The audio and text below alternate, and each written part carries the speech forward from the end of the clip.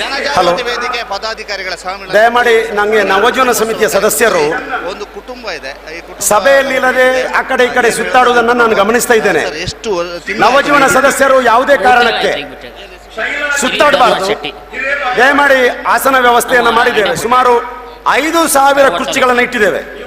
ನೀವು ಏನ್ ಮಾಡ್ತಿದ್ರಿ ಕುಡಿತದ ಟೈಮಲ್ಲಿ, ಹೇಗಿರ್ತಿದ್ರಿ? ನೋಡಿ, ಅಲ್ಲಿ ಮಹೋತ್ಸವದ ಮುಂಭಾಗದಲ್ಲಿ ಆ ಕಡೆ ಈ ಕಡೆ ಹೊರಗಡೆ ಕೂತ್ಕೊಳ್ಳುವುದು ಮಾಡಬಾರದು. 4 ತಿಂಗಳಾಯ್ತು. ಎಲ್ಲರೂ ಕುರ್ಚಿಯಲ್ಲಿ ಆಸೀನರಾಗಬೇಕು. ಸಂಬಂಧಪಟ್ಟವರು ಅವರಿಗೆ ತಿಳಿಸಿ. ನಮ್ದು ಹಿರೇಬಾಗೇವಾಡಿ ತಾಲೂಕೊಳಗಾಗಿದ್ರಿ, ನವಜೀವನ ಇದು ಸಮಿತಿ ರೀ. ಹಿರೇಬಾಗೇವಾಡಿ LCDಯಲ್ಲಿ ವಾಲ್ಯೂಮ್ ಕೊಡಬೇಕು. ಇಲ್ಲಿ ಬೆಳಗಾಂ ಡಿಸ್ಟ್ರಿಕ್ಟ್ ಒಳಗೆ ಹಿರೇಬಾಗೇವಾಡಿ ಐತ್ರಿ, ಅಲ್ಲಾಗಿತ್ರಿ ನಮ್ದು. ಈಗ 3 ತಿಂಗಳಾಯ್ತ್ರಿ, ಚೆನ್ನಾಗಿದ್ದೀರಿ. ಪೈಲ ಭಾಳ ಕಷ್ಟ ಐತ್ರಿ, ಸ್ವಲ್ಪ ಬಂದು ಜಗಳ ಮಾಡ್ತೀರಿ, ಕುಡ್ದ ಹೊಡೆದ ಎಲ್ಲ ಮಾಡ್ತಿದ್ರಿ, ಹೊಡೆದದ ಎಲ್ಲ ಮಾಡ್ತಿರ್ರಿ. ಹಾಂ, ಈಗ ಚೆನ್ನಾಗಿದ್ದಾರೆ. ಈ ಮಕ್ಕಳನ್ನ ನಮ್ಮನ್ನ ಎಲ್ಲ ಚೆನ್ನಾಗಿ ನೋಡ್ಕೋತಾರೆ. ಈ ಶಿಬಿರದ ಬಗ್ಗೆ ಚೆನ್ನಾಗಿದ್ದಾರೆ. ಶಿಬಿರದ ಬಗ್ಗೆ ಎಲ್ಲ ರೀ, ಪೈಲ ಎಲ್ಲ ಭಾಳ ಕಷ್ಟ ಐತ್ರಿ. ಶಿಬಿರ ವತಿಯಿಂದ ನಮಗೆಲ್ಲ ಚಲೋ ಆಗಿತ್ರಿ.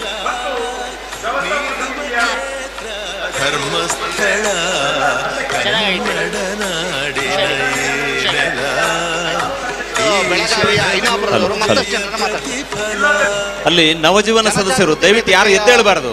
ವ್ಯಸನ ಮುಕ್ತರ ನೀವು ಕೂತಲ್ಲಿಗೆ ನಮ್ಮ ಕಾರ್ಯಕರ್ತರು ಕೊಡ್ತಾರೆ, ದಯವಿಟ್ಟು ಎದ್ದೇಳಬೇಡಿ. ಜನ ಇದ್ದಾರೆ, ಇವರೆಲ್ಲರೂ ಬಹಳ ವಿಶೇಷ. ನವಜೀವನ ಸದಸ್ಯರು ಯಾರು ಎದ್ದೇಳಬೇಡಿ. ಅಲ್ಲಿಗೆ ನಮ್ಮ ಕಾರ್ಯಕರ್ತರು ನಿಮ್ಮ ಯಾರಿಗೆ ನವಜೀವನ ಬ್ಯಾಡ್ ಸಿಕ್ಕಿಲ್ವೋ ಅವರಿಗೆ ವಿತರಣೆ ಮಾಡ್ತಾ ಇದ್ದಾರೆ. ಯಾರು ಎದ್ದೇಳಬೇಡಿ. ಪುಣ್ಯವನ್ನ ಕಟ್ಟಿಕೊಂಡವರು ಅವರಿಗೆ ಇವತ್ತು ಜಾಗೃತಿ ಅನ್ನ ಅನ್ನುವಂತ ಪ್ರಶಸ್ತಿಯನ್ನ ಪಡೆದು ಪ್ರತಿಯೊಬ್ಬರಿಗೂ ಕೂಡ ಯಾರಿಗೆ ಸಿಕ್ಕಿಲ್ಲ ಅವ್ರು ಎಲ್ಲರಿಗೂ ಕೂಡ ಬ್ಯಾಚ್ ವ್ಯವಸ್ಥೆ ಇದೆ. ಎಲ್ಲಿ ಅವ್ರು? ನೀವು ಟಿಪ್ಟೋರ್, ನೀವು ಕೂತಲ್ಲಿ ನಮ್ಮ ಕಾರ್ಯಕರ್ತರಲ್ಲಿ ವಿತರಣೆ ಮಾಡ್ತಾ ಇದ್ದಾರೆ. ದಯವಿಟ್ಟು ಸಹಕರಿಸಬೇಕು. ಪರಿಸ್ಥಿತಿಯಲ್ಲಿ ಇದೆ, ಈ ದಿನ ಉತ್ತಮ ರೀತಿಯಲ್ಲಿ ಜೀವನ ನಡೆಸ್ತಾ ಇದ್ದೀವಿ. ನವಜೀವನ ಸದಸ್ಯರಿಗೆ ಸೂಚನೆ, ಕೂತ್ಕೊಳ್ಳಿ. ಎಲ್ಲ ಕೂತ್ಕೊಳ್ಳಿ. ವ್ಯವಸ್ಥೆ ಇತ್ತು ನನ್ನಲ್ಲಿ, ಎಲ್ಲ ಕೂತ್ಕೊಳ್ಳಿ. ತುಂಬಾ ವಿಪರೀತ ಸಾಲ ಇರ್ತಾ ಇತ್ತು ನನ್ನಲ್ಲಿ.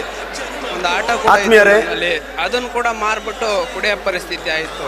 ನಮ್ಮ ಕಷ್ಟ ಪರಿಸ್ಥಿತಿ ಶ್ರೀ ಕ್ಷೇತ್ರ ಧರ್ಮಸ್ಥಳ ಗ್ರಾಮಾಭಿವೃದ್ಧಿ ಯೋಜನೆ ಮಾಡಿದಂತ ಮಧ್ಯವರ್ಜನ ಶಿಬಿರ ಜನಜಾಗೃತಿ ಕಾರ್ಯಕ್ರಮಕ್ಕೆ ನಡೆಸ್ತಾ ಇದ್ದೀನಿ. ಮಾತೃ ಸಂಸ್ಥೆಯಾಗಿದ್ದುಕೊಂಡು ಮಾರ್ಗದರ್ಶನ ಕೊಡುವಂತ ಗ್ರಾಮದಲ್ಲಿ ಸಂಸ್ಥೆಯಾಗಿದೆ. ಸಮಿತಿ ಸದಸ್ಯ ಅಂತ ಹೆಸರು ಕೂಡ ಪಡೆದಿದ್ದೀನಿ. ಸಂಸಾರದಲ್ಲಿ ತುಂಬಾ ಚೆನ್ನಾಗಿದೆ. ಗ್ರಾಮಾಭಿವೃದ್ಧಿ ಯೋಜನೆಯ BC ಟ್ರಸ್ಟ್ ಇದರ ಮಿತ್ರ 25 ಜನರನ್ನ ಬಿಡಿಸಿದವರು ಜಾಗೃತಿ ಮಿತ್ರ. 50 ಜನರನ್ನ ಇದರ ಕಾರ್ಯನಿರ್ವಾಹಕ ನಿರ್ದೇಶಕರು, ನಮ್ಮ ಹೆಮ್ಮೆಯ ಕಾರ್ಯನಿರ್ವಾಹಕ ನಿರ್ದೇಶಕರಾದಂತ ಡಾಕ್ಟರ್ LH ಮಂಜುನಾಥ್ ಸರ್ ಅವರು ಸಭಾ ವೇದಿಕೆಗೆ ಬರ್ತಾ ಇದ್ದಾರೆ. ಎಲ್ಲರೂ ಜೋರಾದ ಚಪ್ಪಾಳೆಯನ್ನ ಹಾಕಿ ಅವರನ್ನ ಸ್ವಾಗತಿಸಬೇಕು. ಅದೇ ರೀತಿ ನಮ್ಮ ಮುಖ್ಯ ನಿರ್ವಹಣಾಧಿಕಾರಿಗಳಾದಂತಹ ಅನಿಲ್ ಕುಮಾರ್ SS ಸರ್ ಅವರು ಇದ್ದಾರೆ. ಅವರನ್ನು ನಾನು ವಿಶೇಷವಾಗಿ ಗುರುತಿಸಿ ಪ್ರೀತಿಯಿಂದ ಸ್ವಾಗತಿಸ್ತೇನೆ. ಚಪ್ಪಾಳೆ. ಮನೆಯಲ್ಲಿ ನಾನು, ನನ್ನ ಹೆಂಡತಿ, 2 ಮಕ್ಕಳು ಇದ್ದೀವಿ. ಮಕ್ಕಳೆಲ್ಲ ಚೆನ್ನಾಗಿದ್ದಾರೆ. ಈಗ ಬ್ಯಾಚ್ ಸ್ಟಾಪ್ ಮಾಡಿ, ಮತ್ತೆ ಕೊಡ್ತೇನೆ. ಆರ್ಥಿಕ ಪರಿಸ್ಥಿತಿ ಬ್ಯಾಚ್ ಸ್ಟಾಪ್. ನಾನು ಬಿಟ್ಟಿದ್ದೀನಿ. ಬ್ಯಾಚ್ ನಿಲ್ಲಿಸಿ. ಎಲ್ಲ ಕೂತ್ಕೊಳ್ಳಿ, ಆಸೀನರಾಗಿ. ಸೇರಿಸಿದ್ದೀನಿ ನಾನು. ಮತ್ತೆ ಕೊಡ್ತೇವೆ. ಜಾಗೃತಿ ಮಿತ್ರ ತಗೋತಾ ಇದ್ದೀನಿ. ಇನ್ನೂ ಜನ ಸೇರಿಸಿದ್ದೀನಿ ನಾನು. ನೋಡಿ, ಹಾಗೆ ಬಿಸಾಡ್ಲಿಕ್ಕಿಲ್ಲ. ಬಾದಾಮಿ ತಾಲೂಕು ಕೆಂದೂರು. ಎಲ್ಲ ಬನ್ನಿ, ಸಾಕು ಸಾಕು, ಸ್ಟಾಪ್ ಸ್ಟಾಪ್. ಭಾಳ ಕುಡ್ಕೊಂತ ಎಲ್ಲಿ ಬೇಕಾದಲ್ಲಿ ನಿಲ್ಲಿಸಿ. ಯಾರ ಕೈಲಿ ಬೋರ್ಸೋದು ಮಾಡ್ಕೊಂತ ನಾವು ದರ್ಶನ್ ಎಲ್ಲ ಬನ್ನಿ ಬನ್ನಿ. ಶಿಬಿರ ಐತಿ ಧರ್ಮಸ್ಥಳ ಸಂಘದಿಂದ ಅಂತೇಳಿ ನಮ್ಮ ಎಲ್ಲರೂ ಆಸೀನರಾಗಿ. 9 ವರ್ಷ ಆಯ್ತು. ಈಗ ಎಲ್ಲ ಕುಡಿದು ಬಿಟ್ಟು ಆರಾಮಿದೆ. ಏನು ಸಮಸ್ಯೆ ಹೇಗಿತ್ತು ಅವತ್ತು ಸಂಸಾರ? ಕುಡಿದು ಎಲ್ಲಿ ಯಾರ ಕೈಲಾರ ಒದರಾಡಿ ಬರ್ಸ್ಕೊಂಡು ಈ ಸಮಾಜದಲ್ಲಿ ಅಲ್ಲಿ ಬ್ಯಾಜ್ ನಿಲ್ಲಿಸಿ. ಈಗ ಚಲೋ ನೋಡ್ತಾರೆ, ಆಗ ಪ್ಲೀಸ್ ನೋಡ್ತಿದ್ರು. ನಮ್ಮದು ಮೈಸೂರು ಜಿಲ್ಲೆ ಹುಣಸೂರು ತಾಲೂಕು ಅಲ್ಲಿ ಬ್ಯಾಜ್ ನಿಲ್ಲಿಸಲಿಕ್ಕೆ. ನಮ್ಮ ಹೆಸರು ಚಂದ್ರು ಅಂತ. ನಾನು ಇವತ್ತಿಗೆ 5 ವರ್ಷಗಳ ಕಾಲ ಆಯಿತು. 50 ಜನ ಸೇರಿಸಿ ಅವ್ರ ಮನೆಯನ್ನು ಗೆಲುವಿನ ಚಪ್ಪಾಳೆ ಒಳ್ಳೆ ಜೀವನ ಮಾಡ್ತಾ ಇದ್ದಾರೆ. ಪೂಜ್ಯರು ಹಾಕೊಟ್ಟಂಥ ಈ ಕಾರ್ಯಕ್ರಮದಿಂದ ಸಮಾಜದಲ್ಲಿ ಒಳ್ಳೊಳ್ಳೆ ಕಾರ್ಯಕ್ರಮಗಳು ಹಾಕೊಟ್ಟಿದ್ದಾರೆ. ಅದರಿಂದ ಎಷ್ಟೋ ಇನ್ನೊಮ್ಮೆ ಸ್ಪಿರಿಟೆಡ್ ಇನ್ನು ಜೀವನ ಮಾಡ್ತಾ ಸ್ಪಿರಿಟ್ ಆಗಿ ಗೆಲುವಿನ ಚಪ್ಪಾಳೆ ಸ್ಟಾರ್ಟ್. ನಾವು ಇವತ್ತು ಏನೇನಾಗಿರ್ತಿದ್ವೋ, ಯಾಕಂದರೆ ನಮ್ಮ ಹಳೆಯ ಜೀವನನ ನಾವು ಯಾವ ಪ್ರಾಣಿಗೂ ಸಹ ಹೋಲಿಸ್ಬಾರ್ದು, ಆ ಥರ ನಾವು ಜೀವನ ಮಾಡ್ತೀವಿ. ಇವತ್ತು ಓಂ ಶ್ರೀ ಮಂಜುನಾಥಾಯ ನಮಃ. ಇದ್ದೀವಿ. ಪೂಜ್ಯರ ಆ ಕಾರ್ಯಕ್ರಮ ಹಾಕೊಟ್ಟಿದ್ರಿಂದ ಇವತ್ತು ಎಷ್ಟೋ ಜನಜಾಗೃತಿ ವೇದಿಕೆ ಚೆನ್ನಾಗಿದೆ. ಅಮ್ಮನವರ ಆಶೀರ್ವಾದ ಇದೆ. ಈ ಜಿಲ್ಲಾ ಜನಜಾಗೃತಿ ಯಾವತ್ತೂ ಇದೇ ಥರ ಮುಂದುವರಿಲಿ. ನಾವು ಅಷ್ಟೇ ಇನ್ನೂ ಆದಷ್ಟು ಜನನ ವ್ಯಸನ ಮುಕ್ತರನ್ನಾಗಿ ಮಾಡಿ ಅವ್ರ ಮನೇನು ಚೆನ್ನಾಗಿ ಬೆಳವಂಗೆ ಮಾಡೋದೇ ನಮ್ಮ ಗುರಿ. ಇವತ್ತು ಓಂ ಶ್ರೀ ಮಂಜುನಾಥ ನನ್ನ ಊರು ನಡುಗುಂದಿ, ರೋಣ ತಾಲೂಕು, ಗದಗ ಜಿಲ್ಲಾ. ನಾನು ಸಣ್ಣ ವೃತ್ತಿಯಿಂದ ಕುಡಿತಾ ಇದ್ದೆ. ಭಾಳ ತ್ರಾಸಿದೆ. ನಮ್ಮ ದೋಸ್ತರು ಕರ್ಕೊಂಡೋಗಿ ಬಿಡಿಸಿದ್ರು. ಅಲ್ಲಿಂದ ಬಿಡಿಸಿದ್ರಿಂದ ನಾನು ಈಗ ಚೆನ್ನಾಗಿದೆ. ಕುಡಿದು ಎಲ್ಲಿ ಬೇಕಲ್ಲೇ ಬೀಳ್ತಿದ್ದೆ. ಎಂಡ್ರು ತಟ್ಯಾಕ, ಮಕ್ಕಳು ತಟ್ಯಾಕ. ಈಗೆಲ್ಲ ಚೆನ್ನಾಗಿದ್ದೀವಿ ಅಂತೇಳಿ 25-30 ಜನ ಬಿಡಿಸಿ ಸರ್. ಹ್ಞೂ ಸರ್, ಚೆನ್ನಾಗಿದ್ದಾರೆ ಸರ್. ಅವರು ಚೆನ್ನಾಗಿದ್ದಾರೆ, ನಾವು ಚೆನ್ನಾಗಿದ್ದೀವಿ. ಚೆನ್ನಾಗಿದೆ ಸರ್. ಖುಷಿ. ಹ್ಞೂ, ನಮಗೆ ಖುಷಿ ಇದೆ, ಅವ್ರಿಗೂ ಖುಷಿ ಇದೆ, ನಮ್ಮ ಮಕ್ಕಳು. ಹ್ಞೂ ಸರ್. ಒಂದು ಗಾಡಿ ತೊಗೊಂಡಿನಿ, ಒಂದು ಮನೆ ಮಾಡೀನಿ, ಒಂದು ಅಂಗಡಿ ಮಾಡೀನಿ, ಎಲ್ಲ ಕರೆಕ್ಟ್. ನಮ್ಮ ಹೆಸರು ಬಸವರಾಜ್ ಅಂತ ಸರ್. ಮತ್ತೇಳಿ, ವಿಜಯನಗರ ಜಿಲ್ಲಾ ಹರಪನಹಳ್ಳಿ ತಾಲೂಕು ಮತ್ತೇಳಿ. ನಾವು ಮುಂಚೆ ಒಂದು 20 ವರ್ಷ ಕುಡಿದೀನಿ ಸಾಮಾನ್ಯವಾಗಿ. ಈಗ ಮಧ್ಯವರ್ಜನ ಶಿಬಿರಕ್ಕೆ ಸೇರಿ 1.5 ವರ್ಷ ಆಯ್ತು. ಈಗ ಬಿಟ್ಟು ನಾವು 25 ಮಂದಿ ನಾವು ಬಿಡಿಸಿದ್ದೀನಿ ಸರ್. ಈಗ ವಾರ ಸಭೆ ಮಾಡ್ಕೊಂತ ನಾವು ಹೋಗ್ತಿದ್ವಿ. ಅಲ್ಲಿವರೆಗೂ ವಾರ ಸಭೆ ಸತಿ ನಿಲ್ಲಿಸಿಲ್ಲ ನಾವು.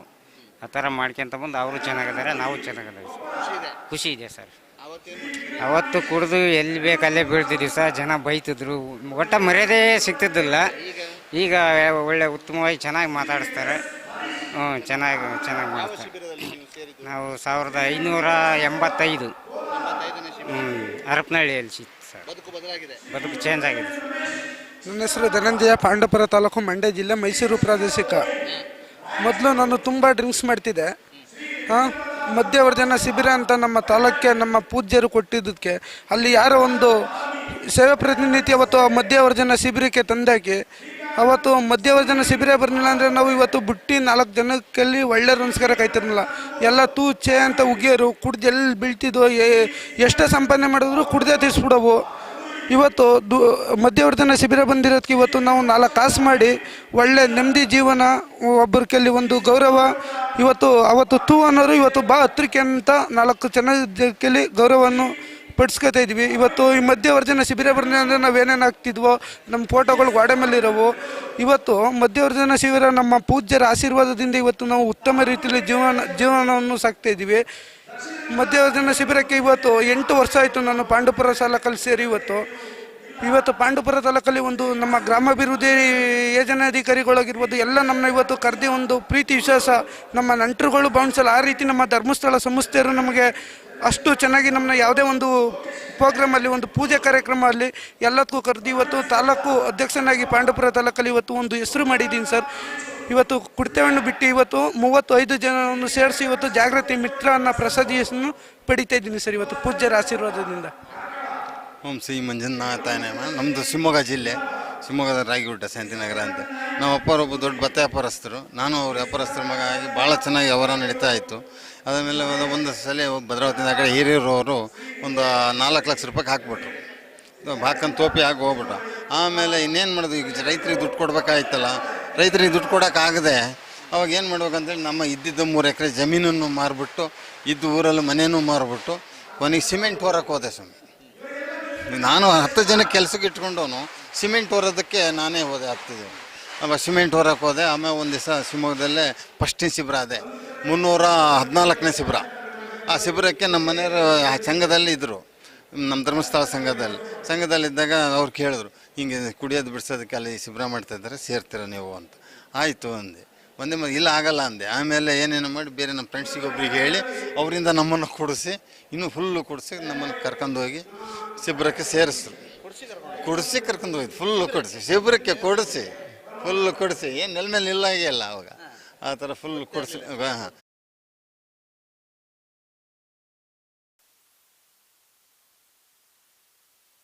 ಬಂದ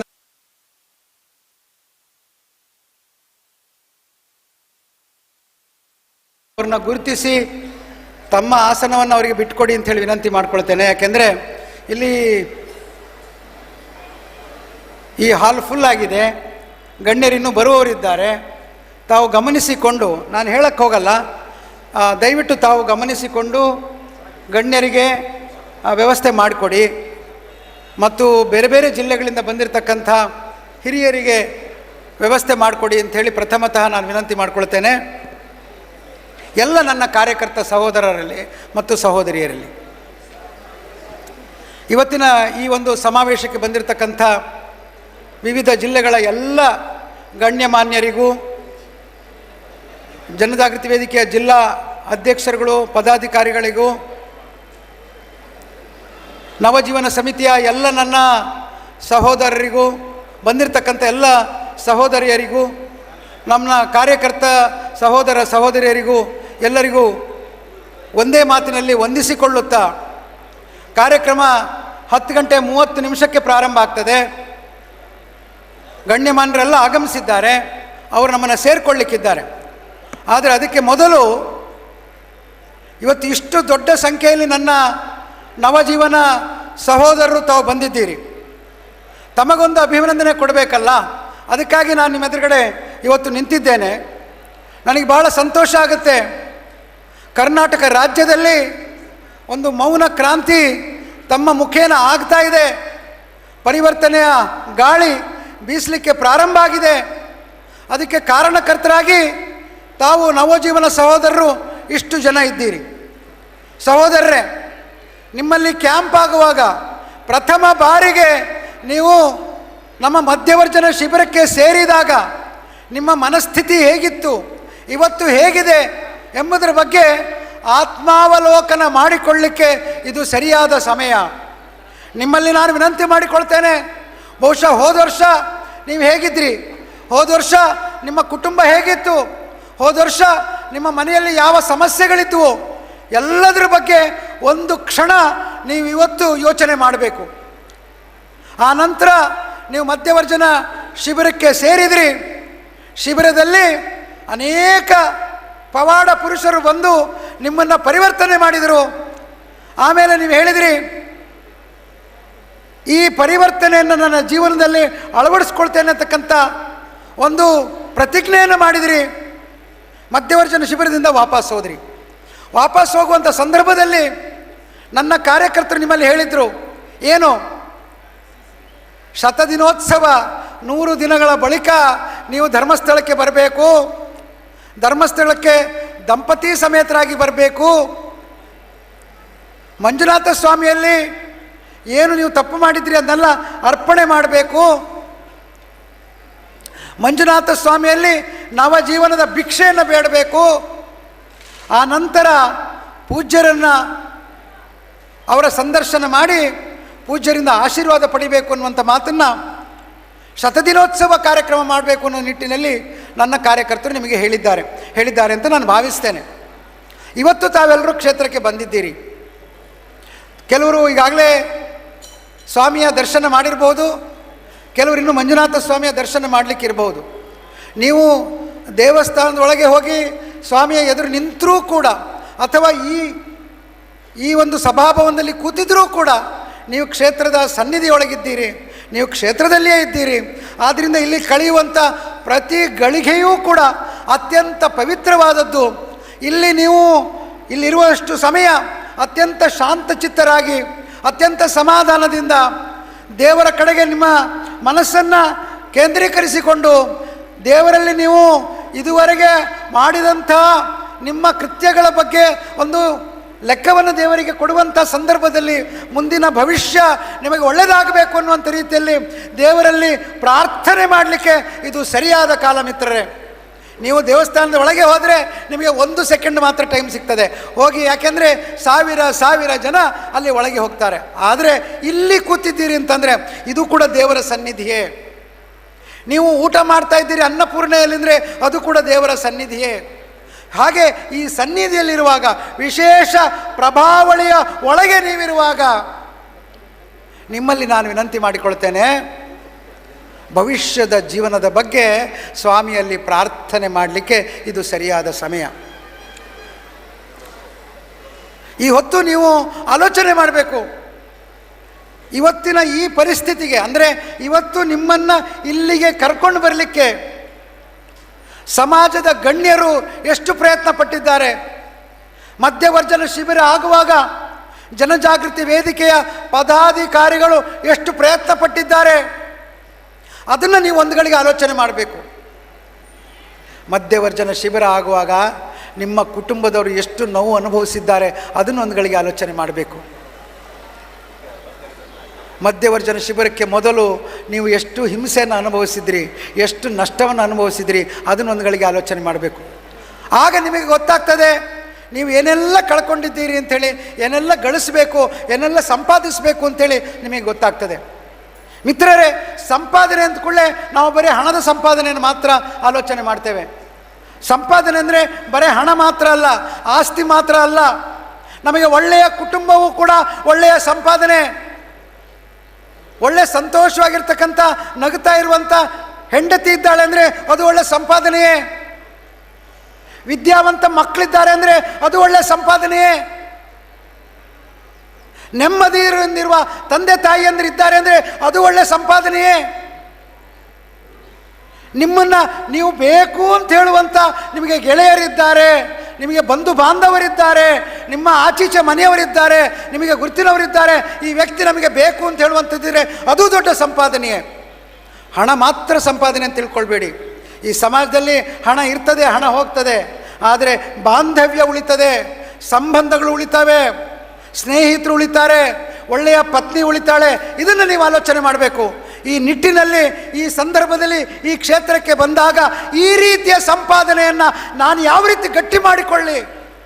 ನನ್ನೆಲ್ಲ ಸಹೋದರರಲ್ಲಿ ನಾನು ವಿನಂತಿ ಮಾಡಿಕೊಳ್ತೇನೆ, ನಮ್ಮ ಪುಣ್ಯ ಸಂಪಾದನೆಗಿಂತ ಹೆಚ್ಚಾಗಿ ಸ್ನೇಹ ಸಂಪಾದನೆಯನ್ನು ಈ ಜಗತ್ತಿನಲ್ಲಿ ಹೇಗೆ ಮಾಡ್ತಾನೆ, ಹಣದ ಸಂಪಾದನೆಗಿಂತ ಹೆಚ್ಚಾಗಿ ಬಾಂಧವ್ಯ ಸಂಪಾದನೆಯನ್ನು ಯಾವ ರೀತಿ ಮಾಡ್ತೇನೆ ಅನ್ನೋದ್ರ ಬಗ್ಗೆ ಇವತ್ತು ನೀವು ಚಿಂತನೆ ಮಾಡಬೇಕು.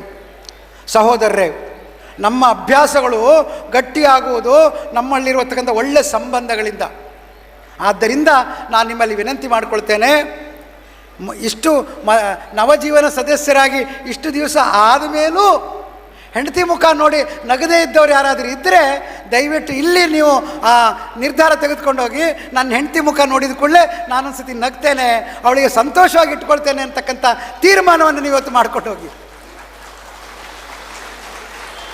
ತಾಯಂದ್ರಲ್ಲಿ ವಿನಂತಿ ಮಾಡ್ಕೊಳ್ತೇನೆ, ಇಲ್ಲಿ ಈ ಸಂದರ್ಭದಲ್ಲಿ, ಇಲ್ಲಿಗೆ ಬಂದಂಥ ಸಂದರ್ಭದಲ್ಲಿ ಇನ್ನೂ ನಿಮ್ಮ ಗಂಡನ ಬಗ್ಗೆ ಅನುಮಾನ ಇದ್ದರೆ ಅದನ್ನು ಇವತ್ತು ಸಂಪೂರ್ಣವಾಗಿ ನಿವಾರಿಸಲಿಕ್ಕೆ ಇದು ಒಳ್ಳೆಯ ಸಂದರ್ಭ. ಗಂಡನನ್ನು ಚೆನ್ನಾಗಿ ನೋಡ್ಕೊಳ್ತೇನೆ, ಗಂಡ ಬಂದಾಗ ನಗುನಗ್ತಾ ಅವನಿಗೆ ಸಹಾಯಕವಾಗಿರ್ತೇನೆ ಅಂಥೇಳಿ ತೀರ್ಮಾನ ತೆಗೆದುಕೊಳ್ಳೋದಕ್ಕೆ ಇವತ್ತು ಒಳ್ಳೆಯ ಸಂದರ್ಭ. ಮಿತ್ರರೇ, ಗಂಡ ಹೆಂಡತಿಯರು ಅನ್ಯೋನ್ಯವಾಗಿದ್ದರೆ ಯಾವ ಹೊರಗಿನ ದುಷ್ಟ ಶಕ್ತಿಗಳಿಗೆ ಪ್ರವೇಶ ಇಲ್ಲ. ಆದ್ದರಿಂದ ನಿಮ್ಮಲ್ಲಿ ವಿನಂತಿ ಮಾಡಿಕೊಳ್ತೇನೆ, ಮೊದಲಾಗಿ ನಿಮ್ಮ ಕುಟುಂಬ ಜೀವನವನ್ನು, ಈಗಾಗಲೇ ನಮ್ಮ ಮಧ್ಯವರ್ಜನ ಶಿಬಿರ ಆದಮೇಲೆ ಕುಟುಂಬ ಜೀವನ ಗಟ್ಟಿಯಾಗಿದೆ, ಆದರೆ ಇದನ್ನು ಇನ್ನೂ ಅಷ್ಟು ಗಟ್ಟಿ ಮಾಡಿಕೊಳ್ಳೋದು ಅಂತ ಪ್ರಯತ್ನವನ್ನು ಗಂಡ ಹೆಂಡತಿಯರಿಬ್ಬರೂ ಕೂಡ ನೀವು ಮಾಡಿಕೊಳ್ಬೇಕು ಅನ್ನುವಂಥ ವಿನಂತಿಯನ್ನು ನಾನು ಪ್ರಥಮತಃ ಮಾಡ್ತೇನೆ. ಎರಡನೇದಾಗಿ ಮಿತ್ರರೇ, ನಿಮ್ಮ ಮಕ್ಕಳು, ಇವತ್ತು ವಿದ್ಯಾವಂತ ಮಕ್ಕಳು ಅದು ನಮಗೆ ದೊಡ್ಡ ಆಸ್ತಿ. ಕೆಲವರು ಚಿನ್ನ ಆಸ್ತಿ ಮಾಡ್ತಾರೆ. ನಾನು ಹೇಳ್ತೇನೆ, ಮಕ್ಕಳನ್ನ ಚಿನ್ನವನ್ನಾಗಿ ಪರಿವರ್ತಿಸಿ, ಮಕ್ಕಳನ್ನೇ ಚಿನ್ನ ಅಂತ ಮಾಡ್ಕೊಳ್ಳಿ. ನೀವು ಬೇರೆ ಯಾವ ಚಿನ್ನನೂ ತಗೊಳ್ಳೋದು ಬೇಡ. ತಾಯಂದ್ರಲ್ಲಿ ನಾನು ಹೇಳುವಂಥದ್ದು, ಮಕ್ಕಳನ್ನ ಚಿನ್ನವನ್ನಾಗಿ ಮಾಡಿಕೊಳ್ಳಿ. ಅದಕ್ಕಾಗಿ ಇವತ್ತು ಬಂದಿರುವ ಎಲ್ಲ ನವಜೀವನ ತಂದೆ ತಾಯಂದಿರಲ್ಲಿ ನಾನು ವಿನಂತಿ ಮಾಡಿಕೊಳ್ತೇನೆ, ಮಕ್ಕಳಿಗಾಗಿ ನಿಮ್ಮ ಸಮಯವನ್ನು ವಿನಿಯೋಗ ಮಾಡಿಕೊಳ್ಳಿ.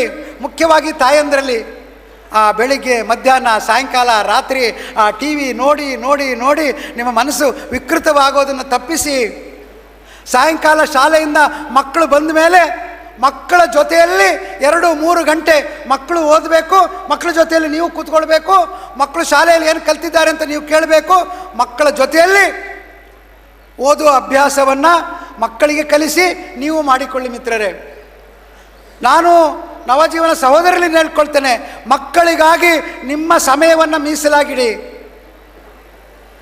ಮಕ್ಕಳಿಗಾಗಿ ನಿಮ್ಮ ಪ್ರಯತ್ನ ಇರಲಿ. ಒಳ್ಳೆಯ ವಿದ್ಯೆಯನ್ನು ಮಕ್ಕಳಿಗೆ ಕೊಡೋಣ. ಸಾಮಾನ್ಯವಾಗಿ ಕೆಲವರು ಅಂದ್ಕೊಳ್ತಾರೆ, ನಾವು ಯಾವುದೋ ಕಾಸ್ಟ್ಲಿ ಶಾಲೆಗೆ ತುಂಬ ಫೀಸ್ ಕಟ್ಟಿ ಶಾಲೆಗೆ ಕಳಿಸಿದ್ರೆ ಅಲ್ಲಿ ಮಕ್ಕಳು ಚೆನ್ನಾಗಿ ಪಾಠ ಕಲಿಸ್ತಾರೆ ಅಂತ. ಹಾಗೆ ತಿಳ್ಕೊಳ್ಬೇಡಿ.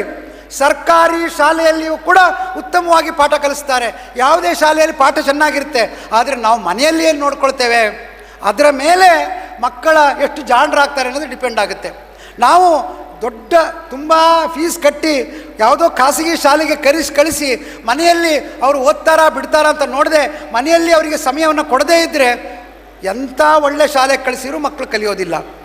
ಆದ್ದರಿಂದ ಇಲ್ಲಿ ಬಂದಿರತಕ್ಕಂಥ ಎಲ್ಲ ನನ್ನ ತಂದೆ ತಾಯಂದರಿಗೆ ನಾನು ವಿನಂತಿ ಮಾಡ್ಕೊಳ್ತೇನೆ, ನಿಮ್ಮ ಬದುಕು ಸುಖಮಯವಾಗಬೇಕಿದ್ರೆ, ಸಂತೋಷದಿಂದ ಕೂಡಿರಬೇಕಿದ್ರೆ ಮಕ್ಕಳಿಗೆ ವಿದ್ಯಾಭ್ಯಾಸ ಮಾಡೋದಕ್ಕೆ ನೀವು ಸಹಕಾರವನ್ನು ಕೊಡಿ, ಅವರೊಡನೆ ಸಮಯವನ್ನು ಕಳೀರಿ. ಸಂಜೆ 6 ಗಂಟೆಯಿಂದ 8-9 ಗಂಟೆವರೆಗೆ ಮಕ್ಕಳ ಜೊತೆಗೆ ಟೈಮು, ಅವ್ರು ಓದಬೇಕು, ನೀವು ಅವ್ರ ಜೊತೆ ಕೂತ್ಕೊಳ್ಬೇಕು. ಇದು ಮಾಡಿದರೆ ಸಾಲದು ಮಿತ್ರರೇ. ಮಕ್ಕಳಿಗೆ ಪಾಠವನ್ನು ಕಲಿಸಿದರೆ ಸಾಲದು, ಅವರಿಗೆ ಸಂಸ್ಕೃತಿಯನ್ನು ಕೂಡ ಕಲಿಸಬೇಕು. ಅದಕ್ಕೆ ತಂದೆ ತಾಯಂದಿರೇ ಕಾರಣ. ಇವತ್ತು ಮಕ್ಕಳು ನಿಮ್ಮಲ್ಲಿ ಯೋಗ್ಯರಾಗಬೇಕಿದ್ರೆ, ನಿಮಗೆ ವಯಸ್ಸಾದ ಮೇಲೆ ನಿಮ್ಮ ಮಕ್ಕಳು ನಿಮ್ಮನ್ನು ನೋಡ್ಕೊಳ್ಬೇಕು ಅಂತಿದ್ರೆ ಮಕ್ಕಳಿಗೆ ಉತ್ತಮ ಸಂಸ್ಕೃತಿಯನ್ನು ಕೊಡಿ. ಉತ್ತಮ ಸಂಸ್ಕೃತಿ ಅಂದರೆ ಏನು? ಅದಕ್ಕೇನು ದೊಡ್ಡ ನೀವು ಯಾವುದೋ ಭಗವದ್ಗೀತೆಯನ್ನು ಓದಬೇಕಾಗಿಲ್ಲ. ನಾನು ನಿಮ್ಮಲ್ಲಿ ವಿನಂತಿ ಮಾಡ್ಕೊಳ್ತೇನೆ, ಬೆಳಿಗ್ಗೆ ಬೇಗ ಎದ್ದು ಒಂದು ಸಣ್ಣ ಪೂಜೆಯನ್ನು ಮಾಡಿ, ದೇವರಿಗೆ ಸ್ನಾನ ಮಾಡಿ ಪೂಜೆ ಮಾಡಿ, ಮಗನಿಗೂ ಮಗಳಿಗೂ ಅವಳಿಗೂ ಅವರಿಗೂ ಸ್ನಾನ ಮಾಡಿ ಪೂಜೆ ಮಾಡೋದಕ್ಕೆ ಸಮಯದಲ್ಲಿ ಹಾಜರಿದ್ದು, ತಂದೆ ತಾಯಂದರಿಗೆ ಮನೆಯಲ್ಲಿರ್ತಕ್ಕಂಥ ಎಲ್ಲ ಹಿರಿಯರಿಗೂ ಕಾಲು ಮುಟ್ಟಿ ನಮಸ್ಕಾರ ಮಾಡುವಂಥ ಒಂದು ಸಣ್ಣ ಸಂಸ್ಕೃತಿಯಿಂದ ನೀವು ನಿಮ್ಮ ಮಕ್ಕಳ ಬದುಕನ್ನು ಬದಲಾಯಿಸ್ಬೋದು. ಮಕ್ಕಳಿಗೆ ತಂದೆ ತಾಯಂದರಿಗೆ ಗೌರವ ಕೊಡೋದನ್ನು ಕಲಿಸಿ, ಅದು ದೊಡ್ಡ ಸಂಸ್ಕೃತಿ. ಮಕ್ಕಳಿಗೆ ದಿನನಿತ್ಯ ದೇವರಿಗೊಂದು ಭಜನೆ ಮಾಡೋದನ್ನು ಕಲಿಸಿ. ನಾನು ನೋಡ್ತೇನೆ ಇವತ್ತಿನ ದಿವಸ ಮನೆಗಳಲ್ಲಿ ದೇವರೇ ಇಲ್ಲ, ದೇವರಿಗೆ ನೀವು ಯಾವುದೇ ಒಂದು ಜಾಗವನ್ನು ಇಟ್ಟಿಲ್ಲ, ಒಂದು ದೇವರ ವಿಗ್ರಹ ಇಲ್ಲ, ಒಂದು ದೇವರ ಫೋಟೋಗೆ ಪೂಜೆ ಇಲ್ಲ. ನಮ್ಮ ಸಂಸ್ಕೃತಿ ವರ್ಗಾವಣೆ ಆಗೋದು ಹೇಗೆ? ನಮ್ಮ ಸಂಸ್ಕೃತಿ ಉಳಿಯೋದು ಹೇಗೆ? ನಮ್ಮ ಸಂಸ್ಕೃತಿ ಉಳಿಬೇಕಂತಂದರೆ ನಾವು ಮಕ್ಕಳಿಗೆ ದೇವರ ಕುರಿತಾಗಿ ಶ್ರದ್ಧೆಯನ್ನು ಮೂಡಿಸಬೇಕು, ಹಿರಿಯರ ಕುರಿತಾಗಿ ಶ್ರದ್ಧೆಯನ್ನು ಮೂಡಿಸಬೇಕು. ಆಗ ನಮ್ಮ ಸಂಸ್ಕೃತಿ ಉಳಿಯುತ್ತೆ. ಆದ್ದರಿಂದ ಎಲ್ಲ ನನ್ನ ನವಜೀವನ ತಂದೆ ತಾಯಂದಿರಲ್ಲಿ ವಿನಂತಿ ಮಾಡ್ಕೊಳ್ತೇನೆ, ಮಕ್ಕಳಲ್ಲಿ ದೇವರ ಕುರಿತಾಗಿ ಶ್ರದ್ಧೆಯನ್ನು ಮೂಡಿಸಿ. ದೇವರ ಕುರಿತಾಗಿ ಶ್ರದ್ಧೆಯನ್ನು ಮೂಡಿಸಬೇಕು ಅಂತಂದರೆ ನೀವು ಯಾವುದೋ ದೇವಸ್ಥಾನಕ್ಕೆ ಕರ್ಕೊಂಡೋಗಿ ಅಲ್ಲಿ ಅರ್ಚಕರು ಮಾಡುವಂಥ ಪೂಜೆಯನ್ನು ನೋಡಿಕೊಂಡು ಬರೋದ್ರಿಂದ ಆಗೋದಿಲ್ಲ ಮಿತ್ರರೇ. ಅದಕ್ಕಾಗಿ ನೀವು ಮನೆಯಲ್ಲಿ ನೀವು ಸಹ ಪೂಜೆ ಮಾಡಿ. ದೇವ್ರ ಪೂಜೆ ಮಾಡೋದಕ್ಕೆ ಸಂಸ್ಕೃತ ಮಂತ್ರಗಳೇ ಬೇಕಾಗಿಲ್ಲ, ಕನ್ನಡದಲ್ಲಿಯೇ ಪೂಜೆ ಮಾಡ್ಬೋದು. ನಮ್ಮ ಹಿರೇಮಗಳೂರು ಕಣ್ಣನ್ನವರು ಚಿಕ್ಕಮಗಳೂರಿನವರು ಅವರು ನಮಗೆ ಹೇಳಿಕೊಟ್ಟಿದ್ದಾರೆ ಕನ್ನಡದಲ್ಲಿ ಹೇಗೆ ಪೂಜೆ ಮಾಡೋದು ಅಂಥೇಳಿ. ಕನ್ನಡ ದೇವರಲ್ಲಿ ನಾವು ಕನ್ನಡದಲ್ಲಿಯೇ ಪ್ರಾರ್ಥನೆ ಮಾಡ್ಕೊಳ್ಬೋದು. ಅನೇಕ ಸಣ್ಣ ಸಣ್ಣ ಶ್ಲೋಕಗಳನ್ನು ಹೇಳ್ಕೊಳ್ಬೋದು. ದೇವರಿಗೆ ಮಾಡುವಂಥ ಸಣ್ಣ ಪೂಜೆಯನ್ನು ಪ್ರತಿನಿತ್ಯ ತಪ್ಪದೇ ಮಾಡಿ. ಅದಕ್ಕೆ ಬೇಕಾಗುವಂಥ ಒಂದು ಸಣ್ಣ ಸೂತ್ರವನ್ನು ನಾನು ಪುಸ್ತಕದಲ್ಲಿ ಕೊಟ್ಟಿದ್ದೇನೆ. ನವಜೀವನ ಪೂಜಾ ವಿಧಾನ ಖಂಡಿತವಾಗಿ ನೀವು ಹತ್ರ ಇರ್ಬೋದು, ಅದನ್ನೊಮ್ಮೆ ತೆಗೆದು ನೋಡಿಕೊಳ್ಳಿ. ಸರಳ ಪೂಜೆಯನ್ನು ಮನೆಯಲ್ಲಿ ಮಾಡುವಂಥ ಅಭ್ಯಾಸವನ್ನು ಮಾಡಿ. ಮಕ್ಕಳಿಗೆ ದೇವರ ಕುರಿತಾಗಿ ಶ್ರದ್ಧೆ, ಹಿರಿಯರ ಕುರಿತಾಗಿ ಶ್ರದ್ಧೆ, ಒಂದು ಸಂಸ್ಕೃತಿಯ ಬಗ್ಗೆ ಒಂದು ಒಲವು, ಇದನ್ನು ಮೂಡಿಸಿ. ಅದರಿಂದ ನಿಮ್ಮ ಕುಟುಂಬ ನೆಮ್ಮದಿಯಿಂದ ಇರೋದಕ್ಕೆ ಸಾಧ್ಯ ಆಗುತ್ತೆ. ಮೂರನೇದಾಗಿ ಮಿತ್ರರೇ, ನಿಮ್ಮಲ್ಲಿ ನಾನು ವಿನಂತಿ ಮಾಡಿಕೊಳ್ತೇನೆ, ನೀವು ವ್ಯಸನಿಗಳಾಗಿದ್ದೀರಿ, ವ್ಯಸನವನ್ನು ಬಿಟ್ಟಿದ್ದೀರಿ, ನವಜೀವನದಲ್ಲಿ ಸಾಧನೆ ಮಾಡ್ತಾ ಇದ್ದೀರಿ. ಸಾಧನೆ ಮಾಡುವ ಸಂದರ್ಭದಲ್ಲಿ ಬೌದ್ಧಿಕವಾಗಿ ನೀವು ಸಾಧನೆ ಮಾಡಿದ್ದೀರೋ, ಎಷ್ಟು ಬೆಳೆದಿದ್ದೀರಿ ಮಾನಸಿಕವಾಗಿ ಯೋಚನೆ ಮಾಡಿ. ಇವತ್ತು ಅದೇ ಟಿ ವಿಯಲ್ಲಿ ಅದೇ ಸೀರಿಯಲ್ ನೋಡ್ತಾ ಇದ್ದೀರೋ ಅಥವಾ ಬೇರೆ ಯಾವುದಾದ್ರು ಅಭ್ಯಾಸ ಮಾಡಿದ್ದೀರೋ? ನಿಮ್ಮಲ್ಲಿ ನಾನು ವಿನಂತಿ ಮಾಡಿಕೊಳ್ತೇನೆ, ಎಲ್ಲ ನನ್ನ ತಂದೆ ತಾಯಂದಿರಲ್ಲಿ ಓದುವ ಅಭ್ಯಾಸವನ್ನು ಮಾಡಿ. ಓದುವ ಅಭ್ಯಾಸವನ್ನು ಮಾಡಿ. ದಯವಿಟ್ಟು ಸರಳ ಪುಸ್ತಕ, ದಿನಪತ್ರಿಕೆ, ಮಾಸಪತ್ರಿಕೆಗಳು, ಕಥೆಗಳು, ಘಟನೆಗಳು ಇವುಗಳನ್ನು ಸ್ವಲ್ಪ ಓದ್ತಾ ಹೋಗಿ. ನೀವು ಓದುತ್ತಾ ಓದುತ್ತಾ ಮಕ್ಕಳಿಗೂ ಬದಲಾವಣೆ ಬರ್ತದೆ, ನಿಮ್ಮ ಜೀವನದಲ್ಲಿಯೂ ಕೂಡ ನೀವು ಓದ್ತಾ ಇದ್ದಾಗೆ ಬೌದ್ಧಿಕವಾಗಿ ನೀವು ಭಾಳಷ್ಟು ಬೆಳಿಲಿಕ್ಕೆ ಸಾಧ್ಯ ಆಗ್ತದೆ ಮಿತ್ರರೇ. ಆದ್ದರಿಂದ ನಿಮ್ಮಲ್ಲಿ ವಿನಂತಿ ಮಾಡಿಕೊಳ್ತೇನೆ, ದಯವಿಟ್ಟು ಓದುವುದನ್ನು ಅಭ್ಯಾಸ ಮಾಡಿ. ದಿನಕ್ಕೆ 1 ಗಂಟೆ ಮಕ್ಕಳು ಓದುವಾಗ ನೀವು ಕೂಡ ಏನಾದರೂ ಓದಲೇಬೇಕು. ಇದು ಹಠ ಮಾಡಿಕೊಳ್ಳಿ, ಅಭ್ಯಾಸ ಮಾಡಿಕೊಳ್ಳಿ. ಓದುವುದರಿಂದ ಆ ಮೊಬೈಲ್ ನೋಡಬೇಡಿ, ಅದರಲ್ಲಿ ಸೋಷಿಯಲ್ ಮೀಡಿಯಾ ನೋಡಬೇಡಿ, ಬದಲಾಗಿ 1 ಗಂಟೆ ಓದಿ. 4ನೇದಾಗಿ ಮಿತ್ರರೇ, ಕುಟುಂಬದವರೊಡನೆ ಕೂತ್ಕೊಂಡು ಯಾವಾಗಲೂ ಸಂತೋಷವಾಗಿರುವಂಥ ಗಳಿಗೆಗಳನ್ನು ಕಳೆಯಿರಿ. ಏನು ಕುಟುಂಬದಲ್ಲಿ ಸಂತೋಷವಾಗಿರೋದು? ಯಾವಾಗಲೂ 6 ತಿಂಗಳಿಗೆ ಒಂದು ಸತಿ ಎಲ್ಲರೂ ಹೋಗಿ ಬನ್ನಿ. ಪಿಕ್ನಿಕ್ಗೆ ಹೋಗಿ, ಧರ್ಮಸ್ಥಳಕ್ಕೆ ಹೋಗಿ, ಉಡುಪಿಗೆ ಹೋಗಿ, ಅಥವಾ ಮೇಲ್ಕೋಟೆಗೆ ಹೋಗಿ, ಎಲ್ಲಿ ಮಾಲೆ ಮಹಾದೇಶ್ವರ ಬೆಟ್ಟಕ್ಕೆ ಹೋಗಿ. ನಿಮಗೆ ಎಲ್ಲಿ ಸಂತೋಷ ಆಗ್ತದೋ ಗಂಡ ಹೆಂಡತಿಯರು ಸಂತೋಷವಾಗಿ ಕುಟುಂಬ ಸಮೇತವಾಗಿ ವರ್ಷಕ್ಕೆ ಒಂದಾದರೂ ನೀವು ಟ್ರಿಪ್ ಮಾಡಲೇಬೇಕು. ಇದಕ್ಕಾದರೂ ಚಪ್ಪಾಳೆ ಕೊಡಿಯಪ್ಪ ಹೋಗಲಿ. ಅಂದರೆ all work and no play makes Tom a dull boy ಅಂತ ಒಂದು ಇಂಗ್ಲೀಷ್ ಗಾದೆ ಇದೆ. ಯಾವಾಗಲೂ ಕೆಲಸ ಮಾಡ್ತಾಯಿದ್ದು, ಯಾವಾಗಲೂ ನಿಯಮ ಪ್ರಕಾರವಾಗಿ ಬದುಕಿದರೆ ಮನಸ್ಸಿಗೆ ಬೇಸರ ಆಗ್ತದಂತೆ, ಅವನು ಅವಾಗ ದಡ್ಡ ಆಗ್ತಾನಂತೆ. ಅದಕ್ಕಾಗಿ ಏನಾದರೂ ನಮ್ಮ ಜೀವನದಲ್ಲಿ ಹೊಸತನ ಇರಬೇಕು ಮಿತ್ರರೇ.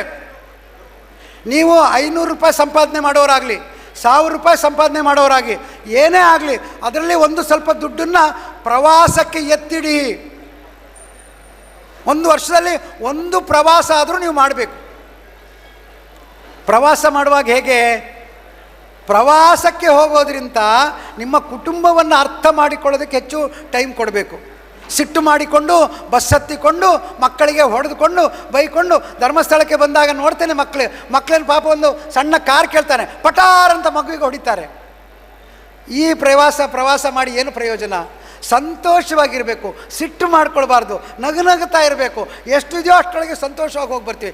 ಆ ರೀತಿಯ ಒಂದು ಪ್ರವಾಸ, ಒಂದು ಅಧ್ಯಯನ ಒಂದು ಮಾಡಿದರೆ ನಿಮ್ಮ ಮನಸ್ಸು ಚಾರ್ಜ್ ಆಗುತ್ತೆ ಮಿತ್ರರೇ.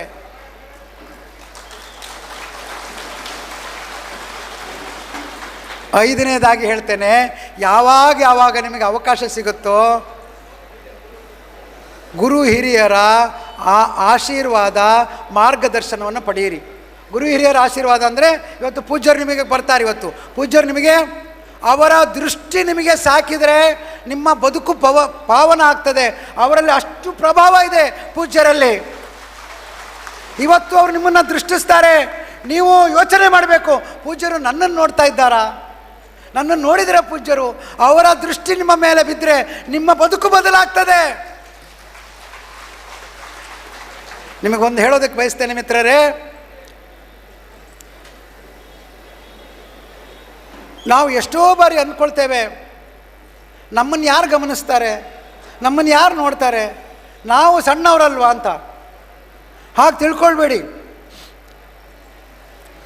ಪ್ರತಿಯೊಬ್ಬರನ್ನು ಪೂಜ್ಯರು ಗಮನಿಸ್ತಾರೆ. ಅವರ ದಿವ್ಯ ದೃಷ್ಟಿ ಪ್ರತಿಯೊಬ್ಬರ ಮೇಲೆ ಬೀಳುತ್ತೆ. ಆದರೆ ಆ ಸಮಯಕ್ಕಾಗಿ ನಾವು ಕಾಯಬೇಕಷ್ಟೇ. ಆದ್ದರಿಂದ ನಿಮಗೆ ಯಾವಾಗ ಅವಕಾಶ ಆಗುತ್ತೋ ಆವಾಗ ಅಂತಹ ಪೂಜ್ಯರ ಸಂದರ್ಶನವನ್ನು ಮಾಡಿ. ಇವತ್ತು ಅಫಜಲ್ಪುರದ ಮಳೇಂದ್ರ ಮಠದ ಸ್ವಾಮಿಗಳು ಬರ್ತಾ ಇದ್ದಾರೆ. ಆ ಪ್ರದೇಶದಲ್ಲಿ ಧಾರ್ಮಿಕವಾಗಿ ಭಾಳ ದೊಡ್ಡ ಕೆಲಸವನ್ನು ಮಾಡ್ತಾ ಇರ್ತಕ್ಕಂಥ ಸ್ವಾಮಿಗಳು. ಅವರ ದಿವ್ಯ ದೃಷ್ಟಿ ನಿಮ್ಮ ಮೇಲೆ ಇವತ್ತು ಬೀಳಲಿಕ್ಕಿದೆ. ಅವರಿಂದ ನಿಮಗೆ ಆಶೀರ್ವಾದ ಸಿಗಲಿಕ್ಕಿದೆ. ಆದ್ದರಿಂದ ನಿಮ್ಮಲ್ಲಿ ನಾನು ವಿನಂತಿ ಮಾಡ್ಕೊಳ್ತೇನೆ, ಯಾವಾಗ ಇಂಥವ್ರು ನಿಮಗೆ ನಿಮ್ಮ ಗ್ರಾಮಕ್ಕೆ ನಿಮ್ಮ ಊರಿಗೆ ಬರ್ತಾರೋ ತಪ್ಪದೇ ಹೋಗಿ ಅವರ ಮಾತುಗಳನ್ನು ಕೇಳಿ ಅವರ ದಿವ್ಯ ದೃಷ್ಟಿ ನಿಮ್ಮ ಮೇಲೆ ಬೀಳುವಂತೆ ಮಾಡಿಕೊಳ್ಳಿ. ಆವಾಗ ನಿಮ್ಮ ಬದುಕು ಬದಲಾಗ್ತದೆ. ನೀವು ಈ ರೀತಿಯಲ್ಲಿ ಕೂಡ ಆಲೋಚನೆ ಮಾಡಿ, ನೀವು ನಿಮ್ಮ ಚಿಂತನಾ ಲಹರಿ ಬದಲಾಗ್ತದೆ ಮಿತ್ರರೇ. ಹೀಗೆ ನಿಮ್ಮ ಬದುಕನ್ನು ಬದಲಾಯಿಸ್ಕೊಳ್ಳಿಕ್ಕೆ ಸಣ್ಣ ಸಣ್ಣ ಸೂತ್ರಗಳನ್ನು ನೀವು ಅನುಷ್ಠಾನ ಮಾಡಿಕೊಂಡ್ರೆ ಇಲ್ಲಿ ಬಂದದ್ದು ಸಾರ್ಥಕ ಆಗ್ತದೆ ಅನ್ನುವಂಥ ನಿಟ್ಟಿನಲ್ಲಿ ನಾನು ಸ್ವಲ್ಪ ಹೊತ್ತು ಕೆಲವು ವಿಚಾರಗಳನ್ನು ನಿಮ್ಮಲ್ಲಿ ನಾನು ಹಂಚಿಕೊಂಡಿದ್ದೇನೆ. ಇದೀಗ ಪೂಜ್ಯರು ಗಣ್ಯರು ಎಲ್ಲ ಆಗಮಿಸ್ತಾ ಇದ್ದಾರೆ. ಅವರೆಲ್ಲ ತಾವೆಲ್ಲ ಎದ್ದು ನಿಂತು ತಮ್ಮ ಚಪ್ಪಾಳೆಯ ಮುಖಾಂತರ ಪೂಜ್ಯರನ್ನು ಎಲ್ಲ ಗಣ್ಯರನ್ನು ಬರಮಾಡಿಕೊಳ್ಬೇಕು. ನಿಮ್ಮ ಚಪ್ಪಾಳೆ ನಮ್ಮ ಚಪ್ಪಾಳೆ.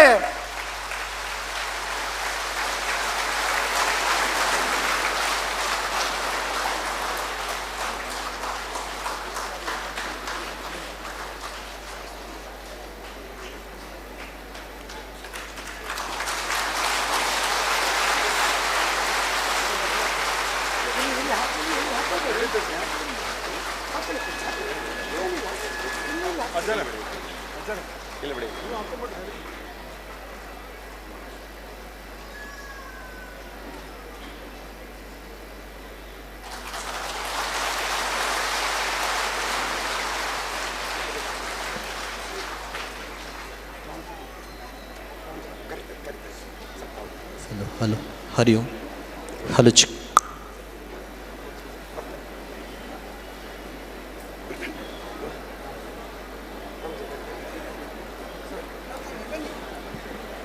ಕರೀರಿ ಅತಿಥಿಯನ್ನು.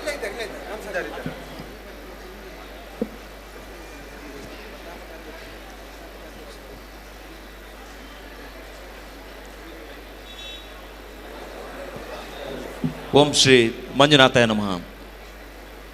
ಶ್ರೀ ಕ್ಷೇತ್ರ ಧರ್ಮಸ್ಥಳ ಗ್ರಾಮಾಭಿವೃದ್ಧಿ ಯೋಜನೆ BC ಟ್ರಸ್ಟ್ ರಿಜಿಸ್ಟರ್ಡ್ ಧರ್ಮಸ್ಥಳ, ಅಖಿಲ ಕರ್ನಾಟಕ ಜನಜಾಗೃತಿ ವೇದಿಕೆ ಟ್ರಸ್ಟ್ ರಿಜಿಸ್ಟರ್ಡ್ ಧರ್ಮಸ್ಥಳ ಇದರ ಸಂಯುಕ್ತ ಆಶ್ರಯದಲ್ಲಿ ರಾಜ್ಯಾದ್ಯಂತ ನಡೆಸಲಾದ ಮಧ್ಯವರ್ಜನ ಶಿಬಿರಗಳಲ್ಲಿ ಭಾಗವಹಿಸಿ ಸಂತೃಪ್ತ ಜೀವನ ನಡೆಸುತ್ತಿರುವ ಹಾಗೂ ವೇದಿಕೆಯ ಯಶಸ್ವಿಗಾಗಿ ಯಾವುದೇ ಫಲಾಪೇಕ್ಷೆ ಇಲ್ಲದೆ ಶ್ರಮಿಸುತ್ತಿರುವ ಜನಜಾಗೃತಿ ವೇದಿಕೆ ಪದಾಧಿಕಾರಿಗಳ ಸಹಮಿಲನ ಮತ್ತು ವ್ಯಸನ ಮುಕ್ತರ ಕುಟುಂಬೋತ್ಸವ ಕಾರ್ಯಕ್ರಮ ಇದೀಗ ಪೂಜ್ಯರ ದಿವ್ಯ ಸಾನ್ನಿಧ್ಯದ ಮೂಲಕ ಆರಂಭ ಆಗಲಿಕ್ಕಿದೆ. ಇವತ್ತಿನ ಈ ಕಾರ್ಯಕ್ರಮದಲ್ಲಿ ಅಧ್ಯಕ್ಷತೆಯನ್ನು ವಹಿಸಲಿಕ್ಕೆ ಪರಮ ಪೂಜ್ಯ ಕಾವಂದರು ಧರ್ಮಾಧಿಕಾರಿಗಳು ಶ್ರೀ ಕ್ಷೇತ್ರ ಧರ್ಮಸ್ಥಳ, ಅದೇ ರೀತಿಯಲ್ಲಿ ಇವತ್ತಿನ ಈ ಕಾರ್ಯಕ್ರಮದಲ್ಲಿ ಆಶೀರ್ವಚನವನ್ನು ನೀಡಲಿಕ್ಕೆ ಅಫ್ಜಲ್ಪುರ ತಾಲೂಕಿನ ಕಲಬುರಗಿ ಜಿಲ್ಲೆಯ ಅಫ್ಜಲ್ಪುರ ತಾಲೂಕಿನ ಶ್ರೀ ಮಳೇಂದ್ರ ಸಂಸ್ಥಾನ ಹಿರೇಮಠದ ಸ್ವಾಮೀಜಿಗಳು, ಶ್ರೀ ಶಾಬ್ರ ವಿಶ್ವರಾಧ್ಯ ಮಳೇಂದ್ರ ಶಿವಾಚಾರ್ಯ ಸ್ವಾಮೀಜಿಗಳು ಈಗ ತಾನೇ ನಮ್ಮ ಈ ಒಂದು ವೇದಿಕೆಯಲ್ಲಿ ಆಸೀನರಾಗಿದ್ದಾರೆ. ಅದೇ ರೀತಿಯಲ್ಲಿ ಇವತ್ತಿನ ಈ ಕಾರ್ಯಕ್ರಮದಲ್ಲಿ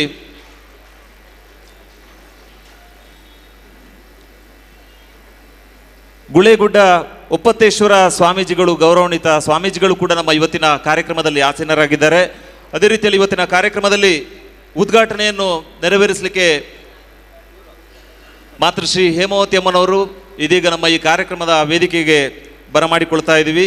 ಅದೇ ರೀತಿಯಲ್ಲಿ ನಮ್ಮ ಈ ಕಾರ್ಯಕ್ರಮದಲ್ಲಿ ಪ್ರಶಸ್ತಿ ಪ್ರದಾನ ನಡೆಸಲಿಕ್ಕೆ ನಮ್ಮ ಶ್ರೀ ಕ್ಷೇತ್ರ ಧರ್ಮಸ್ಥಳ ಗ್ರಾಮಾಭಿವೃದ್ಧಿ ಯೋಜನೆಯ ಮುಖ್ಯ ಕಾರ್ಯನಿರ್ವಹಣಾಧಿಕಾರಿಗಳು ಡಾಕ್ಟರ್ LH ಮಂಜುನಾಥ್ ಸರ್ ಅವರು, ಅದೇ ರೀತಿಯಲ್ಲಿ ಸಾಧಕರಿಗೆ ಗೌರವವನ್ನು ನೆರವೇರಿಸಲಿಕ್ಕೆ ಅಖಿಲ ಕರ್ನಾಟಕ ಜನಜಾಗೃತಿ ವೇದಿಕೆಯ ಟ್ರಸ್ಟಿಗಳು ಆಗಿರುವಂಥ ಶ್ರೀಮತಿ ಶ್ರದ್ಧಾ ಅಮಿತ್ ಅವರು, ಅದೇ ರೀತಿಯಲ್ಲಿ ಇವತ್ತಿನ ಕಾರ್ಯಕ್ರಮದಲ್ಲಿ ನವಜೀವನ ಸದಸ್ಯರಿಗೆ ಗುರುಚೀಟಿ ವಿತರಣೆ ನೆರವೇರಿಸಲಿಕ್ಕೆ ನಮ್ಮ ಅಖಿಲ ಕರ್ನಾಟಕ ಜನಜಾಗೃತಿ ವೇದಿಕೆಯ ಟ್ರಸ್ಟಿಗಳು ಹಾಗೂ ಮಾಜಿ ರಾಜ್ಯಾಧ್ಯಕ್ಷರಾಗಿರುವಂಥ ಶ್ರೀ ರಾಮಸ್ವಾಮಿ ಸರ್ ಅವರು, ಇವತ್ತಿನ ಕಾರ್ಯಕ್ರಮದಲ್ಲಿ ನವಜೀವನ ಸದಸ್ಯರಿಗೆ ಪ್ರಮಾಣ ಪತ್ರವನ್ನು ವಿತರಣೆ ಮಾಡಲಿಕ್ಕೆ ಅಖಿಲ ಕರ್ನಾಟಕ ಜನಜಾಗೃತಿ ವೇದಿಕೆಯ ಮಾಜಿ ರಾಜ್ಯಾಧ್ಯಕ್ಷರಾಗಿರುವಂಥ ಶ್ರೀ ಸತೀಶ್ ಹೊನ್ನವಳ್ಳಿ ಸರ್ ಅವರು, ಇವತ್ತಿನ ಕಾರ್ಯಕ್ರಮದಲ್ಲಿ ಗೌರವ ಉಪಸ್ಥಿತಿಯನ್ನು ನೆರವೇರಿಸಲಿಕ್ಕಿರುವವರು ನಮ್ಮ ಅಖಿಲ ಕರ್ನಾಟಕ ಜನಜಾಗೃತಿ ವೇದಿಕೆಯ ಟ್ರಸ್ಟಿಗಳಾಗಿರುವಂಥ ಡಾಕ್ಟರ್ PV ಭಂಡಾರಿ ಅವರು, ಅದೇ ರೀತಿಯಲ್ಲಿ ಇನ್ನೋರ್ವ ಟ್ರಸ್ಟಿಗಳಾಗಿರುವಂಥ ಡಾಕ್ಟರ್ ಶ್ರೀನಿವಾಸ್ ಭಟ್ ಸರ್ ಅವರು, ಅದೇ ರೀತಿ ನಮ್ಮ ಕಾರ್ಯಕ್ರಮದಲ್ಲಿ ಸ್ಥಾಪಕಾಧ್ಯಕ್ಷರು ನಮ್ಮ ಜನಜಾಗೃತಿ ವೇದಿಕೆಯ ಸ್ಥಾಪಕಾಧ್ಯಕ್ಷರಾಗಿ ಆಗಿರುವಂಥ ಶ್ರೀ ಕೆ ವಸಂತ ಸಾಲಿಯನವರು, ನಿಕಟಪೂರ್ವ ರಾಜ್ಯಾಧ್ಯಕ್ಷರಾಗಿರುವಂಥ ಶ್ರೀ ದೇವದಾಸ್ ಹೆಬ್ಬಾರ್ ಅವರು, ಅದೇ ರೀತಿಯಲ್ಲಿ ನಮ್ಮ ಶ್ರೀ ಕ್ಷೇತ್ರ ಧರ್ಮಸ್ಥಳ ಗ್ರಾಮಾಭಿವೃದ್ಧಿ ಯೋಜನೆಯ ಮುಖ್ಯ ನಿರ್ವಹಣಾಧಿಕಾರಿಗಳಾಗಿರುವಂಥ ಶ್ರೀ ಅನಿಲ್ ಕುಮಾರ್ ಸರ್ ಅವರು ವೇದಿಕೆಗೆ ಬರಮಾಡಿಕೊಳ್ತಾ ಇದ್ದೀವಿ. ಇವತ್ತಿನ ಈ ಒಂದು ಕಾರ್ಯಕ್ರಮವನ್ನು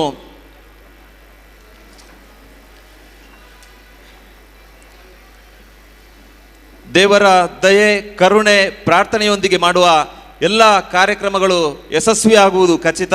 ಇಂದು ನಡೆಯುವ ಈ ಕಾರ್ಯಕ್ರಮದಲ್ಲಿ ದೇವರ ಸ್ತುತಿ ಗಾಯನ ಹಾಡಲಿದ್ದಾರೆ ಮಲೆನಾಡ ಕೋಗಿಲೆ ಖ್ಯಾತಿಯ ನಿಸರ್ಗ ಹಾಗೂ ವಿಸ್ಮಯ ಅವಳಿ ಗಾಯಕರು. ನಮ್ಮ ವಿಶೇಷ ಮಧ್ಯವರ್ಜನ ಶಿಬಿರದಲ್ಲಿ ಭಾಗವಹಿಸಿ ಪಾನಮುಕ್ತರಾಗಿ ಸುಖಿ ಜೀವನ ನಡೆಸ್ತಾ ಇರುವಂಥ ಮೈಸೂರಿನ ಕುಶಾಲಪ್ಪರವರ ಸುಪತ್ರಿಯರಾಗಿರುವಂತಹ ನಿಸರ್ಗ ಮತ್ತು ವಿಸ್ಮಯ ಇವರಿದ್ದ.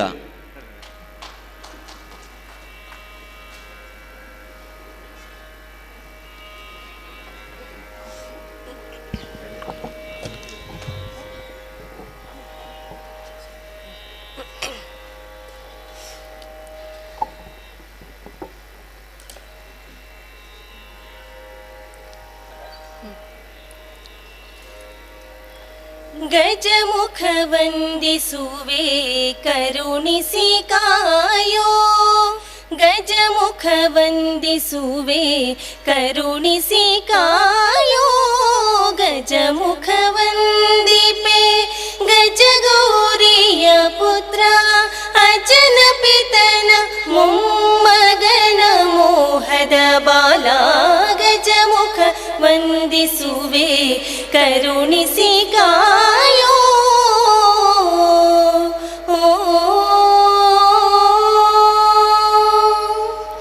ನೀಲಕಂಠನ ಸುತ ಬಾಲಗಣೇಶನೇ, ಬಾರಿ ಬಾರಿಗೆ ನಿನ್ನ ಭಜನೆ ಮಾಡುವೆನೋ. ನೀಲಕಂಠನ ಸುತ ಬಾಲಗಣೇಶನೇ, ಬಾರಿ ಬಾರಿಗೆ ನಿನ್ನ ಭಜನೆ ಮಾಡುವೆನೋ ಪರ್ವತನ ಪುತ್ರಿ ಪಾರ್ವತಿಯ ಕುಮಾರ ಪರ್ವತನ ಪುತ್ರಿ ಪಾರ್ವತಿಯ ಕುಮಾರ ಗರುವಿಯ ಚಂದ್ರಗೆ ಶಿರಶಾಪ ಕೊಟ್ಟನೋ ಗಜಮುಖ ವಂದಿಸುವೆ ಕರುಣಿಸಿ ಕಾಯೋ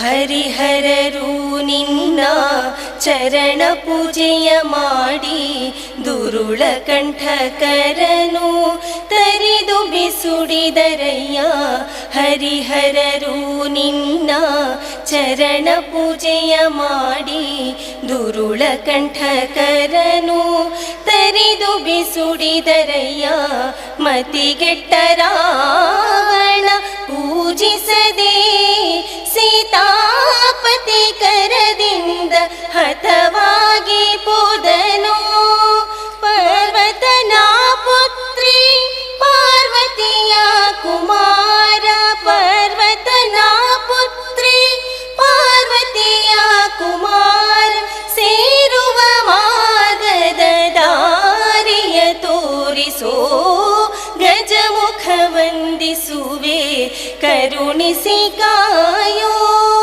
ಗಜಮುಖ ವಂದಿಸುವೆ ಕರುಣಿಸಿ ಕಾಯೋ ಗಜಮುಖ ವಂದಿಪೆ ಗಜಗೌರಿಯ ಪುತ್ರ ಅಜನ ಪಿತನ ಮೊಮ್ಮಗನ ಮೋಹದ ಬಾಲ ಗಜಮುಖ ವಂದಿಸುವೆ ಕರುಣಿಸಿ ಕಾಯೋ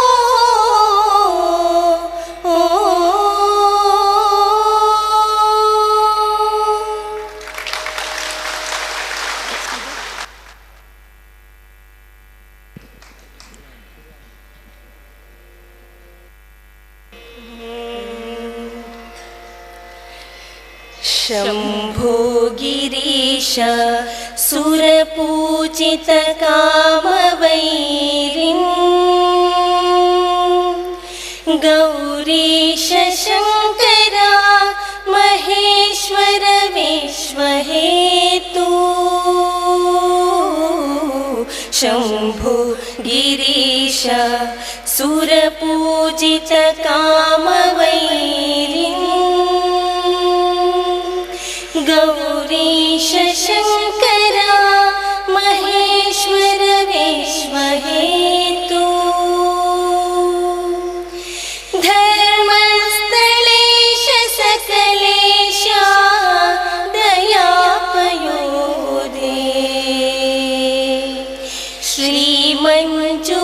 श्रीमञ्जुनाथनितरा गुरुमङ्गलं हे धर्मस्थलेश सकलेश दयापयोधे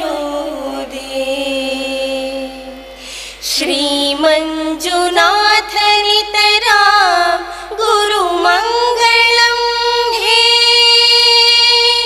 गुरुमङ्गलं हे गुरुमङ्गलं हे ಧನ್ಯವಾದ. ಪ್ರಾರ್ಥನೆಯನ್ನು ನೆರವೇರಿಸಿರುವಂತಹ ಅದ್ಭುತ ಗಾಯಕರು ನಿಸರ್ಗ ವಿಸ್ಮಯ ಅವಳಿ ಗಾಯಕರಿಗೆ ಪರಮಪೂಜ್ಯ ಕಾವಂದರು ಸ್ಮರಣಿಕೆಯನ್ನು ನೀಡಿ ಗೌರವಿಸಬೇಕಾಗಿ ಇಲ್ಲಿ ವಿನಂತಿಸಿಕೊಳ್ತಾ ಇದ್ದೀವಿ. ಅದೇ ರೀತಿಯಲ್ಲಿ ನಮ್ಮ ನವಜೀವನ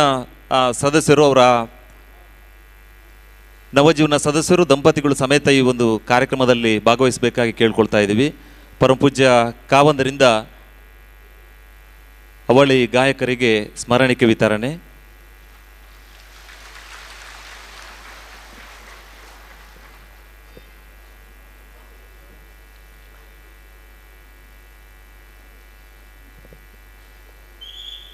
ಶ್ರೀಯುತ ಕುಶಾಲಪ್ಪರವರು ನಮ್ಮ ವಿಶೇಷ ಮಧ್ಯವರ್ಜನ ಶಿಬಿರದ ಒಂದನೇ ವಿಶೇಷ ಮಧ್ಯವರ್ಜನ ಶಿಬಿರದ ಶಿಬಿರಾರ್ಥಿ. ಇವತ್ತು ಅದ್ಭುತ ರೀತಿಯಲ್ಲಿ ಶಿಬಿರದಿಂದ ಮನಪರಿವರ್ತನೆಗೊಂಡು ಅದ್ಭುತ ರೀತಿಯಲ್ಲಿ ಇವತ್ತು ಸುಖಿ ಜೀವನವನ್ನು ನಡೆಸ್ತಾ ಇದ್ದಾರೆ. ಇನ್ನು ಮುಂದಕ್ಕೆ ಪೂಜ್ಯರನ್ನು, ಮಾತೃಶ್ರೀ ಅಮ್ಮನವರನ್ನು ಹಾಗೂ ವೇದಿಕೆಯಲ್ಲಿರುವಂಥ ಎಲ್ಲ ಪರಮ ಪೂಜ್ಯರನ್ನು, ಗೌರವಾನ್ವಿತ ಅತಿಥಿ ಗಣ್ಯರನ್ನು ಪ್ರಾಸ್ತಾವಿಕ ಮಾತಿನೊಂದಿಗೆ ಸ್ವಾಗತಿಸಲಿಕ್ಕಿದ್ದಾರೆ ಜನಜಾಗೃತಿ ವೇದಿಕೆಯ ಕಾರ್ಯದರ್ಶಿಗಳು ಹಾಗೂ ಪ್ರಾದೇಶಿಕ ನಿರ್ದೇಶಕರಾಗಿರುವಂಥ ವಿವೇಕ್ ವಿನ್ಸೆಂಟ್ ಪಾಯಸ್ ಅವರು. ಓಂ ಶ್ರೀ ಮಂಜುನಾಥಾಯ ನಮಃ. ಮೊದಲಾಗಿ ಶ್ರೀ ಕ್ಷೇತ್ರ ಧರ್ಮಸ್ಥಳದ ಮಂಜುನಾಥ ಸ್ವಾಮಿ, ಅಣ್ಣಪ್ಪ ಸ್ವಾಮಿ ಮತ್ತು ಎಲ್ಲ ಶಕ್ತಿಗಳನ್ನು ಭಕ್ತಿಯಿಂದ ವಂದಿಸಿಕೊಂಡು ವೇದಿಕೆಯ ಮೇಲಿರುವ ಪರಮ ಪೂಜ್ಯರ ಮಾತೃಶ್ರೀ ಅಮ್ಮನವರ ಶುಭಾಶೀರ್ವಾದವನ್ನು ಬೇಡಿಕೊಂಡು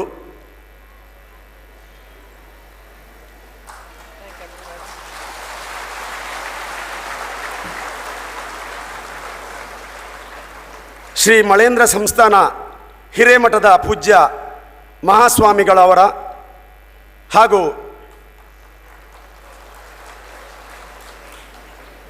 ಗುಳೇದಕೊಪ್ಪ ಶ್ರೀ ಒಪ್ಪತ್ತೇಶ್ವರ ಮಹಾಸ್ವಾಮೀಜಿಗಳ ದಿವ್ಯ ಪಾದಚರಣಗಳಿಗೆ ನಮಿಸಿಕೊಂಡು ವೇದಿಕೆಯ ಮೇಲಿರುವ ಗೌರವಾನ್ವಿತ ಟ್ರಸ್ಟಿಗಳೇ, ಕಾರ್ಯನಿರ್ವಾಹಕ ನಿರ್ದೇಶಕರೇ, ಅಖಿಲ ಕರ್ನಾಟಕ ಜನಜಾಗೃತಿ ವೇದಿಕೆಯ ಅಧ್ಯಕ್ಷ ಪದಾಧಿಕಾರಿಗಳೇ, ಯೋಜನೆಯ ಹಿರಿಯ ಕಿರಿಯ ಸಹೋದ್ಯೋಗಿ ಮಿತ್ರರೇ, ಜನಜಾಗೃತಿ ಕುಟುಂಬದ ಬಂಧು ಬಾಂಧವರೇ, ಸಹೋದರ ಸಹೋದರಿಯರೇ, ನವಜೀವನ ಬಂಧು ಮಿತ್ರರೇ, ಆಮಂತ್ರಿತ ಗಣ್ಯರೇ, ಪತ್ರಕರ್ತ ದೃಶ್ಯ ಮಾಧ್ಯಮದ ಬಂಧುಗಳೇ, ಶ್ರೀ ಕ್ಷೇತ್ರ ಧರ್ಮಸ್ಥಳದ ಪಾವನ ಪವಿತ್ರವಾದ ಈ ಮಣ್ಣಿನಲ್ಲಿ ಶ್ರೀ ಮಂಜುನಾಥ ಸ್ವಾಮಿಯ ಸನ್ನಿಧಿಯಲ್ಲಿ ನಮ್ಮ ನಿಮ್ಮೆಲ್ಲರ ಪೂಜ್ಯನೀಯ ಕಾವಂದರು ಮತ್ತು ಮಾತೃಶ್ರೀ ಅಮ್ಮನವರೊಂದಿಗೆ ಜನಜಾಗೃತಿ ಕುಟುಂಬದ ಈ ಅದ್ಭುತ ಸಹಮಿಲನ ಮತ್ತು ಕುಟುಂಬೋತ್ಸವವನ್ನು ಆಚರಿಸಲು ನಮಗೆಲ್ಲರಿಗೂ ಸಂತೋಷ ಆಗ್ತಾ ಇದೆ. ಮದ್ಯಪಾನಾದಿ ದುಶ್ಚಟಗಳ ಭೀಕರ ಮತ್ತು ಮಾರಣಾಂತಿಕವಾದ ಸಮಸ್ಯೆಗಳಿಗೆ ಬಲಿಯಾಗುವ ಸಾವಿರಾರು ಕುಟುಂಬಗಳ ಕತ್ತಲು ತುಂಬಿದ ಬದುಕಿಗೆ ಬೆಳಕಾಗಿ ಪರಿಣಮಿಸಿದ ಜನಜಾಗೃತಿ ವೇದಿಕೆಯ ಎಲ್ಲ ಪದಾಧಿಕಾರಿಗಳು ಶ್ರೀ ಕ್ಷೇತ್ರದ ಮೇಲಿನ ಭಕ್ತಿಯಿಂದ ಪೂಜ್ಯರ ಈ ಕನಸಿನ ಕಾರ್ಯಕ್ರಮವನ್ನು ನನಸು ಮಾಡುವಲ್ಲಿ ಸ್ಥಳೀಯವಾಗಿ ಅವಿರತವಾಗಿ ಶ್ರಮ ನೀಡುತ್ತಾ ಬಂದಿದ್ದಾರೆ. ಇವರೆಲ್ಲರ ಬೇಡಿಕೆಯಂತೆ ಇಂದು ಸುಮಾರು 37 ಜಿಲ್ಲಾ ವೇದಿಕೆಗಳ, 13 ತಾಲೂಕು ವೇದಿಕೆಗಳ, 112 ವಲಯ ವೇದಿಕೆಗಳ, 273 ಗ್ರಾಮ ಸಮಿತಿಯ 1500ಕ್ಕೂ ಮಿಕ್ಕಿದ ಪದಾಧಿಕಾರಿಗಳು, ವ್ಯವಸ್ಥಾಪನಾ ಸಮಿತಿಯ ಸದಸ್ಯರು ಇಂದು ಈ ಕಾರ್ಯಕ್ರಮದಲ್ಲಿ ಒಂದು ಕಡೆ ಭಾಗಿಯಾದರೆ, ಇನ್ನೊಂದು ಕಡೆಯಲ್ಲಿ ಶ್ರೀ ಕ್ಷೇತ್ರ ಧರ್ಮಸ್ಥಳ ಗ್ರಾಮಾಭಿವೃದ್ಧಿ ಯೋಜನೆಯ ಸಹಯೋಗದಲ್ಲಿ ಜನಜಾಗೃತಿ ವೇದಿಕೆಯ ಮೂಲಕ 2023-24ನೇ ಸಾಲಿನಲ್ಲಿ ನಡೆದ 68 ಮಧ್ಯವರ್ಜನ ಶಿಬಿರಗಳ 3887 ನವಜೀವನ ಕುಟುಂಬದವರು ಒಟ್ಟಾಗಿ ಸುಮಾರು 5,500 ಮಂದಿ ಶ್ರೀ ಕ್ಷೇತ್ರ ಧರ್ಮಸ್ಥಳದ ಮಂಜುನಾಥ ಸ್ವಾಮಿಯ ಪಾವಿತ್ರತೆಯ ಲಕ್ಷ ದೀಪೋತ್ಸವದ ಸಂದರ್ಭ ಈ ಕಾರ್ಯಕ್ರಮದಲ್ಲಿ ಭಾಗವಹಿಸಿ ಕುಟುಂಬೋತ್ಸವ ಆಚರಿಸುತ್ತಿರುವುದು ಸಂತೋಷದಾಯಕವಾಗಿದೆ. ಸುಮಾರು 4 ದಶಕಗಳ ಹಿಂದೆ ಪೂಜ್ಯ ಕಾವಂದರು ಸಾಮಾಜಿಕ ಜನರ ಜೀವನವನ್ನು ಸುಧಾರಣೆಯ ಪಥೆಯಲ್ಲಿ ಮುನ್ನಡೆಸಲು, ಬಡತನದ ಬೇಗೆಯಲ್ಲಿ ಕುಟುಂಬಗಳಿಗೆ ನೆರವಾಗಲು, ಶೋಷಿತರ ದುರ್ಬಲ ವರ್ಗದವರ ಭಾವನೆಗಳಿಗೆ ಸ್ಪಂದಿಸಲು, ಜನರಲ್ಲಿ ಆರ್ಥಿಕ ಸ್ವಾವಲಂಬನೆಯನ್ನು ಮೂಡಿಸಲು ಪೂರಕವಾಗುವಂತೆ ಶ್ರೀ ಕ್ಷೇತ್ರ ಧರ್ಮಸ್ಥಳ ಗ್ರಾಮಾಭಿವೃದ್ಧಿ ಯೋಜನೆಯನ್ನು ಪ್ರಾರಂಭಿಸಿದರು. ಇಂದು ಈ ಯೋಜನೆಯ ಪ್ರಯೋಜನ ಪಡೆದ ಲಕ್ಷಾಂತರ ಕುಟುಂಬಗಳು ನೆಮ್ಮದಿಯ ಜೀವನವನ್ನು ನಡೆಸುವಂತಾಗಿದೆ. ಕುಟುಂಬದ ಶಾಂತಿಯನ್ನು ಭಂಗ ಮಾಡುವ ಸಾಮಾಜಿಕ ಪಿಡುಗಾದ ಮದ್ಯಪಾನಾದಿ ದುಶ್ಚಟಗಳನ್ನು ನಿವಾರಿಸದಿದ್ದಲ್ಲಿ ಈ ಕುಟುಂಬಗಳ ಅಭಿವೃದ್ಧಿ ಸಾಧ್ಯವಿಲ್ಲವೆಂದೇ ಒಪ್ಪಿದ ಪೂಜ್ಯರು 1991ರಲ್ಲಿ ಜನಜಾಗೃತಿ ವೇದಿಕೆಯನ್ನು ಪ್ರಾರಂಭಿಸಿದರು.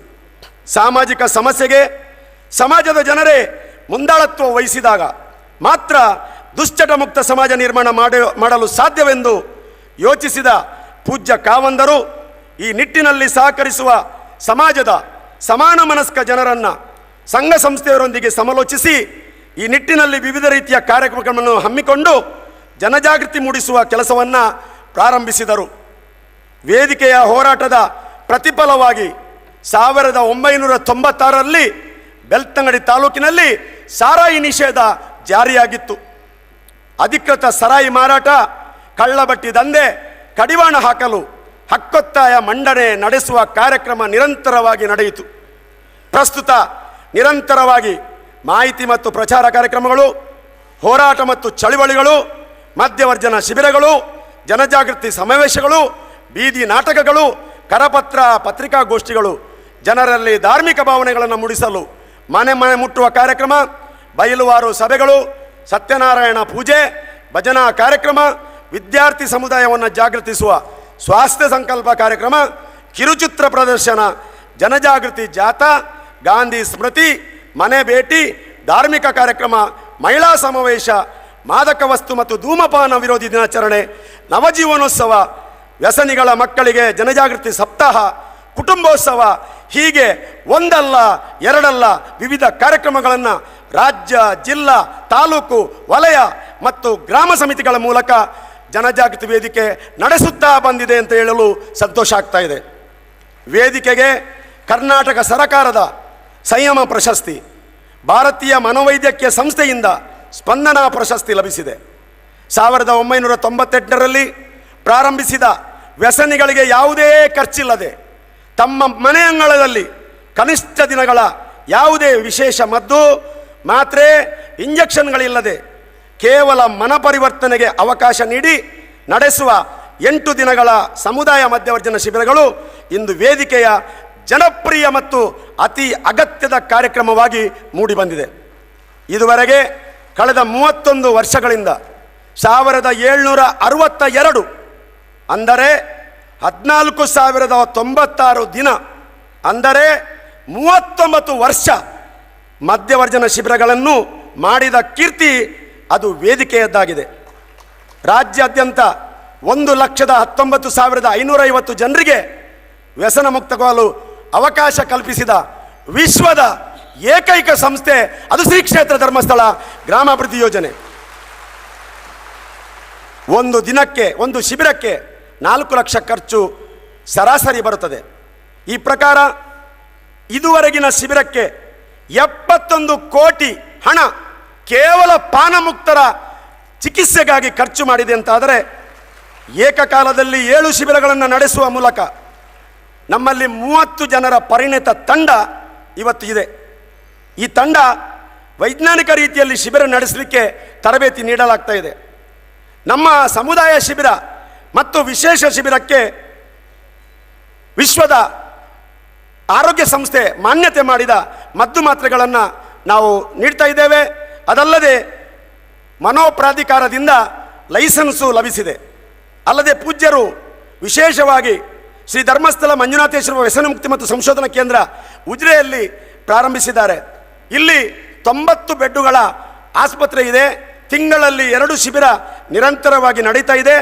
ಈ ಶಿಬಿರಕ್ಕೆ ಸ್ವಪ್ರೇರಣೆಯಿಂದ ದೇಶಾದ್ಯಂತ ಇರುವ ಜನರು ಬರ್ತಾರೆ ಮತ್ತು ಈ ಶಿಬಿರಕ್ಕೆ ಪರಮ ಪೂಜ್ಯರು ಪುರುಷೋತ್ತು ಮಾಡಿ ಒಂದು ಬಾರಿ ಬಂದು ಅವರನ್ನು ಕ್ಲಾಸ್ ಕೊಡುತ್ತಿರುವುದು ಇದು ವಿಶೇಷವಾದಂಥ ವ್ಯವಸ್ಥೆ ಅಂತ ಹೇಳಲಿಕ್ಕೆ ನಾನು ಸಂತೋಷ ಪಡ್ತೇನೆ.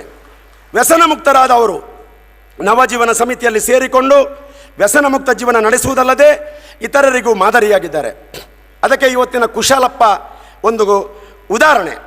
ರಾಜ್ಯಾದ್ಯಂತ 30,000ಕ್ಕೂ ಮಿಕ್ಕಿದ 3,000ಕ್ಕೂ ಮಿಕ್ಕಿದ ನವಜೀವನ ಸಮಿತಿಗಳಿದ್ದು, ಈ ಸಮಿತಿಗಳಲ್ಲಿ ಭಜನೆ, ಉಳಿತಾಯ, ಸ್ವಉದ್ಯೋಗ ಮುಂತಾದ ಚಟುವಟಿಕೆ ತೊಡಗಿಸಿಕೊಂಡು ಸಾಧಕರೆನಿಸಿಕೊಂಡಿದ್ದಾರೆ. ನವಜೀವನ ಸದಸ್ಯನನ್ನು ಪ್ರೇರೇಪಿಸಲು ಪೂಜ್ಯರು ಜಾಗೃತಿ ಅಣ್ಣ ಅಂದರೆ 50 ಮಂದಿ, ಜಾಗೃತಿ ಮಿತ್ರ ಅಂದರೆ 25 ಮಂದಿಯನ್ನು ಪಾನಮುಕ್ತಗೊಳಿಸಿದವನಿಗೆ ಒಂದು ಪ್ರಶಸ್ತಿ ಪ್ರದಾನವನ್ನು ಅವರು ಮಾಡಿದ್ದಾರೆ.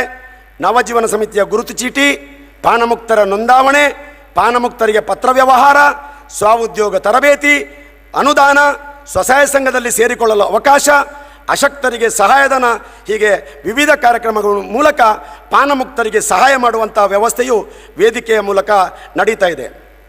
ವಿದ್ಯಾರ್ಥಿಗಳು ಯುವಜನತೆ ಮತ್ತು ಮಾದಕ ವಸ್ತುಗಳಿಗೆ ಆಕರ್ಷಿತರಾಗುವುದನ್ನು ತಡೆಯಲು ಸ್ವಾಸ್ಥ್ಯ ಸಂಕಲ್ಪ ಕಾರ್ಯಕ್ರಮವನ್ನು ನಡೀತಾ ಬಂದಿದ್ದೇವೆ. ಇದುವರೆಗೆ ಈ ಕಾರ್ಯಕ್ರಮವನ್ನು ನಡೆಸಲು 1304 ತರಬೇತುದಾರರನ್ನು ತರಬೇತಿ ಮಾಡಿ ಸುಮಾರು 3 ತಿಂಗಳ ಕಾಲ ಅಭಿಯಾನ ನಡೆಸಿ ಈ ವರ್ಷ ಸುಮಾರು 6,000 ಶಾಲಾ ಕಾಲೇಜುಗಳಿಗೆ ಈ ಕಾರ್ಯಕ್ರಮವನ್ನು ಕೊಟ್ಟು ಸುಮಾರು 2.5 ಲಕ್ಷಕ್ಕೂ ಮಿಕ್ಕಿದ ವಿದ್ಯಾರ್ಥಿಗಳನ್ನು ದುಶ್ಚಟಗಳ ವಿರುದ್ಧ ಜಾಗೃತಿಗೊಳಿಸಿದ ಕೀರ್ತಿ ಅದು ಅಖಿಲ ಕರ್ನಾಟಕ ಜನಜಾಗೃತಿ ವೇದಿಕೆಗೆ ಸಲ್ತದೆ.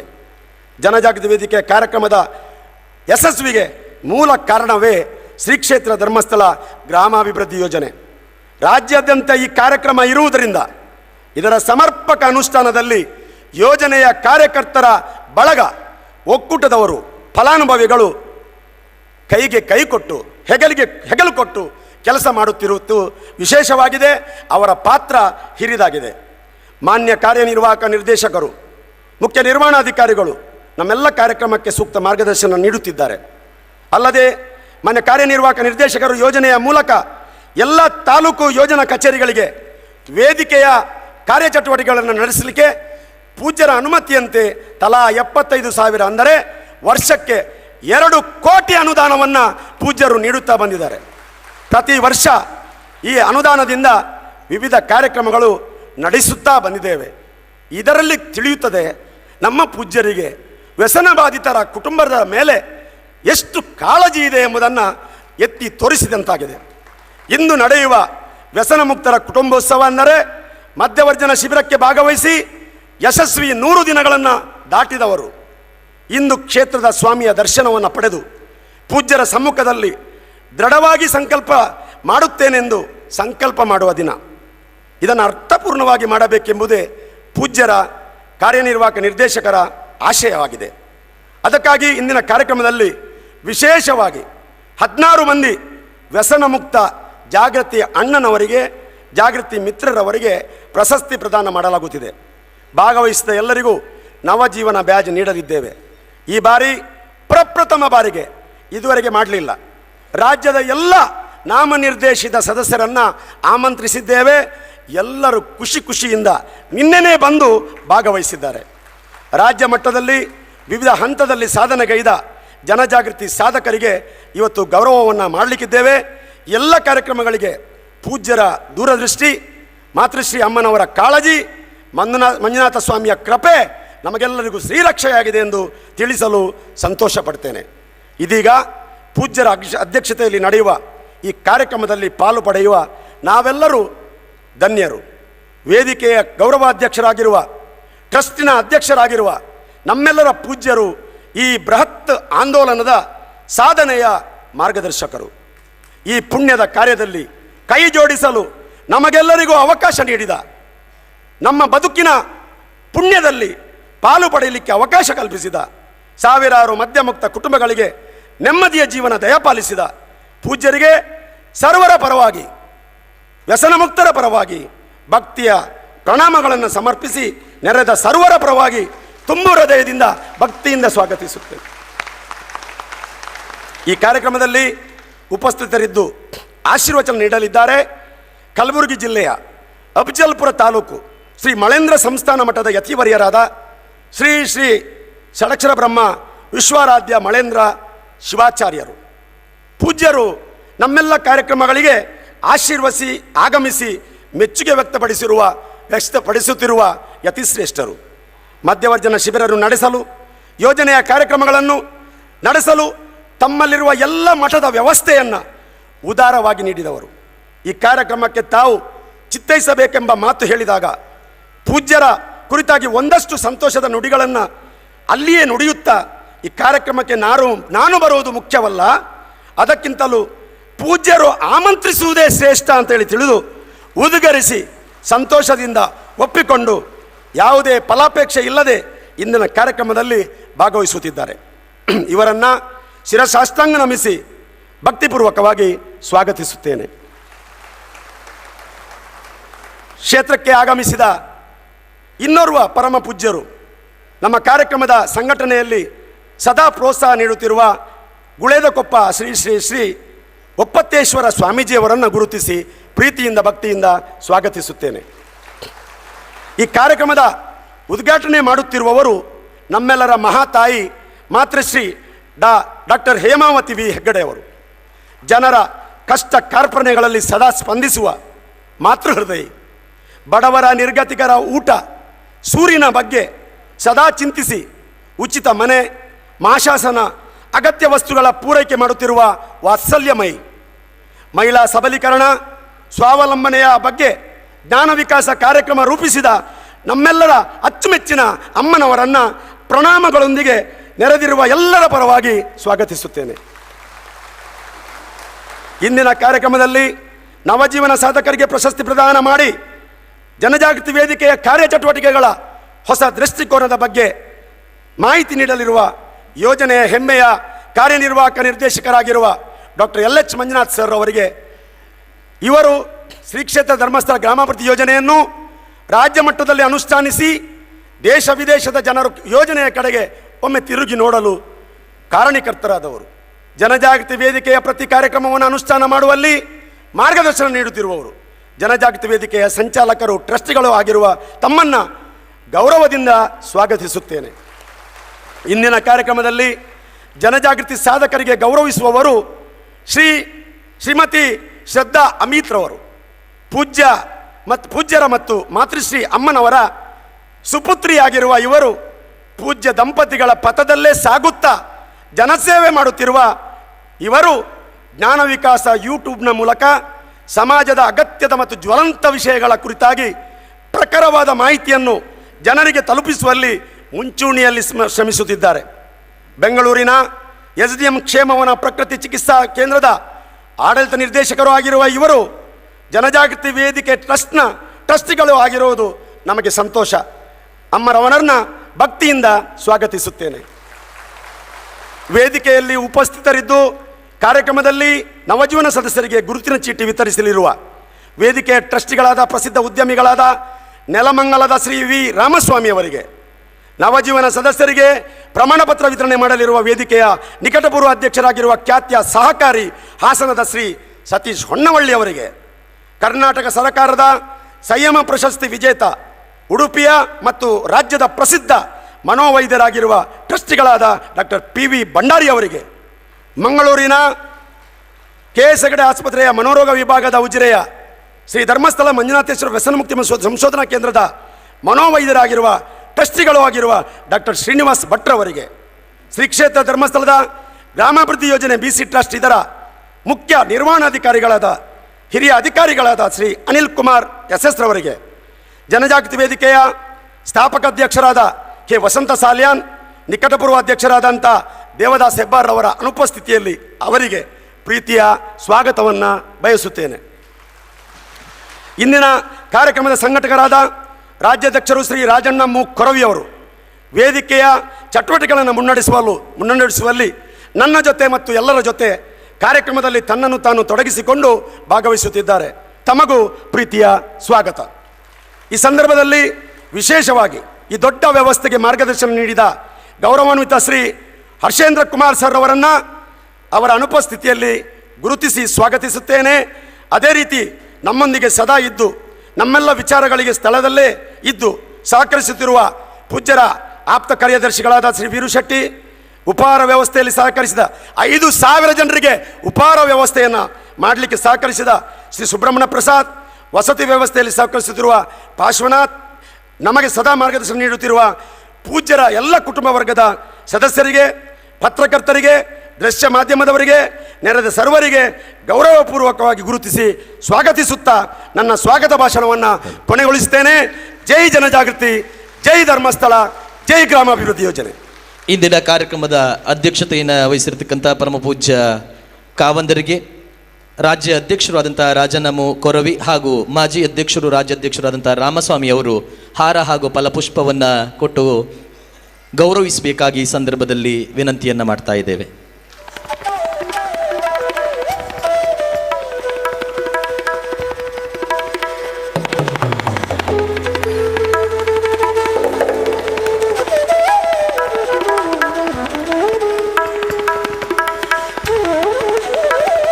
ಕಾರ್ಯಕ್ರಮದಲ್ಲಿ ಆಶೀರ್ವಚನ ಮಾಡಲಿರುವ ಶ್ರೀ ಶಾಪ್ರ ವಿಶ್ವರಾಧ್ಯ ಮಳೇಂದ್ರ ಶಿವಾಚಾರ್ಯ ಮಹಾಸ್ವಾಮಿಗಳನ್ನು ಮಾನ್ಯ ಕಾರ್ಯನಿರ್ವಾಹಕ ನಿರ್ದೇಶಕರು ಹಾಗೂ ಮುಖ್ಯ ನಿರ್ವಹಣಾಧಿಕಾರಿಗಳು ಶಾಲು ಹಾರ ಹಾಕಿ ಗೌರವಿಸಬೇಕು. ಪರಮ ಪೂಜ್ಯರು ಸ್ಮರಣಿಕೆಯನ್ನು ನೀಡಿ ಗೌರವಿಸಬೇಕಾಗಿ ವಿನಂತಿಯನ್ನು ಮಾಡ್ತಾ ಇದ್ದೇವೆ.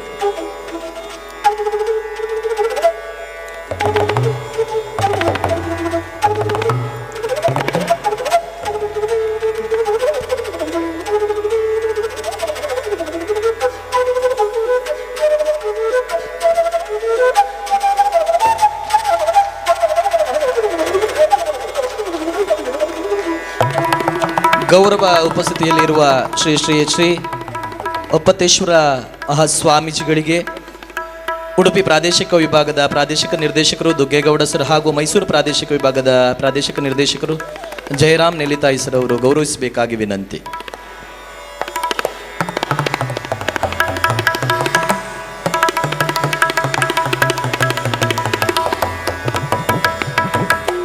ಕಾರ್ಯಕ್ರಮದ ಉದ್ಘಾಟಕರಾದಂತಹ ಡಾಕ್ಟರ್ ಹೇಮಾವತಿ ವಿ ಹೆಗಡೆ ಮಾತೃಶ್ರೀ ಅಮ್ಮನವರಿಗೆ ಶ್ರೀಮತಿ ನಾಗರತ್ನ ಅನ್ಪೂರ್ ಯಾದಗಿರಿ ಜಿಲ್ಲಾಧ್ಯಕ್ಷರು ಆಗಮಿಸಿ ಶಾಲು ಹಾರವನ್ನು ಹಾಕಿ ಗೌರವಿಸಬೇಕಾಗಿ ಈ ಸಂದರ್ಭದಲ್ಲಿ ವಿನಂತಿ.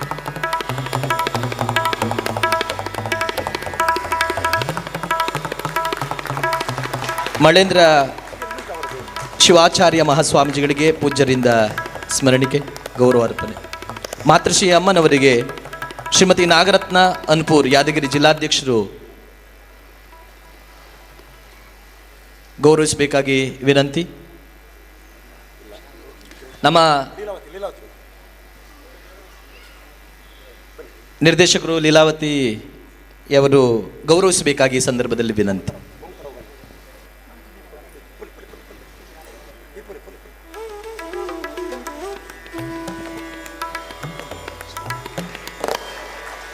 ಪ್ರಶಸ್ತಿ ಪ್ರದಾನ ಮಾಡಲಿರುವ ನಮ್ಮ ಹೆಮ್ಮೆಯ ಮುಖ್ಯ ಕಾರ್ಯನಿರ್ವಹಣಾಧಿಕಾರಿಗಳಂತ ಡಾಕ್ಟರ್ LH ಮಂಜುನಾಥ್ ಸರ್ ಅವರಿಗೆ ಪದ್ಮನಾಭ ಶೆಟ್ಟಿ ಜಿಲ್ಲಾಧ್ಯಕ್ಷರು ದಕ್ಷಿಣ ಕನ್ನಡ ಜಿಲ್ಲೆ ಇವರು ಗೌರವಿಸಬೇಕಾಗಿ ಈ ಸಂದರ್ಭದಲ್ಲಿ ವಿನಂತಿ.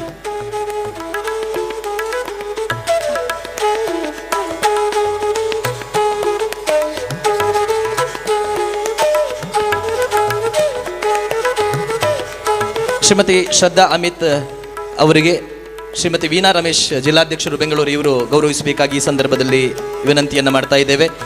ವಿ ರಾಮಸ್ವಾಮಿ ಅವರಿಗೆ ಬೆಳ್ತಂಗಡಿ ತಾಲೂಕು ಅಧ್ಯಕ್ಷರು ಕಾಸಿಂ ಮಲ್ಲಿಗೆಮನೆ ಇವರು ಗೌರವಿಸಬೇಕಾಗಿ ಈ ಸಂದರ್ಭದಲ್ಲಿ ವಿನಂತಿಯನ್ನು ಮಾಡ್ತಾ ಇದ್ದೇವೆ.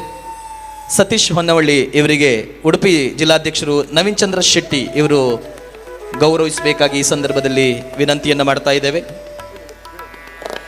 ರಾಜ್ಯಾಧ್ಯಕ್ಷರಾದ ರಾಜನ್ನಮು ಕೊರವಿ ಇವರನ್ನ ಕೋಲಾರ ಜಿಲ್ಲಾಧ್ಯಕ್ಷರಂತ ವಾಸುದೇವ ಇವರು ಗೌರವಿಸಬೇಕಾಗಿ ಈ ಸಂದರ್ಭದಲ್ಲಿ ವಿನಂತಿ.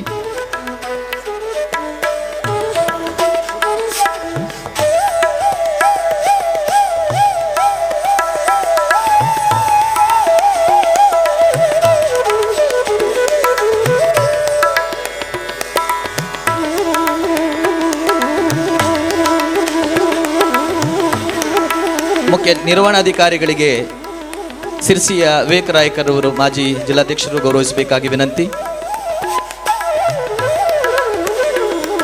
ಡಾಕ್ಟರ್ PV ಭಂಡಾರಿ ಅವರಿಗೆ ಧಾರವಾಡ ಜಿಲ್ಲಾಧ್ಯಕ್ಷರು ಸಂತೋಷ ಆರ್ ಶೆಟ್ಟಿ ಅವರು ಗೌರವಿಸಬೇಕಾಗಿ ಈ ಸಂದರ್ಭದಲ್ಲಿ ವಿನಂತಿಯನ್ನು ಮಾಡ್ತಾ ಇದ್ದೇವೆ.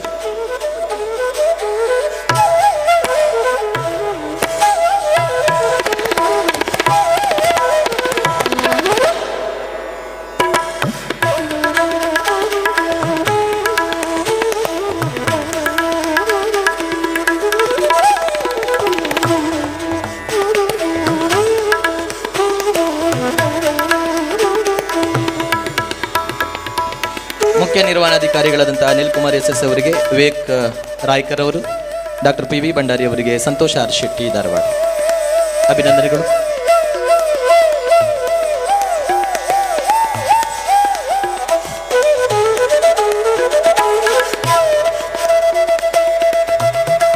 ದೀಪಂ ಪಾಪನಾಶಂ ದೀಪಂ ಬ್ರಹ್ಮ ಸ್ವರೂಪಂ.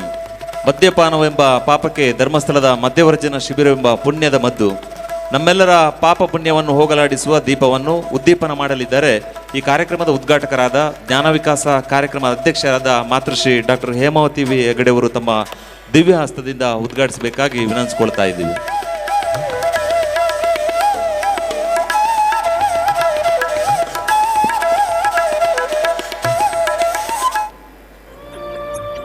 शुभं कुरुत्वं कल्याणम् आरोग्यं धनसम्पदः शुभं कुरुत्वं कल्याणम् आरोग्यं धनसम्पदः शत्रुबुद्धिविनाशाय दीपज्योतिर्नमोऽस्तुते दीपज्योतिर्नमोऽस्तुते दीपज्योतिर्परब्रह्म दीपज्योतिर्जनार्दनः दीपज्योतिर्परब्रह्म दीपज्योतिर्जनार्दनः दीपो हरतु मे पापम् सन्ध्यादीपनमोऽस्तुते ओ दीपब्रह्मरूपस्त्वम् ज्योतिषां प्रभुरव्ययः ओ दीपब्रह्मरूपस्त्वम् ज्योतिषां प्रभुरव्ययः आरोग्यं देहि पुत्रांश्च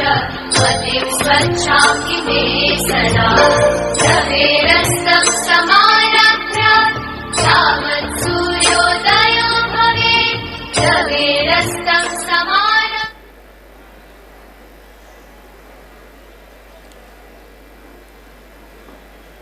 ಪೂಜ್ಯರು ಹೇಳಿದಂತೆ ಮದ್ಯವ್ಯಸನಿ ಪಾಪಿಯಲ್ಲ, ದುಷ್ಟನಲ್ಲ, ಸಮಾಜದಿಂದ ತಿರಸ್ಕರಿಸಲ್ಪಟ್ಟವನೂ ಅಲ್ಲ. ಬದಲಿಗೆ ವ್ಯಾಧಿಗೆ ಸಿಲುಕಿದ ರೋಗಿ ಎಂದು ಭಾವಿಸಿ ಚಿಕಿತ್ಸೆ ಸಲಹೆ ನೀಡಬೇಕು. ಈ ಚಿಕಿತ್ಸೆ ಮತ್ತು ಸಲಹೆಗಳನ್ನು ಮಧ್ಯವರ್ಜನ ಶಿಬಿರದಲ್ಲಿ ಪಡೆದು ಪಾನಮುಕ್ತರಾದ ಬನ್ನೂರು ತಾಲೂಕಿನ ಮಾರಗೌಡನಹಳ್ಳಿಯಲ್ಲಿ ನಡೆದ 1547ನೇ ಶಿಬಿರಕ್ಕೆ ಸೇರಿ ಪಾನಮುಕ್ತ ಜೀವನ ನಡೆಸುತ್ತಿರುವ ಅಲ್ಲದೆ 20ಕ್ಕೂ ಹೆಚ್ಚು ಮಂದಿ ವ್ಯಸನಿಗಳನ್ನು ಶಿಬಿರಕ್ಕೆ ಸೇರ್ಪಡೆಗೊಳಿಸಿ ವ್ಯಸನ ಮುಕ್ತಗೊಳಿಸಿದ ಶ್ರೀ ಚಂದನ್ ಬನ್ನೂರು ಇವರಿಂದ ಪಾನಮುಕ್ತರ ಅನಿಸಿಕೆ.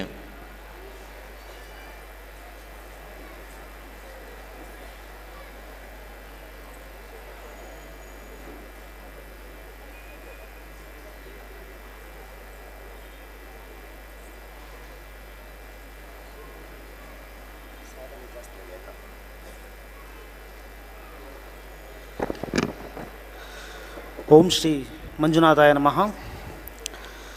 ಕ್ಷೇತ್ರದ ಆರಾಧ್ಯ ದೈವ ಭಗವಾನ್ ಶ್ರೀ ಮಂಜುನಾಥ ಸ್ವಾಮಿಯನ್ನು ಹಾಗೂ ಅಣ್ಣಪ್ಪ ಸ್ವಾಮಿಯನ್ನು ಮನಸಾರ ಸ್ಮರಿಸ್ತಾ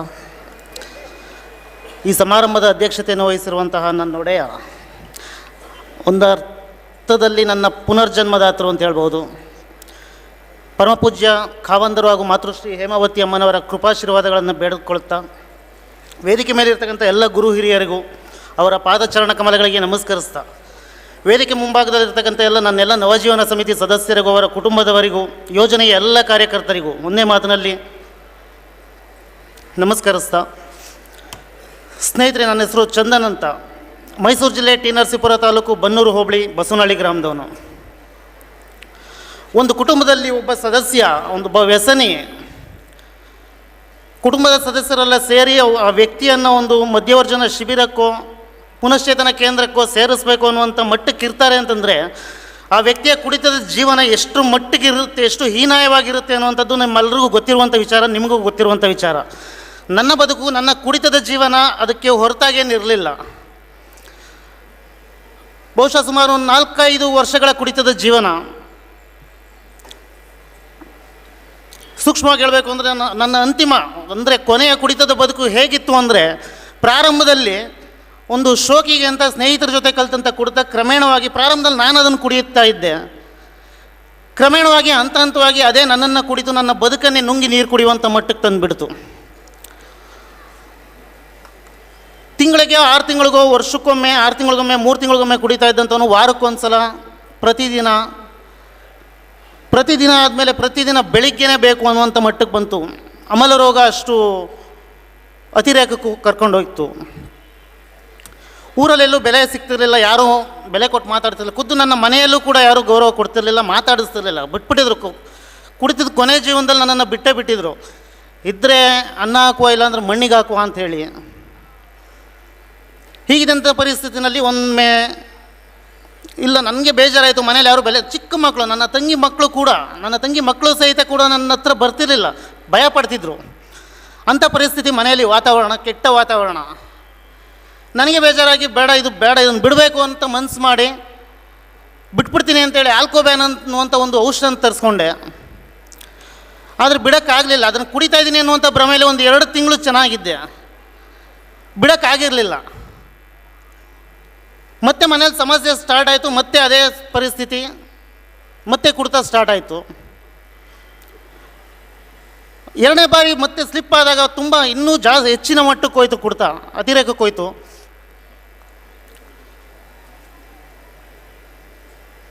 ಆ ಸಮಯದಲ್ಲಿ ಮತ್ತೆ ಹೆಂಡತಿ ಮನೆಯವರು, ಅವರ ತಾಯಿಯಂದಿರ್ಬೋದು, ಅವರ ಸೋದರ ಮಾವಂದಿರ್ಬೋದು, ಬಂದು ಬುದ್ಧಿ ಹೇಳುವಂಥದ್ದು. ನಮ್ಮ ಮನೆಯಲ್ಲಿ ಯಾರ್ಯಾರು ಹೇಳಬಾರ್ದಿತ್ತು ಅವರೆಲ್ಲ ಬಂದು ಬುದ್ಧಿ ಮಾತನ್ನು ಹೇಳ್ತಿದ್ರು. ನಾನು ಯಾರ ಮಾತನ್ನು ಕೇಳ್ತಿಲ್ಲ, ಬಿಡಬೇಕು ಅಂತ ಯೋಚನೆ ಮಾಡ್ತಿದ್ದೆ, ಕುಡಿದು ಯೋಚನೆ ಮಾಡ್ತಿದ್ದೆ, ಕುಡಿದೇ ಯೋಚನೆ ಮಾಡ್ತಿರಲಿಲ್ಲ.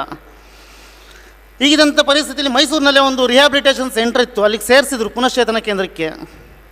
ಅಲ್ಲೊಂದು 3 ತಿಂಗಳಲ್ಲಿದ್ದೆ. ಅಲ್ಲಿಂದ ಬಂದ ನಂತರ ಬಹುಶಃ ಅಲ್ಲಿ ಒಂದು ದಿನ ಕೌಟುಂಬಿಕ ಸಲಹೆ ಅಂತ ಕೊಟ್ಟಿದ್ರು ಲಾಯರ್ ಕರೆಸಿ. ಅದರ ಪರಿಣಾಮವಾಗಿ ಏನೋ ಮನೇಲಿ ಯಾವುದೇ ಸಮಸ್ಯೆಗಳಿರಲಿಲ್ಲ, 1-2 ತಿಂಗಳು ಚೆನ್ನಾಗಿತ್ತು. ಅದಾದ ನಂತರ ಮತ್ತೆ ಸಣ್ಣ ಪುಟ್ಟ ವಿಷಯಗಳ ಕಲಹ ಆದಾಗ ನಾನು ಅಲ್ಲಿ ಇದ್ದು ಕುಡಿತ ಯಾಕೆ ಬಿಡಬೇಕು ಅಂತ ಅರ್ಥ ಮಾಡ್ಕೊಳ್ಳಿಲ್ಲ. ನಾನು ಯಾಕೆ ಬಿಡಬೇಕು? ಈಗ ನಾನು 2 ತಿಂಗಳು ಇದ್ದು ಕಲ್ತಿದ್ದೀನಿ, ಅಲ್ಲಿದ್ದು ಕಲಿತು ಬಂದಿದ್ದೀನಿ 3 ತಿಂಗಳು. ನಾನು ಅದನ್ನು ನನ್ನ ಅಂಕೆಯಲ್ಲಿ ಇಟ್ಕೊಳ್ಬಲ್ಲೆ. ಮನೆಯವ್ರು ನಾನು ಹೇಳ್ದಂಗೆ ಕೇಳ್ತಾರೆ ಅನ್ನುವಂಥದ್ದನ್ನು ಯೋಚನೆ ಮಾಡಿ ಮತ್ತೆ ಕುಡ್ತ ಶುರು ಮಾಡಿದೆ. 3ನೇ ಸಲ ಶುರು ಮಾಡಿದ್ಮೇಲೆ ಮತ್ತೆ ನನ್ನ ಲೈಫಲ್ಲಿ ಮತ್ತೆ ಆಚೆಗೆ ಬರಲಿಲ್ಲ, ಕುಡ್ತ ಬಿಡೋಕ್ಕಾಗಲಿಲ್ಲ. ಕೊನೆ ಪರಿಸ್ಥಿತಿ, ಕುಡ್ತದ ಜೀವನದ ಕೊನೆ ದಿನಗಳು ಹೇಗಿತ್ತು ಅಂದರೆ, ಆವಾಗವಾಗ ಮನೇಲಿ ಹಿರಿಯರನ್ನ ಕರೆಸಿ ನ್ಯಾಯ ಪಂಚಾಯಿತಿ ರಾಜಿ ಮಾಡಿಸಿದಂಥ ಹೆಂಡತಿ ತವ್ರ ಮನೆಗೆ ಹೋಗೋಕ್ಕೆ ಶುರು ಮಾಡ್ತಾಳೆ. ಅಂಥ ಪರಿಸ್ಥಿತಿನಲ್ಲಿ ಹಿಂಗೆ ಒಂದು ಸಲ ತವ್ರ ಮನೆಗೆ ಹೋಗಿದ್ದಾಗ ನಾನು ಕಂಪ್ಲೀಟ್ ಮನೆ ಒಳಗಡೆ ಹೋಗೋದನ್ನು ಬಿಟ್ಬಿಡ್ತೀನಿ, ಮನೆ ಒಳಗೆ ಹೋಗ್ತಿರ್ಲಿಲ್ಲ. ಒಂದು ಬೀದಿ, ನಮ್ಮದು ಹಳ್ಳಿ ಮಾಮೂಲು ರೂಫಿಂಗ್ ಮನೆ, ಬೀದಿ ಪಡ್ಸಾಲೆ ಮೇಲೆ ಒಂದು ರಗ್ಗು, ಒಂದು ದಿಂಬು, ಒಂದು ಚಾಪೆ ನನ್ನ ಆಸ್ತಿ ಅಂತ ಇದ್ದಿದ್ದು. ಮನೇಲಿ ಎಲ್ಲರೂ ಮಲಗಿದ ಮೇಲೆ, ಅಪ್ಪ ಅಮ್ಮ ಎಲ್ಲರೂ ಮಲಗಿದ ಮೇಲೆ ಒಂದು 11 ಗಂಟೆ 12 ಗಂಟೆಗೂ ನಾನು ಮನೆಗೆ ಹೋಗ್ತಿದ್ದೆ. ಅವರೆಲ್ಲರೂ ಎದ್ದೇಳಕ್ಕೆ ಮುಂಚೆ ನಾನು ಎದ್ದು ಹೊರಟ್ಬಿಡ್ತಿದ್ದೆ ಮನೆಯಿಂದ. ಮನೆಯವ್ರ ಮುಖ ಸರಿಯಾಗಿ ಒಂದು 3 ತಿಂಗಳು ಮನೆಯವ್ರ ಮುಖ ಯಾರನ್ನೂ ನೋಡಿಲ್ಲ. ಹೀಗಿರುವಂಥ ದಿನಗಳಲ್ಲಿ 1547ನೇ ಶಿಬಿರ ನಮ್ಮ ಮಾರ್ಗೌಡ್ನಹಳ್ಳಿಗೆ ಬಂತು, ಬನ್ನೂರಿಗೆ ಬಂತು. ಆ ಶಿಬಿರಕ್ಕೆ ಹೋಗ್ಬೇಕಾದ್ರೆ ಖುದ್ದು ನನಗೂ ಸಹ ನಂಬಿಕೆ ಇರಲಿಲ್ಲ. ಯಾಕಂದರೆ ಒಂದು ಸಲ 2-3 ತಿಂಗಳು ಕೋರ್ಸು ಔಷಧಿ ತಗೊಂಡು ಪ್ರಯತ್ನ ಪಟ್ಟೆ, ಬಿಡೋಕ್ಕಾಗಲಿಲ್ಲ. ಇನ್ನೊಂದು ಸಲ ರಿಹ್ಯಾಬಿಲಿಟೇಷನ್ ಸೆಂಟ್ರಿಗೆ ಹೋಗಿ ಇದ್ದು ಬಂದೆ, ಬಿಡೋಕ್ಕಾಗಲಿಲ್ಲ. ಇವರು ಧರ್ಮಸ್ಥಳದವ್ರು 8 ದಿನದಲ್ಲಿ ಏನು ತಾನೇ ಮಾಡ್ಯಾರ, ಬಟ್ ಒಳಗೆ ಏನು ನಡೆಯುತ್ತೆ, ಏನು ಹೇಳ್ತಾರೆ ಅನ್ನೋದನ್ನ ತಿಳ್ಕೊಳ್ಬೇಕಲ್ಲ ಅನ್ನುವಂಥ ಕ್ಯೂರಿಯಾಸಿಟಿಗೆ ಹೋಗಿ ಸೇರಿಕೊಂಡೆ ಶಿಬಿರಕ್ಕೆ. ಅಲ್ಲಿ ಶಿಬಿರಾಧಿಕಾರಿಯಾಗಿದ್ದಂಥವ್ರು ಒಂದು ಮಾತು ಹೇಳ್ತಾರೆ ನನಗೆ, ಗುರುಗಳು. ನನ್ನ ಸಮಸ್ಯೆನೆಲ್ಲ ಹೇಳ್ಕೊಂಡೆ ಅವ್ರಿಗೆ, ಓಪನ್ ಆಗಿ ಹೇಳ್ಕೊಂಡೆ. ಯಾಕಂದರೆ ನಾನು ಏನೂ ಇಲ್ಲ, ಎಲ್ಲರೂ ಬಿಟ್ಬಿಟ್ಟಿದ್ದಾರೆ ಮನೇಲಿ, ತಂದೆ ತಾಯಿಗಳು ಬಿಟ್ಬಿಟ್ಟಿದ್ದಾರೆ, ಅಣ್ಣ ತಮ್ಮಂದರು ಬಿಟ್ಬಿಟ್ಟಿದ್ದಾರೆ. ಇದ್ರಂತೂ ತನ್ನ ಹಾಕುವ ಸತ್ತರೆ ಮಣ್ಣಿಗೆ ಹಾಕುವ ಅನ್ನುವಂಥ ನಿಶ್ಚಯ ಮಾಡ್ಕೊಂಡು ಬಿಟ್ಬಿಟ್ಟಿದ್ದಾರೆ. ಯಾಕಂದ್ರೆ ನಾನು ಮಾಡಿದಂಥ ಅವಾಂತರಗಳು ಹಂಗಿತ್ತು. ಶಿಬಿರದಲ್ಲಿ 8 ದಿನ ಕೂರುವ ಅಂತ ನಿರ್ಧಾರ ಮಾಡಿದೆ. ಯಾಕಂದರೆ ಕಾಲಿಗೈ ದಾಸಯ್ಯ, ಸಿಕ್ಕಿದ್ರೆ ಲಾಭನೇ ಹೊರತು ಕಳ್ಕೊಳ್ಳುವಂಥದ್ದೇನೂ ಇಲ್ಲ, ಇರೋದು ಪ್ರಾಣ ಒಂದಷ್ಟೇ. ಈ ನಿರ್ಧಾರ ಮಾಡಿ ಕೂರ್ತೀನಿ. ಒಂದು ಮಾತು ಹೇಳ್ತಾರೆ ಅವರು, ಸಮಸ್ಯೆ ಏನೇ ಇದ್ದರೂ ಈ ಸಮುದಾಯ ಭವನದಿಂದ ಆಚೆ ಇಡಿ, 8 ದಿನ ನಿಮ್ಮ ಮನಸ್ಸನ್ನು ಕೊಟ್ಟು ಇಲ್ಲಿ ಕೂರಿ, ನಿಮ್ಮ ಜೀವನ ಮುಂದೆ ಖಂಡಿತ ಬದಲಾಗುತ್ತೆ ಅನ್ನುವಂಥ ಮಾತನ್ನು ಹೇಳಿ, ಯಾವ ಸಮುದಾಯ ಭವನದಲ್ಲಿ ಅದೇ 5 ವರ್ಷಗಳ ಹಿಂದೆ ನನ್ನ ಮದುವೆ ಆಗಿತ್ತು, ಅದೇ ಸಮುದಾಯ ಭವನದಲ್ಲಿ ಮಧ್ಯವರ್ಜನ ಶಿಬಿರಕ್ಕೆ ನಾನು ಸೇರ್ತೀನಿ ಶಿಬಿರಾರ್ಥಿಯಾಗಿ. ಒಂದು ಮಾತು ಹೇಳಿದ್ರು, ಶಿಬಿರದಿಂದ ಆಚೆ ಬರಬೇಕಿದ್ರೆ ಇದು ತರಬೇತಿ ಅಷ್ಟೇ ಚಂದ ನೀನು ಕೊಟ್ಟಿರೋದು, ನಿಜವಾದ ಶಿಬಿರ ಇಲ್ಲಿಂದ ಆಚೆ ಹೋದ್ಮೇಲೆ ಇರುತ್ತೆ, ನಿನಗೆ ಜೀವನ ಬದಲಾಗುತ್ತೆ. ಆದರೆ ಕಠಿಣ ನಿರ್ಧಾರ ತಗೊಂಡು ಹೋಗಬೇಕು. ನಿಜವಾದ ಶಿಬಿರ ಈ ಸಮುದಾಯ ಭವನದಿಂದ ಆಚೆ ಹೋದ್ಮೇಲೆ ಇರುತ್ತೆ ಅನ್ನುವಂಥ ಮಾತನ್ನು ಹೇಳ್ತಾರೆ ಬಂಧುಗಳೇ. ಅದು ಅಕ್ಷರಶಃ ನಿಜ ಆಗಿತ್ತು ನನ್ನ ಲೈಫಲ್ಲಿ. ಅಲ್ಲಿಂದ ಬಂದ ಮೇಲೆ ನನಗೆ ಶಿಬಿರ ಸ್ಟಾರ್ಟ್ ಆಗಿದ್ದು. ಅಣಗಿಸುವಂಥವ್ರು, ಬದುಕು ಈಗ ಸರಿ ಹೋಯ್ತಾ, ಈಗ ಸಮಸ್ಯೆ ಸರಿ ಹೋಯ್ತಾ, ಹೆಂಡ್ತಿ ಹೋದ್ಲು, ಈಗೇನು ಸಮಸ್ಯೆ ಇಲ್ವಾ, ಏನೋ ಬಾಣಲೆಯಿಂದ ಬೆಂಕಿಗೆ ಬಿದ್ದಂಥ ಪರಿಸ್ಥಿತಿ. ಅಲ್ಲಿವರೆಗೂ ಜಗಳ ಮಾಡಿಕೊಂಡು ತವ್ರ ಮನೆಗೆ ಹೋಗ್ತಿದ್ಲು, ಮಾವಂದ್ರನ್ನ ತಾಯಿನ ಕರೆಸಿ ಬುದ್ಧಿವಾದಗಳನ್ನ ಹೇಳಿಸ್ತಿದ್ಲು. ಅಂಥವಳು ವಿಚ್ಛೇದನ ಕೇಳ್ಕೊಂಡು ಕೋರ್ಟಿಗೆ ಹೋಗ್ತಾಳೆ ಶಿಬಿರದಿಂದ ಬಂದ ನಂತರ. ಒಂದು 6 ತಿಂಗಳು ಕೋರ್ಟಲ್ಲಿ ನಾನು ಆಗಲ್ಲ, ಕೊಡೋಕ್ಕಾಗಲ್ಲ ಅಂತೇಳಿ, ನನಗೆ ಸಂಸಾರ ಬೇಕು, ನನ್ನಿಂದ ತಪ್ಪಾಗಿದೆ ಅಂತ ಒಪ್ಕೊಂಡು ಎಷ್ಟೇ ಬೇಡಿದ್ರು ಕೂಡ ಬರಲಿಕ್ಕೆ ತಯಾರಿರಲಿಲ್ಲ. ಒಂದು ಹೆಚ್ಚಿಗೆ ಮಾತನಾಡಿಕ್ಕೆ ಹೋಗಲ್ಲ, ಒಂದು ಕೋರ್ಟಲ್ಲಿ ನಡೆದಂಥ ಒಂದು ಘಟನೆಯಲ್ಲಿ ನಾನು ಮಾತನ್ನು ಮುಗಿಸ್ತೀನಿ. ವಿಚ್ಛೇದನಕ್ಕೆ ಅರ್ಜಿ ಸಲ್ಲಿಸುವಂಥ ದಿನ ಅಲ್ಲಿ ನಡೆದಂಥದ್ದು ಅಪ್ಲಿಕೇಶನ್ಗೆ ಸೈನ್ ಹಾಕಬೇಕಿತ್ತು. ಪ್ರತಿ ತಿಂಗಳು ನಮ್ಮ ಮಾವ ಒಬ್ಬರು ಬರ್ತಿದ್ರು ನನ್ನ ಜೊತೆಲಿ. ಮನೆಯವ್ರು ನಾನು ಆಗಲೇ ಹೇಳ್ದಂಗೆ ಎಲ್ಲರೂ ಬಿಟ್ಬಿಟ್ಟಿದ್ರು. ನಂಬಿಕೆ ಇರಲಿಲ್ಲ, 8 ದಿನದಲ್ಲಿ ಇವನೇನು ಕೊಡ್ತಾ ಬಿಟ್ಟಿರ್ತಾನೆ, ಏನಾದರೂ ಮಾಡ್ಕೊಂಡು ಹೋಗಲಿ ಅಂತ ಬಿಟ್ಬಿಟ್ಟಿದ್ರು. ವಿಚ್ಛೇದನಕ್ಕೆ ಅರ್ಜಿ ಸಲ್ಲಿಸುವಂಥ ದಿನ ಒಂದು ಘಟನೆ ನಡೆಯುತ್ತೆ ಅಲ್ಲಿ. ಅಷ್ಟರಲ್ಲಾಗಲೇ ಶಿಬಿರದಿಂದ ಬಂದು ಒಂದು 6-8 ತಿಂಗಳಾಗಿತ್ತು. ಒಂದು ಕ್ಷಣ ಎಲ್ಲ ಜ್ಞಾಪಕ ಬರುತ್ತೆ ನನಗೆ. ನಾನು ಒಂದು ಸಂಬಂಧ ಕಟ್ಕೋಬೇಕಾದ್ರೆ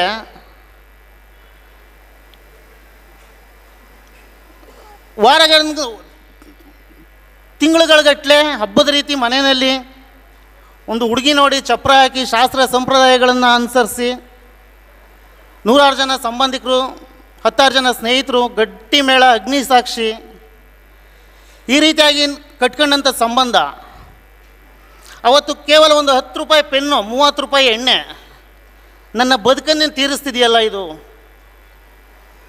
ಅನ್ನುವಂಥ ಯೋಚನೆ ಮಾಡಿ ಅಕ್ಷರಶಃ ಕಣ್ಣೀರು ಹಾಕೊಂಡು ಅಪ್ಲಿಕೇಶನ್ಗೆ ಸೈನ್ ಹಾಕಿ ಆಚೆಗೆ ಬರ್ತೀನಿ. ಅಲ್ಲೊಂದು ಅರಳಿಕಟ್ಟೆ ಹತ್ರ ಒಂದು ಟೀ ಹೋಟ್ಲಿತ್ತು, ಕೋರ್ಟ್ ಆವರಣದಿಂದ ಹೊರಗಡೆ. ಅಲ್ಲಿ ಕೂತ್ಕೋತೀನಿ. ಅಲ್ಲಿವರೆಗೂ ನಾನು ಪಾಸಿಟಿವ್ ಆಗಿ ಯೋಚನೆ ಮಾಡ್ತಿದ್ದೆ, ನಿರಂತರವಾಗಿ ಯೋಜನೆಯ ಕಾರ್ಯಕರ್ತರ ಜೊತೆ ಸಂಪರ್ಕದಲ್ಲಿರ್ತಿದ್ದೆ. ಆದರೆ ಅವತ್ತು ನನಗೆ ನೆಗೆಟಿವ್ ಆಗಿ ಯೋಚನೆ ಮಾಡ್ತಾಯಿದ್ದೀನಿ. ಯಾರಿಗಾದರೂ ಫೋನ್ ಮಾಡಿ ಮಾತಾಡಬೇಕು ಅನ್ನಿಸ್ತಿದೆ, ಯಾರ ಹತ್ರನೂ ಮಾತಾಡೋಕ್ಕಾಗ್ತಿಲ್ಲ. ಜೊತೇಲಿ ಯಾರೂ ಇಲ್ಲ, ಒಬ್ಬನೇ. ನನ್ನ ಪರಿಸ್ಥಿತಿನ ಅವ್ರು ಯಾವ ಪರಿಸ್ಥಿತಿಯಲ್ಲಿ ಇರ್ತಾರೋ ನನ್ನ ಕಥೆನ ಅವ್ರು ಕೇಳುವಂಥ ದರ್ದು ಅವ್ರಿಗೇನಿದೆ ಅನ್ನುವಂಥ ಯೋಚನೆ ನನಗೆ ನಾನೇ ಮಾಡ್ತಾಯಿದ್ದೀನಿ. ಈಗಿರುವಂಥ ಟೈಮಲ್ಲಿ ಒಬ್ಬರು ವಯಸ್ಸಾದ ಹಿರಿಯರೊಬ್ಬರು ಸಿಗ್ತಾರೆ ನನಗೆ. ಭಾಳ ಒಂದು ಅರ್ಧ ಗಂಟೆ ನನಗೂ ಅವ್ರಿಗೂ ಮಾತುಕತೆ ನಡೆಯುತ್ತೆ. ನಾನು ಜೀವನ ಪೂರ್ತಿ ನೆನೆಸ್ಕೊಳ್ಳುವಂಥ ಒಂದು ಮಾತನ್ನು ಹೇಳ್ತಾರೆ ಅವರು. ಏನು ಡೈವರ್ಸ್ಗೆ ಅಪ್ಲೈ ಆಯ್ತಾ ಮಗ ಅಂತ ಕೇಳ್ತಾರೆ. ಹೌದು ಯಜಮಾನ್ರೆ, ಅಪ್ಲೈ ಆಯಿತು. ಅದಕ್ಕೆ ಏನೋ ಆಕಾಶನೇ ಕಳಿಸಿ ತಲೆ ಮೇಲೆ ಬಿದ್ದವಂಥರ ಕೂತಿದೆಯಲ್ಲ. ಅರೆ, ನನ್ನ ವೈವಾಹಿಕ ಬದುಕೆ ಛಿದ್ರ ಆಗ್ತಿದೆ. ನನ್ನ ಜೀವನನೇ ಮುಗಿಯುವಂಥ ಹಂತಕ್ಕೆ ಬರ್ತಿದೆ. ಇವರು ಇದನ್ನು ಕೇವಲವಾಗಿ ವಿಷಯ, ಇಷ್ಟು ಚಿಕ್ಕ ವಿಷಯ ಅಂತಿದ್ದಾರಲ್ಲ ಅಂತ ನಾನು ಅವ್ರನ್ನ ಪ್ರಶ್ನೆ ಮಾಡ್ತೀನಿ. ಇದು ಚಿಕ್ಕ ವಿಷಯನ ನಿಮಗೆ ಅಂತ ಹೇಳಿದಾಗ ಅವರೊಂದು ಮಾತು ಹೇಳ್ತಾರೆ. ಏನು ಕೆಲಸ ಮಾಡೋದು ನೀನು ಅಂತ ಕೇಳ್ತಾರೆ. ವ್ಯವಸಾಯ ನಾನು ಮಾಡೋದು ವ್ಯವಸಾಯ. ಜಮೀನಲ್ಲಿ ಏನು ಹಾಕಿದೆಯಾ ಅನ್ನೋಂಥ ಪ್ರಶ್ನೆ ಕೇಳ್ತಾರೆ. ಆ ಟೈಮಲ್ಲಿ ನಮ್ಮ ಜಮೀನಲ್ಲಿ ಸೌತೆಕಾಯಿ ಹಾಕಿದ್ದೆ, ಸೌತೆ ಗಿಡ ಹಾಕಿದ್ದೀನಿ. ನಿನ್ನ ಜಮೀನಲ್ಲಿ ಬರೀ ಸೌತೆ ಮಾತ್ರ ಬೆಳೀತದ? ಇಲ್ಲ, ಕಳೆ ಕಸ ಕಡ್ಡಿನೂ ಇರುತ್ತೆ. ಅದಕ್ಕೂ ಸೇರಿಸಿ ಪೋಷಣೆ ಮಾಡ್ತೀಯಾ, ನೀರು ಗೊಬ್ಬರಗಳನ್ನು ಕೊಡ್ತೀಯ ಅನ್ನೋಂಥ ಮಾತನ್ನು ಕೇಳ್ತಾರೆ. ಇಲ್ಲ, ಕಳೆಗಳನ್ನು ಕಿತ್ತು ನನಗೇನು ಸೌತೆ ಬೇಕು ಅದಕ್ಕೆ ನಾನು ನೀರು ಗೊಬ್ಬರ ಕೊಟ್ಟು ತಿಂಡಿ ಕೊಟ್ಟು ಪೋಷಣೆ ಮಾಡ್ತೀನಿ ಅನ್ನುವಂಥ ಮಾತನ್ನು ಅವ್ರಿಗೆ ಹೇಳ್ತೀನಿ. ಆಗ ಅವರು ದೇವ್ರನ್ನ ನಂಬ್ತಿ ಅನ್ನೋಂಥ ಮತ್ತೊಂದು ಪ್ರಶ್ನೆ ಕೇಳ್ತಾರೆ. ಅಲ್ಲಿವರೆಗೂ ನಾನು ಯಾವ ದೇವ್ರನ್ನ ನಂಬ್ತಿರ್ಲಿಲ್ಲ. ಯಾಕಂದ್ರೆ ನನ್ನ ಜೀವನ ಹಿಂಗೆ ಆಗೋಗಿತ್ತು, ದೇವರೇ ಕಾರಣ, ನಾನು ಮಾಡಿದಂಥ ತಪ್ಪು ಅನ್ನೋಂಥದ್ದು ನನಗೆ ಅರಿವು ಇರಲಿಲ್ಲ. ದೇವ್ರನ್ನ ನಂಬ್ತಿರ್ಲಿಲ್ಲ. ಈಗ ಒಂದು 8 ತಿಂಗಳಿಂದ ನಂಬ್ತಾ ಇದ್ದೀನಿ, ಅವನೊಬ್ಬನ್ನೇ ನಂಬಿರೋದು ನಾನು ಅಂತ ಮಂಜುನಾಥ ಸ್ವಾಮಿನ ಮನಸ್ಸಲ್ಲಿ ನೆನೆಸ್ಕೊಂಡು ಅವ್ರಿಗೆ ಉತ್ತರ ಕೊಟ್ಟಾಗ ಅವರೊಂದು ಮಾತು ಹೇಳ್ತಾರೆ. ನೀನು ಹೇಗೆ ನಿನ್ನ ಜಮೀನಲ್ಲಿ ನೀನು ಬೆಳೆಯುವಂಥ ಒಂದು ಫಸಲಿನ ಮಧ್ಯೆ ಬೆಳೆಯುವಂಥ ಕಳೆಗಳು, ನೀ ಬೆಳೆಯುವಂಥ ಫಸಲಿಗೆ ಅದರ ಬೆಳವಣಿಗೆಗೆ ಅಡ್ಡಿಯಾಗಿರುವಂಥ ಕಳೆಗಳನ್ನ ಕಿತ್ತು ನಿನಗೆ ಬೇಕಾದಂಥ ಬೆಳೆಗೆ ನೀರು ಗೊಬ್ಬರ ಕೊಟ್ಟು ಪೋಷಣೆ ಮಾಡ್ತೀಯೋ, ಕೃಷಿ ಮಾಡ್ತೀಯೋ, ಹಾಗೆ ನೀನು ನಂಬಿರುವಂಥ ದೇವರು ಆ ಭಗವಂತ ನಿನ್ನ ಬೆಳವಣಿಗೆಗೆ ಅಡ್ಡಿಯಾಗಿರುವಂತಹ ಕಳೆ ಕಸ ಕಡ್ಡಿಗಳನ್ನ ಕಿತ್ತು ನಿನ್ನ ಬದುಕಲ್ಲಿ ಕೃಷಿ ಪ್ರಾರಂಭ ಮಾಡ್ತಿದ್ದಾನೆ ಅಂತ ತಿಳ್ಕೊ. ಅದಕ್ಕೆ ಯಾಕೆ ತಲೆ ಕೆಡ್ಸ್ಕೊಂಡು ಕೂತಿರ್ತೀಯ? ಪ್ರತಿದಿನ ವಿಚ್ಛೇದನಗಳಾಗ್ತಾ ಇರ್ತವೆ ಅಣ್ಣ ತಮ್ಮಂದರಿಗೆ, ಅಕ್ಕ ತಂಗಿಯರಿಗೆ, ಮನೆಯಲ್ಲಿ ಯಾವುದೋ ಒಂದು ವಿಚಾರಕ್ಕೆ. ಆದರೆ ಇದು ಕಾನೂನು ಪ್ರಕ್ರಿಯೆ ಆಗಬೇಕಾದದ್ದು, ಆದ್ದರಿಂದ ನಡೀತಾ ಇರುವಂಥದ್ದು. ತಲೆ ಕೆಡಿಸ್ಕೋಬೇಡ, ಒಳ್ಳೆಯದಾಗುತ್ತೆ ಹೋಗು ಅನ್ನೋಂಥ ಮಾತನ್ನು ಹೇಳ್ತಾರೆ. ಅಲ್ಲಿಂದ ಬಂದ ನಂತರ ಈಗ ನಿರಂತರವಾಗಿ ಶಿಬಿರಗಳಲ್ಲಿ ಪಾಲ್ಗೊಳ್ಳೋದ್ರ ಮೂಲಕ, ವಾರದ ಸಭೆಗಳಲ್ಲಿ ಭಾಗವಹಿಸೋದ್ರ ಮೂಲಕ, ಏನಾದರೂ ಸಮಸ್ಯೆ ಬಂತು ಅಂದರೆ ಕಾರ್ಯಕರ್ತರು ಅಧಿಕಾರಿಗಳನ್ನ ಕೇಳಿಕೊಂಡು ಅವ್ರ ಹತ್ರ ಮಾರ್ಗದರ್ಶನ ಪಡ್ಕೊಂಡು ಕಳೆದ 1.5 ವರ್ಷದಿಂದ ಪಾನಮುಕ್ತ ಜೀವನ ನಡೆಸ್ತಾ ಇದ್ದೀನಿ. ಇದಕ್ಕೆ ಕಾರಣಕರ್ತರಾದಂಥ ಎಲ್ರಿಗೂ ಹೊಂದಿಸ್ತಾ, ಎಲ್ಲರ ಆಶೀರ್ವಾದನೂ ಹೀಗೆ ಇರಲಿ. ಎಲ್ಲರೂ ಪಾನಮುಕ್ತ ಜೀವನ ನಡೆಸಿ. ಯಾಕಂದರೆ ಬಂಧುಗಳೇ, ಈ ಕಾರ್ಯಕ್ರಮಕ್ಕೆ ಖುಷಿಯಿಂದ ನಾವೆಲ್ಲರೂ ಬಂದಿದ್ದೀವಿ. ಕೊನೆಯದಾಗ ಒಂದು ಮಾತಾಡಿ ನಾನು ಮಾತು ಮುಗಿಸ್ತೀರಿ. ಖುಷಿಯಾಗಿ ನಾವೆಲ್ಲರೂ ಬಂದಿದ್ದೀವಿ. ಇವತ್ತು ನೀವೆಲ್ಲ ನಿಮ್ಮ ಕುಟುಂಬದ ಸಮೇತ, ಹೆಂಡತಿ ಮಕ್ಕಳ ಸಮೇತ ಕೂತಿದ್ದೀರಾ. ನಿನ್ನೆ ನೀವು ಬಂದರೆ ಫ್ಯಾಮಿಲಿ ಸಮೇತ ಬಂದಿದ್ದೀರಾ, ಇವತ್ತು ನಿಮ್ಮ ಕುಟುಂಬ ಸಮೇತ ಮತ್ತೆ ನಿಮ್ಮ ಊರುಗಳಿಗೆ ಸೇರ್ಕೋತೀರಾ, ನಿಮ್ಮ ಮನೆಗಳಿಗೆ ಸೇರ್ಕೋತೀರಾ. ಆದರೆ ನಾನು ನಿನ್ನೆ ಬಂದಾಗ ನಾನು ಒಬ್ಬನೇ, ಇವತ್ತು ವಾಪಸ್ ಹೋಗಬೇಕಾದ್ರೂ ನಾನು ಒಬ್ಬನೇ. ನನ್ನ ಪರಿಸ್ಥಿತಿ ಮತ್ತೆ ಯಾರಿಗೂ ಬರೋದು ಬೇಡ. ಹಾಗಾಗಿ ತಮ್ಮಲ್ಲಿ ಕೈ ಜೋಡಿಸಿ ವಿನಂತಿ ಮಾಡ್ಕೋತೀನಿ, ಮತ್ತೆ ಅದ್ರ ಸವಾಸ ಬೇಡ, ಹೊಸ ಪ್ರಾರಂಭ ಸಿಕ್ಕಿದೆ, ಹಳೆ ತಪ್ಪುಗಳನ್ನ ಮಾಡೋದು ಬೇಡ ಅನ್ನೋಂಥ ಮಾತುಗಳನ್ನ ಕೇಳ್ಕೊಳ್ತಾ ನನ್ನ ಈ ನೆಮ್ಮದಿ ಬದುಕಿಗೆ ಕಾರಣಕರ್ತರಾದಂಥ ಪೂಜ್ಯ ಕಾವಂದರಿಗೆ ಮತ್ತೆ ನಮಸ್ಕರಿಸ್ತಾ ನನ್ನ ಮಾತಿಗೆ ಪೂರ್ಣ ವಿರಾಮ ಇಡ್ತೀನಿ.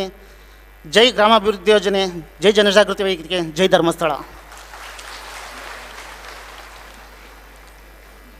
ಬೆಳಗಾಂ ಜಿಲ್ಲೆಯ ಹಿರೇಬಾಗೇವಾಡಿ ತಾಲೂಕಿನ ಪಡಿಬಸವೇಶ್ವರ ದೇವಸ್ಥಾನದಲ್ಲಿ ನಡೆದ ಮಧ್ಯವರ್ಜನ ಶಿಬಿರದಲ್ಲಿ ಭಾಗವಹಿಸಿ ಪಾನಮುಕ್ತ ಜೀವನ ನಡೆಸುತ್ತಿರುವ ಜಗದೀಶ್ ಅವರ ಮಡದಿ ಶ್ರೀಮತಿ ಶೈಲಾ ಜಗದೀಶ್ ಇವರಿಂದ ಅನಿಸಿಕೆ.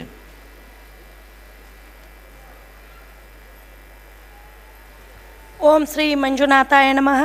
ತಳಸಾನ್ನಿಧ್ಯ ದೇವರಾದ ಮಂಜುನಾಥ ಸ್ವಾಮಿ ಹಾಗೂ ಅಣ್ಣಪ್ಪ ಸ್ವಾಮಿಯನ್ನು ಮನಸ್ಸಲ್ಲಿ ಸ್ಮರಿಸುತ್ತಾ ಹಾಗೂ ನಡೆದಾಡುವ ದೇವರಾದ ಪೂಜ್ಯ ಕಾವಂದರು ಹಾಗೂ ಅಮ್ಮನವರ ಪಾದಕಮಲಗಳಿಗೆ ನಮಸ್ಕರಿಸುತ್ತಾ ಈ ಮಧ್ಯವರ್ಜನ ಶಿಬಿರದ ಬಗ್ಗೆ ನನ್ನ ಒಂದೆರಡು ಅನಿಸಿಕೆಗಳನ್ನು ನಿಮ್ಮ ಮುಂದೆ ಹಂಚಿಕೊಳ್ಳುತ್ತೇನೆ. ಈ ಮಧ್ಯವರ್ಜನ ಶಿಬಿರ ನಡೆಯುವುದಕ್ಕಿಂತ ಪೂರ್ವದಲ್ಲಿ ನಾನು ಏನಾದರೂ ಮನೆಯಿಂದ ಹೊರಗಡೆ ಹೋದರೆ ಕೆಲಸಕ್ಕೆ ಹೋಗುವ ಸಮಯದಲ್ಲಿ ನನ್ನನ್ನು ನಮ್ಮ ಅಕ್ಕಪಕ್ಕದ ಮನೆಯವರು ನೋಡುವ ರೀತಿಯೇ ಬೇರೆ ಇತ್ತು. ಏನಪ್ಪ ಇವಳು ಒಂದು ಹೊಸ ಬಟ್ಟೆ ಹಾಕಿಕೊಂಡರೂ ಮುಜುಗರ, ಇವಳು ಇಂಥ ಹೊಸ ಬಟ್ಟೆ ಹಾಕಿಕೊಳ್ಳುತ್ತಾಳೆ, ಇವಳ ಗಂಡ ಅಲ್ಲಿ ಇಲ್ಲಿ ಕುಡಿದು ಬೀಳುತ್ತಾನೆ, ಏನಪ್ಪ ಇದು ಎಂದು ನೋಡುತ್ತಿದ್ದರು. ಆದರೆ ಈ ಮಧ್ಯವರ್ಜನ ಶಿಬಿರ ನಡೆದ ಆದ ಮೇಲೆ ಈ ಜಗದೀಶ್ ಅವರು ಇವರೇನಾ ಎಂದು ಮಾತನಾಡಿಕೊಳ್ಳುತ್ತಿದ್ದಾರೆ. ಇದಕ್ಕೆಲ್ಲ ಮೂಲ ಕಾರಣ ನಮ್ಮ ಪೂಜ್ಯರು ಹಾಗೂ ಅಮ್ಮನವರು ನಡೆಸಿಕೊಟ್ಟ ಮಧ್ಯವರ್ಜನ ಶಿಬಿರವೇ ಕಾರಣ. ಮತ್ತು ನಾನು ನಿಮ್ಮ ಮುಂದೆ ತಲೆ ಎತ್ತಿ ಮಾತನಾಡುತ್ತಿದ್ದೇನೆ ಎಂದರೆ ಅದಕ್ಕೆ ಮೂಲ ಕಾರಣವೇ ಅಮ್ಮನವರು ಹಾಗೂ ಪೂಜ್ಯರು. ಈ ಮಧ್ಯವರ್ಜನ ಶಿಬಿರ ನಡೆದ ಮೇಲೆ ನನ್ನ ಬದುಕಿನ ದಿಕ್ಕೇ ಬದಲಾಗಿದೆ. ನಮ್ಮ ಮನೆಯಲ್ಲಿ ಮೊದಲಿಗೆ ನಮ್ಮ ಮನೆಯಲ್ಲಿ ಸ್ಮಶಾನದ ವಾತಾವರಣವಿತ್ತು. ದಿನ ಜಗಳ, ಹೊಡೆದಾಟ, ಅದೇ ಉಪವಾಸ ಮಲಗುವುದು. ನನ್ನ ಕೆಲಸ ಮುಗಿಸಿ ಸಾಯಂಕಾಲ ಮನೆಗೆ ಹೋಗಬೇಕೆಂದರೆ ನನಗೆ ತುಂಬ ಬೇಜಾರಾಗುತ್ತಿತ್ತು. ಯಾಕಂದರೆ ಮತ್ತು ಅದೇ ಜಗಳ, ಅದೇ ಕದನ, ಅದೇ ಮುಖ ನೋಡಬೇಕೆಂದು ಬಹಳಷ್ಟು ಮನಸ್ಸಲ್ಲಿ ನೊಂದುಕೊಳ್ಳುತ್ತಿದ್ದೆ. ನನ್ನ ಮಗಳಿಗಂತೂ ತನ್ನ ತಂದೆ ಮನೆಗೆ ಬರುವ ವಿಷಯ ತಿಳಿದರಂತೂ ಮುಗಿದೇ ಹೋಯಿತು, ತುಂಬ ಹೆದರುತ್ತಿದ್ದಳು. ಆದರೆ ಈಗ ಮನೆಯಲ್ಲಿ ನಾನಿಲ್ಲದಿದ್ದರೂ ಚಿಂತೆ ಇಲ್ಲ, ಅವಳಿಗೆ ಅವಳ ತಂದೆಯೇ ಇರಬೇಕು. ಇದಕ್ಕೆಲ್ಲ ಕಾರಣ ಅಮ್ಮನವರು. ಈ ಮಧ್ಯವರ್ಜನ ಶಿಬಿರ ಇನ್ನಷ್ಟು ಮತ್ತಷ್ಟು ನಡೆಸಲಿ ಅಂತ ಅಮ್ಮನವರಲ್ಲಿ ಹಾಗೂ ಪೂಜ್ಯರಲ್ಲಿ ಕೇಳಿಕೊಳ್ಳುತ್ತೇನೆ. ಇಷ್ಟು ಹೇಳಿ ನನ್ನ ಮಾತನ್ನು ಮುಗಿಸುತ್ತೇನೆ. ಅಭಿನಂದನೆಗಳು. ಅತ್ಯಂತ ತಾಳ್ಮೆ, ಸಹನೆ, ಸರಳತೆ, ಮೇಧಾಶಕ್ತಿ, ಅದ್ಭುತ ಪ್ರತಿಮೆ, ಮಾತೃಹೃದಯ, ಕರುಣಾಮೂರ್ತಿ, ಇದರ ಪ್ರತಿರೂಪವಾಗಿರುವ ವಾತ್ಸಲ್ಯಮಯಿ ಮಾತೃಶ್ರೀ ಹೇಮಾವತಿ ಹೆಗ್ಗಡೆಯವರು ಈ ಕಾರ್ಯಕ್ರಮದ ಉದ್ಘಾಟಕರು ಆದಂತಹ ಡಾಕ್ಟರ್ ಹೇಮಾವತಿ ವಿ ಹೆಗ್ಗಡೆಯವರು ಇವರಿಂದ ಉದ್ಘಾಟನಾ ಮಾತು. ಮಾತೃಶ್ರೀ ಅಮ್ಮನವರಿಂದ ಇದೀಗ ಉದ್ಘಾಟನಾ ಮಾತು.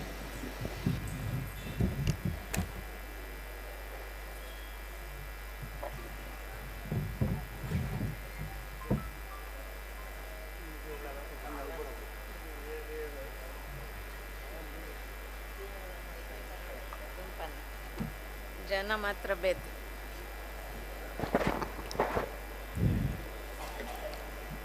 ಓಂ ಶ್ರೀ ಮಂಜುನಾಥಾಯ ನಮಃ. ಸ್ವಲ್ಪ ಹಿಂದೆ ಇವತ್ತು ಜನಜಾಗೃತಿ ವೇದಿಕೆ ಪದಾಧಿಕಾರಿಗಳ ಸಹಮಿಲನ ಮತ್ತು ವ್ಯಸನ ಮುಕ್ತರ ಕುಟುಂಬೋತ್ಸವ ಕಾರ್ಯಕ್ರಮದಲ್ಲಿ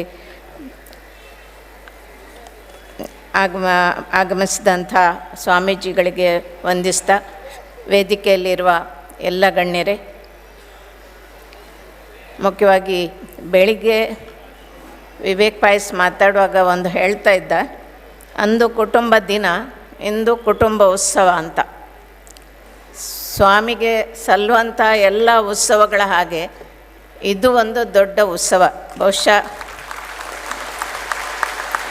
ಇದರಿಂದ ಸ್ವಾಮಿಗೆ ತುಂಬ ಸಂತೋಷ ಆಗಿರ್ಬೋದು. ಯಾಕೆಂದರೆ ಇಷ್ಟೊಂದು ಜನ ಇವತ್ತು ಕುಡಿತ ಬಿಟ್ಟು ಇಲ್ಲಿ ಬಂದು ಈ ಕಾರ್ಯಕ್ರಮದಲ್ಲಿ ಮಾತಾಡಿ ಎಷ್ಟು ಒಳ್ಳೆಯ ಮಾತುಗಳನ್ನು ಹೇಳಿದರು. ಆಶ್ಚರ್ಯ ಆಗುತ್ತೆ ನನಗೆ. ನಾನು ಅನೇಕ ಸಲ ನೋಡ್ತೇನೆ, ಹೆಂಗಸರು ತಲೆ ಮೇಲೆ ಬ್ಯಾಗ್ ಇಟ್ಕೊಂಡಿರ್ತಾರೆ, ಕೈಯಲ್ಲಿ ಮಗು ಹಿಡ್ಕೊಂಡಿರ್ತಾರೆ, ಇನ್ನೊಂದು ಕೈಯಲ್ಲಿ ಇನ್ನೊಂದು ಮಗು ಹಿಡ್ಕೊಂಡಿರ್ತಾರೆ. ಗಂಡ ಸಲೀಸಾಗಿ ಹೋಗ್ತಾ ಇರ್ತಾನೆ. ಇವತ್ತು ಗಂಡ ಮಗು ಹಿಡ್ಕೊಂಡಿದ್ದ.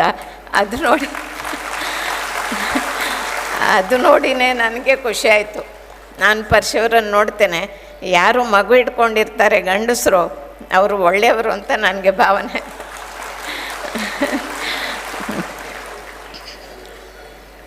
ಬಹಳಷ್ಟು ಜನ ಹೇಳಿರ್ತಾರೆ ಮೊದಲೇ, ನಮ್ಮವರು ಜನಜಾಗೃತಿ ಕಾರ್ಯಕ್ರಮದವರು ಹೇಳೋದಲ್ಲ, ಮನೆಯವರು, ಹಿರಿಯವರು, ಹೆಂಡತಿ, ಮಕ್ಕಳು ಎಲ್ಲರೂ ಕುಡಿಬೇಡಿ ಅಂತ ಹೇಳ್ತಾನೆ ಇರ್ತಾರೆ.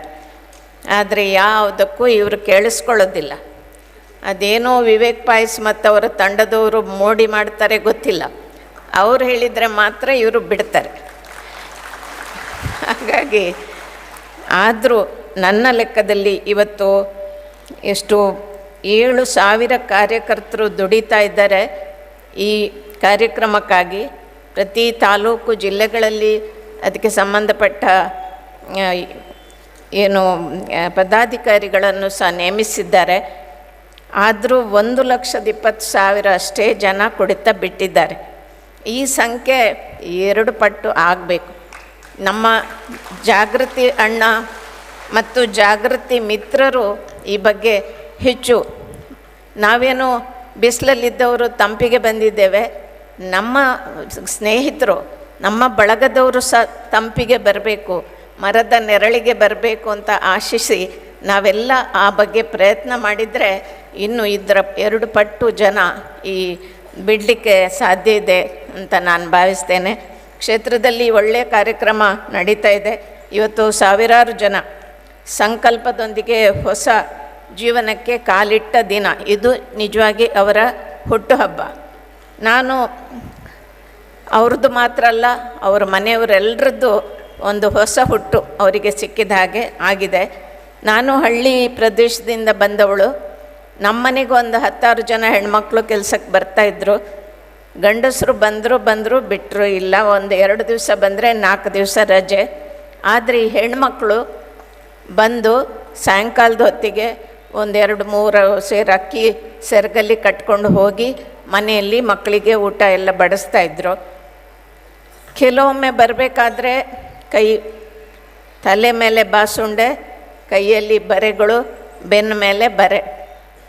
ಏನು ಅಂತ ಕೇಳಿದರೆ ಗಂಡನ ಉಡುಗಿರೆ ಹೊಡೆತ ಕುಡಿದು ಬಂದು ಅದನ್ನೇನಾದರೂ ಅವರು ಅಮ್ಮನ ಮುಂದೆ ಬಾಯಿ ಬಿಟ್ಟರೆ ಬಾಕಿ ಹೆಂಗಸರು ಬೈತಾಯಿದ್ರು.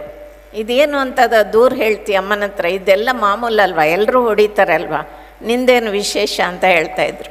ಅಂದರೆ ಹೆಣ್ಮಕ್ಳಿಗೆ ಹೊಡೆಯೋದು ಅದೇನು ವಿಶೇಷ ಅಲ್ಲ ಅಂತ ಭಾವಿಸ್ಕೊಂಡಿದ್ರು. ಅಂಥ ಒಂದು ಪರಿಸ್ಥಿತಿಯಲ್ಲಿ ನಮ್ಮ ಹೆಣ್ಮಕ್ಳಿದ್ದಿದ್ರು. ಆದರೆ ಯಾವಾಗ ಗಂಡನಿಗೆ ಅನಾರೋಗ್ಯ ಆಗುತ್ತೆ, ಯಾವಾಗ ಗಂಡ ಕುಡಿದು ಒಂದು ಕಡೆ ಬಿದ್ದು ಅವನಿಗೆ ಚಿಕಿತ್ಸೆ ಬೇಕು, ಆಗ ಅವ್ರ ಕಿವಿದ್ದು ಅವ್ರ ಕರಿಮಣಿ ಎಲ್ಲ ತೆಗೆದು ಅಮ್ಮನ ಹತ್ರ ಕೊಡ್ತಾಯಿದ್ರು, ದುಡ್ಡು ತಗೊಂಡು ಹೋಗ್ತಾಯಿದ್ರು.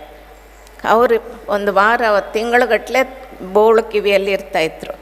ಇಂಥ ಹೆಂಗಸರು ಹೆಣ್ಮಕ್ಳು ನಮ್ಮ ದೇಶದಲ್ಲಿ ಮಾತ್ರ ಇರಲಿಕ್ಕೆ ಸಾಧ್ಯ ಅಂತ ನಾನು ಭಾವಿಸ್ತೇನೆ.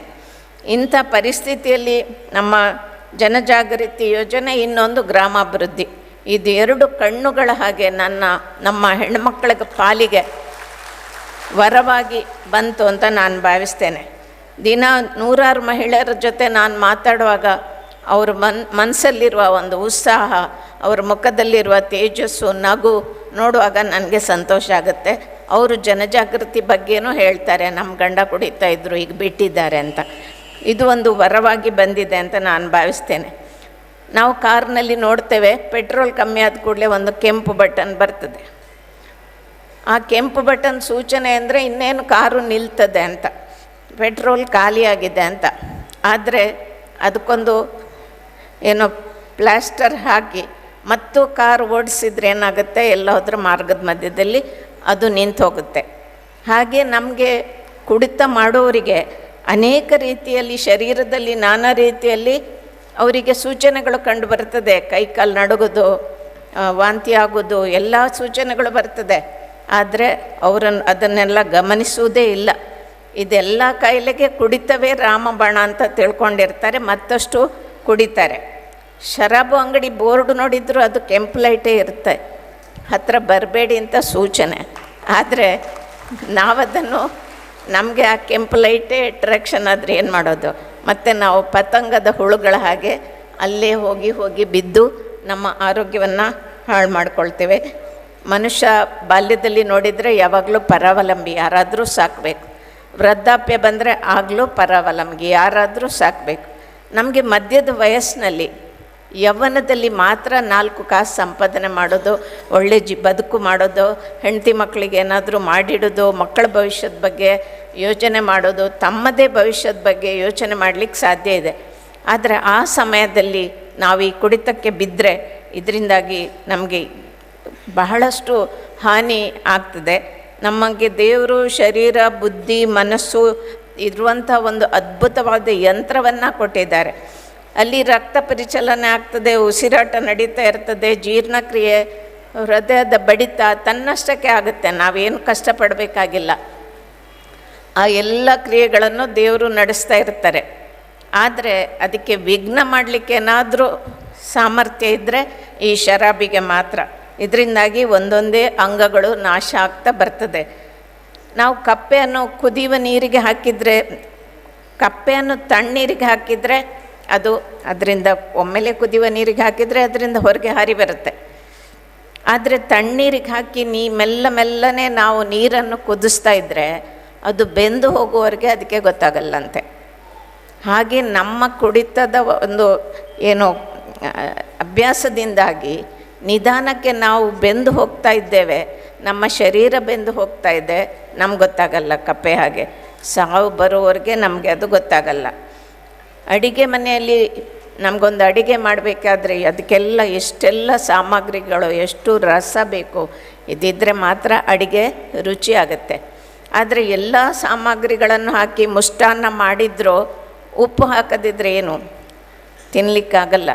ಹಾಗೆ ಮನೆಯಲ್ಲಿ ಗಂಡಸರು, ಗಂಡ, ಮಗ ಅವರು ಸರಿಯಾಗಿಲ್ಲದಿದ್ದರೆ ನಾವು ಯಾರನ್ನಾದರೂ ಯಾವುದೇ ಮನೆಯಲ್ಲಿ ಸಡಗರ ಸಂಭ್ರಮ ಇರಲಿಕ್ಕೆ ಸಾಧ್ಯ ಇಲ್ಲ. ಒಂದು ಸಲ ನಮ್ಮ ರತ್ನಮಾನಸಕ್ಕೆ ಒಬ್ಬರು ತಂದೆ ಮಗನನ್ನು ಹುಡ್ಕೊಂಡು ಬಂದಿದ್ದರು. ಅವನಲ್ಲೇ ಇದ್ದ, ನನ್ನ ಮಗ ಅಲ್ಲಿದ್ದಾನೆ ಕರೀರಿ ಅಂದರೆ ಅವನು ಬರ್ತಾಯಿಲ್ಲ. ಅವ್ರು ನಮ್ಮ ಅಪ್ಪನೇ ಅಲ್ಲ ಅಂತ ಹೇಳಿದ. ಯಾಕೆಂದರೆ ಅಲ್ಲಿ ಬರುವಾಗಲೂ ಕುಡ್ಕೊಂಡು ಬಂದಿದ್ದರು. ಮಗನಿಗೆ ನಾಚಿಕೆ ಆಯಿತು ಅವರನ್ನ ಅಪ್ಪ ಅಂತ ಹೇಳಲಿಕ್ಕೆ. ಹಾಗೆ ಹೆತ್ತವರಿಗೆ ಮಕ್ಕಳನ್ನು ಹೇರೋದು ಸುಲಭ, ಆದರೆ ಮಕ್ಕಳ ಬಾಯಲ್ಲಿ ನನ್ನ ಅಪ್ಪ ಅಂತ ಹೇಳಿಸ್ಕೊಳ್ಳೋದು, ನನ್ನ ಅಪ್ಪನ ಬಗ್ಗೆ ಗೌರವ ಪಡೋದು ಅದು ಬಹಳ ಕಷ್ಟ ಇದೆ. ಪ್ರಾಣಿ ಪಕ್ಷಿಗಳನ್ನು ನೋಡಿ ನಾವು ಗೂಡು ಕಟ್ಟಿ ಅವುಗಳಿಗೆ ಆಹಾರ ಬಾಯಿಗೆ ಕೊಟ್ಟು ಮತ್ತು ಅವುಗಳಿಗೆ ಹಾರಲಿಕ್ಕೆ ಕಲಿಸಿ, ಒಂದು ಹುಲಿ ಆದರೂ ಮೊದಲು ತಂದು ಮಗುವಿಗೆ ಕೊಡುತ್ತೆ ಮರಿಗೆ, ಆಮೇಲೆ ಬೇಟೆ ಆಡಲಿ ಅಂತ ಬಿಡುತ್ತೆ, ಅದೇ ಬೇಟೆ ಆಡಿ ಸಂಪಾದನೆ ಮಾಡಿಕೊಳ್ಳಿ ಅಂತ. ಹಾಗೆ ನಾವು ಮಕ್ಕಳನ್ನು, ಅಷ್ಟು ಪ್ರಾಣಿ ಪಕ್ಷಿಗಳು ಮಕ್ಕಳನ್ನು ಬೆಳೆಸಬೇಕಾದ್ರೆ ನಾವು ಮಕ್ಕಳ ಭವಿಷ್ಯದ ಬಗ್ಗೆ ಯೋಚನೆನೇ ಮಾಡಲ್ಲ ಅಂದರೆ ನಾವು ಮನುಷ್ಯರಾಗಿ ಹುಟ್ಟಿ ಏನು ಪ್ರಯೋಜನ?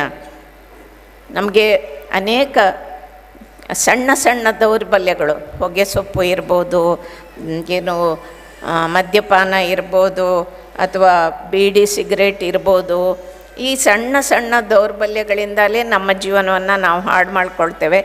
ಇದರಿಂದಾಗಿ ಅನೇಕ ಸಲ ಮಾನಹಾನಿ, ಧನಹಾನಿ, ಪ್ರಾಣಹಾನಿ ಎಲ್ಲವೂ ಆಗಲಿಕ್ಕೆ ಸಾಧ್ಯ ಇದೆ. ಈ 3 ಆಗಲಿಕ್ಕೆ ಸಾಧ್ಯ ಇದೆ.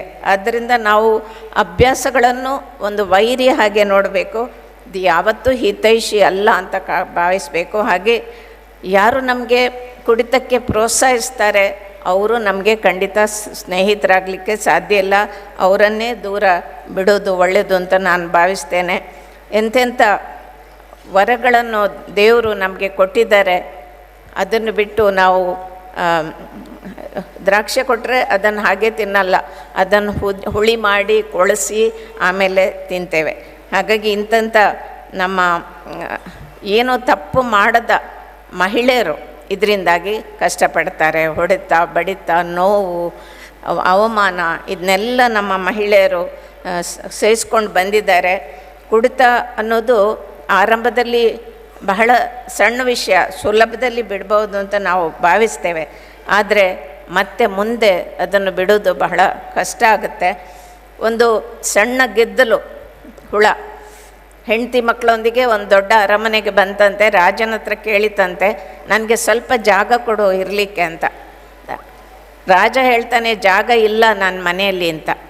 ಏನು ಇಷ್ಟು ದೊಡ್ಡ ಅರಮನೆ ಇದೆ, ನಾವೇನು ಇಷ್ಟು ಸಣ್ಣ ಹುಳು, ನಮಗೊಂದು ಜಾಗ ಕೊಡಲಿಕ್ಕಾಗಲ್ವಾ ಅಂತ ಕೇಳಿದ ಮೇಲೆ ಸರಿ ಅಂತ ರಾಜ ಜಾಗ ಕೊಡ್ತಾನೆ. ಆ ಗೆದ್ದಲು ಹುಳುಗಳು 2 ವರ್ಷದಲ್ಲಿ ಅರಮನೆಯ ತೊಲೆಗಳನ್ನು ನಾಶ ಮಾಡಲಿಕ್ಕೆ ಶುರುವಾಯಿತು. ಒಂದೊಂದೇ ತೊಲೆಗಳು ಕಳಚಿ ಬೀಳಲಿಕ್ಕೆ ಶುರುವಾಯಿತು. ನಾವು ಹೇಳ್ತೀವಿ ಆ ಮರಕ್ಕೆ ಗೆದ್ದಲು ಹಿಡಿದಿದೆ ಅಂತ. ಯಾಕೆಂದರೆ ಅದು ಒಳಗಿಂದೊಳಗೆ ಕೆಲಸ ಮಾಡೋದು ನಮಗೆ ಗೊತ್ತೇ ಆಗೋದಿಲ್ಲ. ಅಂಥ ಗೆದ್ದಲು ಹಿಡಿದಂಥ ಜನರನ್ನು ಅದನ್ನು ಗೆದ್ದಲು ತೆಗೆದು ಅವರನ್ನು ಆರೋಗ್ಯವಂತರಾಗಿ ನಿರೋಗಿಗಳಾಗಿ ಮಾಡಲಿಕ್ಕೆ ನಮ್ಮ ವೇದಿಕೆಯವರು ಶ್ರಮಿಸ್ತಾ ಇದ್ದಾರೆ. ಇದು ಸಂಕಲ್ಪ ಇವತ್ತು ಗಟ್ಟಿಯಾದಾಗ ಇದು ಸಾಧ್ಯ ಆಗುತ್ತೆ. ಒಂದು ಆಣೆಯನ್ನು ಚಿಕ್ಕಂದಿರುವಾಗ ಸಣ್ಣ ಒಂದು ಹಗ್ಗದಲ್ಲಿ ಕಟ್ಟಿರ್ತಾರೆ, ಆದರೆ ದೊಡ್ಡದಾದ ಮೇಲೂ ಅದು ಹಗ್ಗದಲ್ಲಿ ಕಟ್ಟಿ ಹಾಕಿದ್ದಾರೆ ಅಂತ ಭಾವಿಸ್ಕೊಂಡಿರುತ್ತೆ. ಅದಕ್ಕೆ ಸುಲಭವಾಗಿ ಬಿಡಿಸ್ಲಿಕ್ಕೆ ಸಾಧ್ಯ ಇದೆ, ಆದರೆ ಅದರ ಮನಸ್ಸಲ್ಲಿ ಹಗ್ಗದಲ್ಲಿ ಕಟ್ಟಿ ಹಾಕಿದ್ದಾರೆ ಅಂತ. ಇಂಥ ಆನೆಗಳಂಥ ಒಂದು ಮನಸ್ಸುಳ್ಳವರು, ಸಂಕಲ್ಪ ಶಕ್ತಿ ಇರುವಂಥವರು ನಾವು ಇದನ್ನು ಸುಲಭವಾಗಿ ನಾವು ಬಿಡಿಸ್ಕೊಂಡು ಹೋಗಲಿಕ್ಕೆ ಸಾಧ್ಯ ಇದೆ. ಒಬ್ಬ ಕುಂಬಾರ ಮಣ್ಣಿನಿಂದ ಹೊಗೆ ಸೊಪ್ಪು ಸೇದುವಂಥ ನಳಿಗೆಯನ್ನು ಮಾಡ್ತಾ ಇದ್ನಂತೆ. ಅದಕ್ಕೆ ಗೆಂಡ ಹಾಕಬೇಕು, ಹೊಗೆ ಸೊಪ್ಪು ಹಾಕಬೇಕು, ಎಲ್ಲರೂ ಬಾಯಲ್ಲಿ ಇಟ್ಕೊಂಡು ಸೇದೋದು. ಅದನ್ನು ಮಾಡ್ತಾ ಮಾಡ್ತಾ ಒಂದು ದಿವಸ ಅವನಿಗೆ ಅನ್ನಿಸ್ತು, ಯಾಕೆ ಹೊಗೆ ಸೊಪ್ಪು ಮಾಡುವ ಕೊಳವೆ ಮಾಡಬೇಕು, ನಾನೊಂದು ಮಡಿಕೆ ಮಾಡಿದರೆ ಅದರಲ್ಲಿ ತಂಪಾದ ನೀರು ಇಡ್ಬೋದಲ್ವ ಅಂತ ಯೋಚನೆ ಮಾಡಿ ಮಡಿಕೆ ಮಾಡ್ತಾನೆ. ಆ ಮಣ್ಣು ಕೇಳುತ್ತೆ, ಯಾಕೆ ಹೊಗೆ ಸೊಪ್ಪು ಮಾಡ್ತಾ ಇದ್ದವ ಮಡಿಕೆ ಮಾಡಿದ್ದಿ ಅಂತ. ನಾನು ಮನಸ್ಸು ಬದಲಾಯಿಸಿದೆ ಅಂತ ಹೇಳ್ತಾನೆ ಕುಂಬಾರ. ನೀನು ಮನಸ್ಸು ಬದಲಾಯಿಸಿದಿ, ನನ್ನ ಬದುಕೇ ಬದಲಾಯಿತು, ನನ್ನ ಜೀವನವೇ ಬದಲಾಯಿತು. ಯಾರ್ಯಾರ ಬಾಯಿಗೆ ಹೊಲಸು ಬಾಯಿಗೆ ನಾನು ಹೋಗ್ತಾ ಇದ್ದೆ, ನಾನು ಬೇಯ್ತಾ ಇದ್ದೆ, ಯಾಕೆಂದರೆ ಗೆಂಡ ಹಾಕ್ತಾಯಿದ್ರು, ಅವರ ಶರೀರನೂ ಬೇಯಿಸ್ತಾ ಇದ್ದೆ. ಆದರೆ ಈಗ ನೀನು ಮಡಿಕೆ ಮಾಡಿರೋದ್ರಿಂದ ನಾನು ಯಾವಾಗಲೂ ತಂಪಾಗಿರ್ತೇನೆ, ಯಾರು ನನ್ನಿಂದ ನೀರು ಕುಡಿತಾರೆ ಅವರನ್ನು ತಂಪಾಗಿ ಇಟ್ಕೊಳ್ತೇನೆ. ಇದು ನಿನ್ನ ಒಂದು ದೃಷ್ಟಿ ಬದಲಾದ್ರಿಂದ ನನ್ನ ಬದುಕು ಬದಲಾಯಿತು, ನನ್ನ ಜೀವನವೇ ಬದಲಾಯಿತು ಅಂತ ಮಣ್ಣು ಹೇಳ್ತದಂತೆ. ಹಾಗೆ ನಮ್ಮ ಕುಡಿತ ನಿಮಗೆ ಶಾಪ ಆಗಿತ್ತು, ಅದನ್ನು ಬಿಟ್ಟಿರೋದ್ರಿಂದ ನಿಮಗೆ ಮಾತ್ರ ಅಲ್ಲ, ಮನೆ ಮಂದಿಗೆಲ್ಲರಿಗೂ ಒಂದು ವಿಮೋಚನೆ ಆದ ಹಾಗೆ ಆಗಿದೆ. ಇವತ್ತು ತನ್ನ ಕ್ಷೇತ್ರದಲ್ಲಿ ಒಬ್ಬ ಬಂದಿದ್ದ, ಭಾಳ ವರ್ಷಗಳ ಹಿಂದೆ ಅವನು ಜೀಪ್ನಲ್ಲಿ ಬಂದವ ಕಾವಂದ್ರಿಗೆ ಜೋರಲ್ಲಿ ಹೇಳ್ತಾನೆ, ಏನು ಸ್ವಾಮಿ ತುಂಬ ಲೇಟಾಗಿ ಕಳಿಸಿದ್ರು ನಮ್ಮೂರಿಗೆ ಜನಜಾಗೃತಿಯನ್ನು, ಸ್ವಲ್ಪ ಬೇಗ ಕಳಿಸಿದ್ರೆ ನಾನಿವತ್ತು ಕಾರಲ್ಲೇ ಬರ್ತಾ ಇದ್ದೆ ಅಂತ ಹೇಳ್ತಾ ಇದ್ದ. ಹಾಗೆ ನಿಮ್ಮಲ್ಲಿಗೆ ಬಂದಿದ್ದಾರೆ, ಇದು ತುಂಬ ಲೇಟಾಗಿದೆ, ಇನ್ನಷ್ಟು ಬೇಗ ಬಂದಿದ್ದರೆ ಬಹುಶಃ ನೀವು ಇಷ್ಟರಲ್ಲಿ 2 ಮಾಳಿಗೆ ಮನೆ ಕಟ್ಟಿಸ್ತಿದ್ರೆ ಏನೋ ಅಂತ. ಅಂತೂ ಇವತ್ತು ಬಂದ ಒಂದು ಏನು ವರದಾನವಾಗಿ ನಿಮಗೆ ಬಂದಿದೆ, ಅದನ್ನು ನೀವು ತಗೊಂಡು ನಿಮ್ಮಲ್ಲಿ ನಿಮ್ಮ ಬದುಕನ್ನು ಬದಲಾಯಿಸ್ಕೊಳ್ಳಿ. ಮತ್ತು ನಿಮ್ಮ ಏನು ಮನೆಯವರಿರ್ತಾರೆ, ನಿಮ್ಮ ಮಕ್ಕಳಿರ್ತಾರೆ, ಅವರ ಭವಿಷ್ಯವನ್ನು ಬದಲಾಯಿಸ್ಕೊಂಡು ಈ ಒಂದು ಸಂದರ್ಭದಲ್ಲಿ, ಕಾರ್ತಿಕ ಮಾಸದಲ್ಲಿ ದೀಪೋತ್ಸವದ ಸಂದರ್ಭದಲ್ಲಿ ಸ್ವಾಮಿ ಎದುರು ನೀವು ಮಾಡುವಂಥ ಸಂಕಲ್ಪ ಅದು ಅಖಂಡವಾಗಿರಲಿ ಅಂತ ಹೇಳ್ತಾ ನನ್ನ ಮಾತು.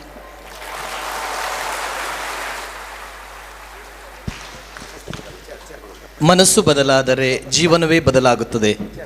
ಮದ್ಯಪಾನದ ಭ್ರಮಾಲೋಕದಿಂದ ನಾವೆಲ್ಲ ಹೊರಬಂದಾಗ ಮಾತ್ರ ಸಾಮರಸ್ಯದ ಜೀವನ ಸುಲಭ ಸಾಧ್ಯ ಎನ್ನುವಂತಹ ಅತ್ಯುತ್ತಮವಾದಂತಹ ಆಶೀರ್ವಾದದ ಮಾತುಗಳನ್ನು ಹೇಳಿದ ಮಾತೃಶ್ರೀ ಅಮ್ಮನವರಿಗೆ ಅಭಿನಂದನೆಗಳನ್ನು ಸಲ್ಲಿಸ್ತಾ ಇದ್ದೇನೆ.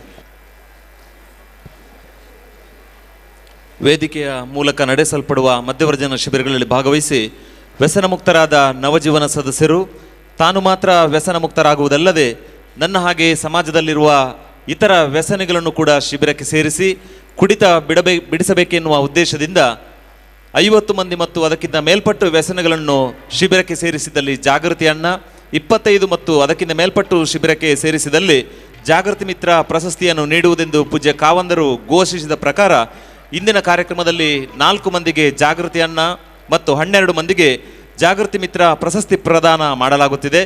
ಈ ಕಾರ್ಯಕ್ರಮವನ್ನು ನಮ್ಮೆಲ್ಲರ ಮಾರ್ಗದರ್ಶಕರು, ವೇದಿಕೆಯ ಸಂಚಾಲಕರು ಆಗಿರುವಂತಹ ಡಾಕ್ಟರ್ LH ಮಂಜುನಾಥ್ ಸರ್ ಅವರು ನೆರವೇರಿಸಿಕೊಡ್ಬೇಕಾಗಿ ವಿನಂತಿಸ್ಕೊಳ್ತಾ ಇದ್ದೀವಿ.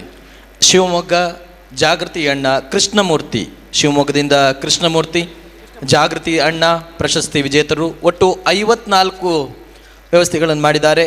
ಹುಣಸೂರು KR ನಗರ ಚಂದ್ರಕುಮಾರ್ ಹುಣಸೂರು ಜಾಗೃತಿ ಅಣ್ಣ. ದಕ್ಷಿಣ ಕನ್ನಡ ಪುತ್ತೂರು ಸೀತಾರಾಮ ಎಂ ಜಾಗೃತಿ ಅಣ್ಣ ಪ್ರಶಸ್ತಿ. ಅತನಿ ಮೂಡಲಗಿ ಶಿವಪ್ಪ ಲಕ್ಷ್ಮಣ ಮದಿಹಳ್ಳಿ, ಮೂಡಲಗಿ ಸಿದ್ದಪ್ಪ ಪದ್ಮಪ್ಪ ದಡ್ಡಿ, ಮಂಡ್ಯ ಪಾಂಡವಪುರ ಶ್ರೀ ಧನಂಜಯ್ ವಿಜೆ, ಚಿಕ್ಕಮಗಳೂರು ತರೀಕೆರೆ ನಾಗರಾಜ್, ಜಗಳೂರು ಹರಿಪುರ ಬಸವರಾಜ್ ಕೆ, ಉಡುಪಿ ಕಾರ್ಕಳ ಸುಧಾಕರ್ ನಾಯ್ಕ, ಉತ್ತರ ಕನ್ನಡ ಬೈಂದೂರು ರಮೇಶ್,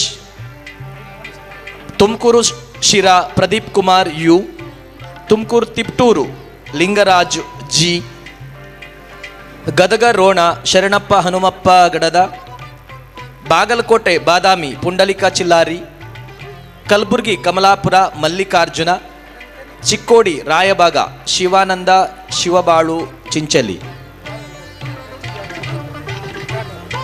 ಒಟ್ಟು 4 ಜನ ಜಾಗೃತಿ ಅಣ್ಣ ಪ್ರಶಸ್ತಿ.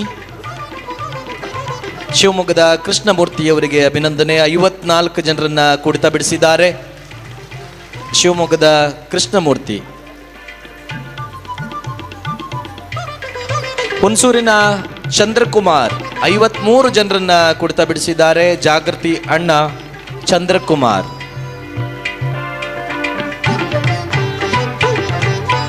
ಪುತ್ತೂರಿನ ಸೀತಾರಾಮ ಎಂ 65 ಜನರನ್ನ ಕುಡಿತ ಬಿಡಿಸಿದ್ದಾರೆ.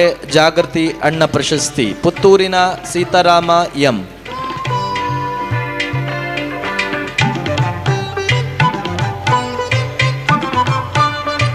ಮೂಡಲಗಿಯ ಶಿವಪ್ಪ ಲಕ್ಷ್ಮಣ ಮದಿಹಳ್ಳಿ 65 ಜನರನ್ನ ಕುಡಿತ ಬಿಡಿಸಿದ್ದಾರೆ. ಜಾಗೃತಿ ಅಣ್ಣ ಶಿವಪ್ಪ ಲಕ್ಷ್ಮಣ ಮದಿಹಳ್ಳಿ.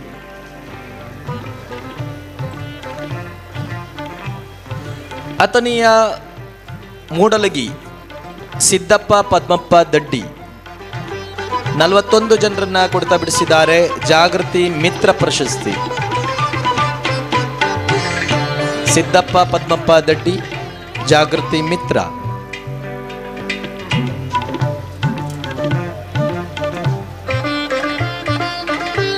ಪಾಂಡವಪುರ ಶ್ರೀ ಧನಂಜಯ್ ವಿಜೆ 30 ಜನರನ್ನ ಕುಡಿತ ಬಿಡಿಸಿದ್ದಾರೆ. ಜಾಗೃತಿ ಮಿತ್ರ ಪ್ರಶಸ್ತಿ. ಧನಂಜಯ ವಿಜೆ ಜಾಗೃತಿ ಮಿತ್ರ ಪ್ರಶಸ್ತಿ.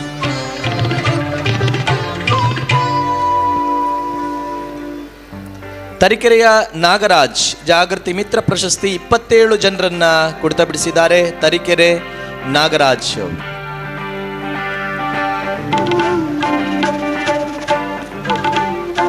ಜಗಳೂರು ಹರಿಪುರ ಬಸವರಾಜಕ್ಕೆ 28 ಜನರನ್ನ ಕುಡಿತ ಬಿಡಿಸಿದ್ದಾರೆ. ಜಾಗೃತಿ ಮಿತ್ರ ಬಸವರಾಜ್ ಕೆ.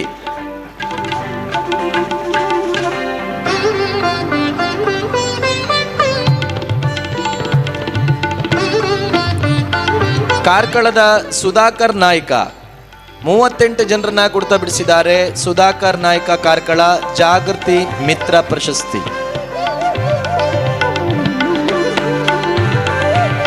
ಬೈಂದೂರಿನ ರಮೇಶ್ 27 ಜನರನ್ನ ಕುಡಿತ ಬಿಡಿಸಿದ್ದಾರೆ. ಜಾಗೃತಿ ಮಿತ್ರ ಬೈಂದೂರ್ ರಮೇಶ್.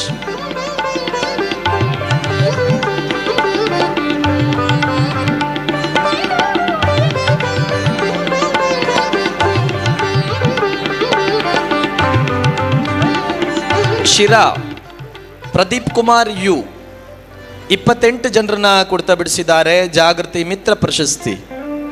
ಶಿರಾ ಪ್ರದೀಪ್ ಕುಮಾರ್ ಯು ಜಾಗೃತಿ ಮಿತ್ರ.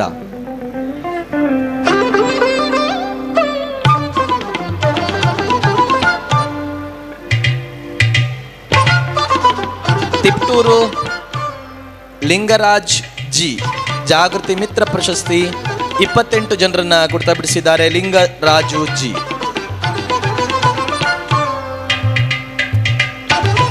ರೋಣ ಶರಣಪ್ಪ ಹನುಮಪ್ಪ ಜಾಗೃತಿ ಮಿತ್ರ ಪ್ರಶಸ್ತಿ. 29 ಜನರನ್ನ ಕುಡಿತ ಬಿಡಿಸಿದ್ದಾರೆ. ಪುಂಡಲಿಕ ಚಿಲ್ಲಾರಿ ಮಲ್ಲಿಕಾರ್ಜುನ ಶಿವಾನಂದ ಶಿವಬಾಳು ಚಿಂಚಲಿ ಜಾಗೃತಿ ಮಿತ್ರ ಪ್ರಶಸ್ತಿ.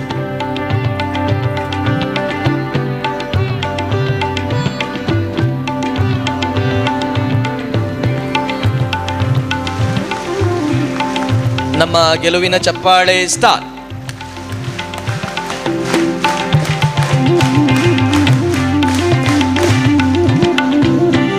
ಜಾಗೃತಿ ಅಣ್ಣ ಮತ್ತು ಜಾಗೃತಿ ಮಿತ್ರ ಪ್ರಶಸ್ತಿ ಪಡೆದ ಎಲ್ಲ ಸಾಧಕರಿಗೆ ಅಭಿನಂದನೆಗಳು.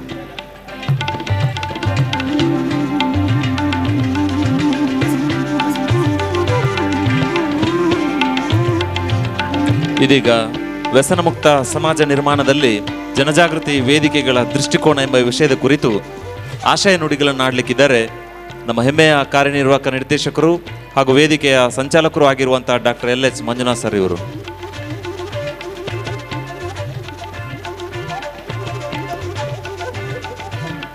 ಓಂ ಶ್ರೀ ಮಂಜುನಾಥಾಯ ನಮಃ.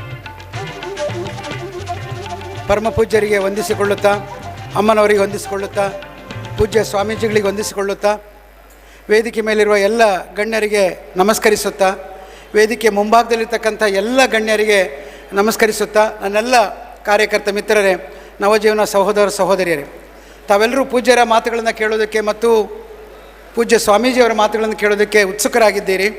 ಒಂದು 2 ನಿಮಿಷ ಮಾತ್ರ ಈ ಸಂದರ್ಭದಲ್ಲಿ ನಾನು ನಮ್ಮ ಜನಜಾಗೃತಿ ವೇದಿಕೆಯ ಕರ್ತವ್ಯಗಳ ಬಗ್ಗೆ ಅಥವಾ ಏನು ಯಾವ ರೀತಿ ಮುಂದೆ ತೆಗೆದುಕೊಂಡು ಹೋಗ್ಬೋದು ಅನ್ನೋದ್ರ ಬಗ್ಗೆ 2 ನಿಮಿಷ ಮಾತಾಡೋದಕ್ಕೆ ಬಯಸ್ತೇನೆ. ಸಹೋದರ ಸಹೋದರಿಯರೇ, ತಮಗೆಲ್ಲರಿಗೂ ಗೊತ್ತಿರುವ ಹಾಗೆ ಜನಜಾಗೃತಿ ವೇದಿಕೆಯನ್ನು ನಮ್ಮ ದೇಶದ ಟ್ರಸ್ಟ್ ಅಧಿನಿಯಮದೊಳಗೆ ನೋಂದಾಯಿಸಲ್ಪಟ್ಟಿದೆ. ಹಾಗಾಗಿ ಇದು ಟ್ರಸ್ಟಿಗೆ ಅಧ್ಯಕ್ಷರಾಗಿ ಪೂಜ್ಯರಿದ್ದಾರೆ. ಇದಕ್ಕೆ 8 ಜನ ಆಡಳಿತ ಮಂಡಳಿಯ ಟ್ರಸ್ಟಿಗಳಿದ್ದಾರೆ. ಈ ನಮ್ಮ ರಾಜ್ಯದ ವಿವಿಧ ಜಿಲ್ಲೆಗಳಲ್ಲಿರುವ ಎಲ್ಲ ಜನಜಾಗೃತಿ ವೇದಿಕೆಗಳು ಕೂಡ ಈ ಟ್ರಸ್ಟಿನ ಅಧಿನಿಯಮದ ಒಳಗೆ ಬರ್ತವೆ. ಇದು ಟ್ರಸ್ಟಿನ ಒಂದು ಭಾಗ ಆಗ್ತದೆ. ಆ ಜಿಲ್ಲೆಗಳಲ್ಲಿ ನಿಮ್ಮ ಜನಜಾಗೃತಿ ವೇದಿಕೆಯ ಖಾತೆಯನ್ನು ತೆರೆಯಬಹುದಾದರೂ ಸಹಿತ ಅದು ಟ್ರಸ್ಟಿನಿಂದ ಅನುಮತಿಯನ್ನು ಪಡ್ಕೊಂಡು ತಾವು ಖಾತೆಯನ್ನು ತೆರೀಬೇಕಾಗತ್ತೆ. ತಮ್ಮಲ್ಲಿ ವಿನಂತಿ ಮಾಡಿಕೊಳ್ಳೋದೇನು ಅಂತಂದರೆ, ಆ ಜಿಲ್ಲಾ ಜನಜಾಗೃತಿ ವೇದಿಕೆ ಅಧ್ಯಕ್ಷರಿರ್ಬೋದು, ಖಜಾಂಚಿ ಇರ್ಬೋದು ಮತ್ತು ಸಂಚಾಲಕರಾಗಿ ಯೋಜನೆಯ ನಿರ್ದೇಶಕರು ಆ ಒಂದು ಖಾತೆಯನ್ನು ತೆರೆಯೋದಕ್ಕೆ ನಾವು ಅನುಮತಿಯನ್ನು ಕೊಡ್ತೇವೆ. ಜನಜಾಗೃತಿ ವೇದಿಕೆಯ ಖಾತೆಯನ್ನು ತಾವು ತೆರೀಬಹುದು. ಅದರ ಮುಖಾಂತರ ಜಿಲ್ಲೆಯ ಜನಜಾಗೃತಿಯ ಕಾರ್ಯಕ್ರಮಗಳಿಗೆ ಸಂಬಂಧಪಟ್ಟಂತೆ ಖರ್ಚು ವೆಚ್ಚಗಳಿದೆ, ಅದನ್ನು ನಿಭಾಯಿಸ್ಬೋದು. ಆದರೆ ಹಾಗೆ ಮಾಡೋದ್ರಿಂದ ತಾವು ಅರ್ಥ ಮಾಡ್ಕೊಳ್ಬೇಕು, ಈ 38 ಜಿಲ್ಲೆಗಳ ಜಿಲ್ಲೆಯ ಖಾತೆಗಳಿವೆ, ಅದರ ಲೆಕ್ಕಾಚಾರವನ್ನು ಕೇಂದ್ರ ಕಚೇರಿಯಲ್ಲಿ ಮಾಡಬೇಕಾಗತ್ತೆ. ಏಕೆಂದರೆ ಟ್ರಸ್ಟಿನಲ್ಲಿ ಒಂದೇ ಕಡೆ ಮಾಡಬೇಕಾಗತ್ತೆ. ಅದನ್ನು ನಿಮ್ಮ ಜಿಲ್ಲೆಗೆ ಬಂದು ಆಡಿಟರ್ಗಳು ನಿಮ್ಮ ಲೆಕ್ಕಾಚಾರವನ್ನು ಪರಿಶೀಲನೆ ಮಾಡಿ ಆಡಿಟರ್ಗಳು ಅಂಗೀಕಾರ ಕೊಟ್ಟ ಮೇಲೆ ನಿಮ್ಮ ಲೆಕ್ಕಾಚಾರಗಳು ಅಂಗೀಕೃತ ಆಗುತ್ತೆ. ಅದರ ನಂತರ ಇದನ್ನು ನಾವು ಇನ್ಕಮ್ ಟ್ಯಾಕ್ಸ್ ಡಿಪಾರ್ಟ್ಮೆಂಟಿಗೆ ಸಲ್ಲಿಸಬೇಕು. ಹಾಗಾಗಿ ಇವತ್ತು ನಾವು ಇದನ್ನು ಟ್ರಸ್ಟ್ ಮಾಡಿರೋದ್ರಿಂದ ನಮ್ಮ ಜಿಲ್ಲಾ ಜನಜಾಗೃತಿ ವೇದಿಕೆಯ ಅಧ್ಯಕ್ಷರುಗಳಿಗೆ ಮತ್ತು ಅದರ ಸಂಚಾಲಕತ್ವವನ್ನು ವಹಿಸಿಕೊಂಡಿರ್ತಕ್ಕಂಥ ನಮ್ಮ ಯೋಜನೆಯ ಕಾರ್ಯಕರ್ತರಿಗೆ ಭಾಳ ದೊಡ್ಡ ಜವಾಬ್ದಾರಿ ಇದೆ. ಇದನ್ನು ತಾವೆಲ್ಲರೂ ಅರ್ಥ ಮಾಡಿಕೊಳ್ಬೇಕು. ಈಗಾಗಲೇ ಕೆಲವರು ಈ ಹಿಂದೆ ಅಕೌಂಟ್ ಮಾಡಿಬಿಟ್ಟಿದ್ದಾರೆ, ನಾವು ಅದನ್ನೇ ಮುಂದುವರಿಸ್ಬೋದಾ ಅಂತ ಕೇಳ್ತಾರೆ. ಈಗಾಗಲೇ ಅದ್ರ ಬಗ್ಗೆ ತಿಳಿಸಿದ್ದೇವೆ. ದಯವಿಟ್ಟು ಹಿಂದೆ ನೀವು ಮಾಡಿದ ಅಕೌಂಟ್ ಇದ್ದರೆ ಅದನ್ನೊಮ್ಮೆ ಕ್ಲೋಸ್ ಮಾಡಿ. ಅದು ಆಗ ನಿಮ್ಮದು ಟ್ರಸ್ಟ್ ಆಗಿರಲಿಲ್ಲ. ಈಗ ಆ ಅಕೌಂಟ್ ಕ್ಲೋಸ್ ಮಾಡಿಬಿಡಿ. ಅದರಲ್ಲಿ ಏನು ಹಣ ಉಳಿತದೆ, ಹಣ ಸಿಗ್ತದೆ, ಆ ಹಣವನ್ನು ಹೊಸ ಖಾತೆ ಟ್ರಸ್ಟಿನ ಹೆಸರಿನಲ್ಲಿ ನಾವು ಅನುಮತಿ ಕೊಟ್ಟ 2 ವ್ಯಕ್ತಿಗಳು ಆ ಹೊಸ ಖಾತೆಯನ್ನು ತೆರೀರಿ. ನೀವೇನು ಹಣವನ್ನು ಕ್ಲೋಸ್ ಮಾಡಿದ್ದೀರಿ, ಏನು ಅಕೌಂಟ್ ಕ್ಲೋಸ್ ಮಾಡಿ ಹಣ ಬಂದಿದೆ, ಅದನ್ನು ಹೊಸ ಖಾತೆಗೆ ವರ್ಗಾವಣೆ ಮಾಡಿ.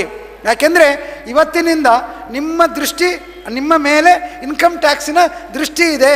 ಇದನ್ನು ಅರ್ಥ ಮಾಡಿಕೊಳ್ಳಿ. ವ್ಯವಹಾರ ಮಾಡುವಾಗ ಜಾಗ್ರತೆ ಮಾಡಬೇಕು. ಇದು 1ನೇ ವಿಚಾರ. ಅಂದರೆ ವ್ಯವಹಾರಕ್ಕೆ ಸಂಬಂಧಪಟ್ಟಾಗಿ ಹೆಚ್ಚು ಹಣ ಇರೋದಿಲ್ಲ. ಜಿಲ್ಲೆಗಳಲ್ಲಿ ಒಂದು 7-8 ಕ್ಯಾಂಪ್ ಆಗ್ತದೆ. 7-8 ಕ್ಯಾಂಪ್ ಆದಾಗ ಒಂದು 10-20 ಲಕ್ಷ ಹೇಗೂ ಸಂಗ್ರಹ ಆಗ್ತದೆ, ಖರ್ಚಾಗ್ತದೆ. ನಾವು ನಮ್ಮ ಕಾರ್ಯಕರ್ತರಿಗೆ ಆದೇಶ ಕೊಟ್ಟಿದ್ದೇವೆ, ಯಾರೂ ಕೂಡ ಹಣ ಸಂಗ್ರಹಣೆ ಮಾಡುವ ಹಾಗಿಲ್ಲ.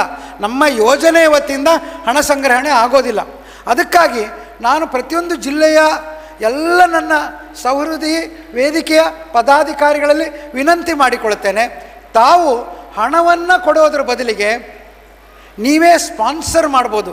ಯಾರನ್ನು ನಮ್ಮ ನಮ್ಮ ನವಜೀವನದ ಏನು ಮಧ್ಯವರ್ಜನ ಶಿಬಿರಕ್ಕೆ ಬರುವ ಶಿಬಿರಾರ್ಥಿಗಳನ್ನು ಪ್ರಾಯೋಜನೆ ಮಾಡಿ ಅವರ ಖರ್ಚು ವೆಚ್ಚಗಳನ್ನ ನಾವು ನೋಡ್ಕೊಳ್ತೇವೆ ಅಂಥೇಳಿ ನೀವು ಅಲ್ಲೇ ಒಂದು ಖಾತೆ ಮಾಡಿಕೊಂಡು ಅದನ್ನು ನಿರ್ವಹಣೆ ಮಾಡ್ಬೋದು.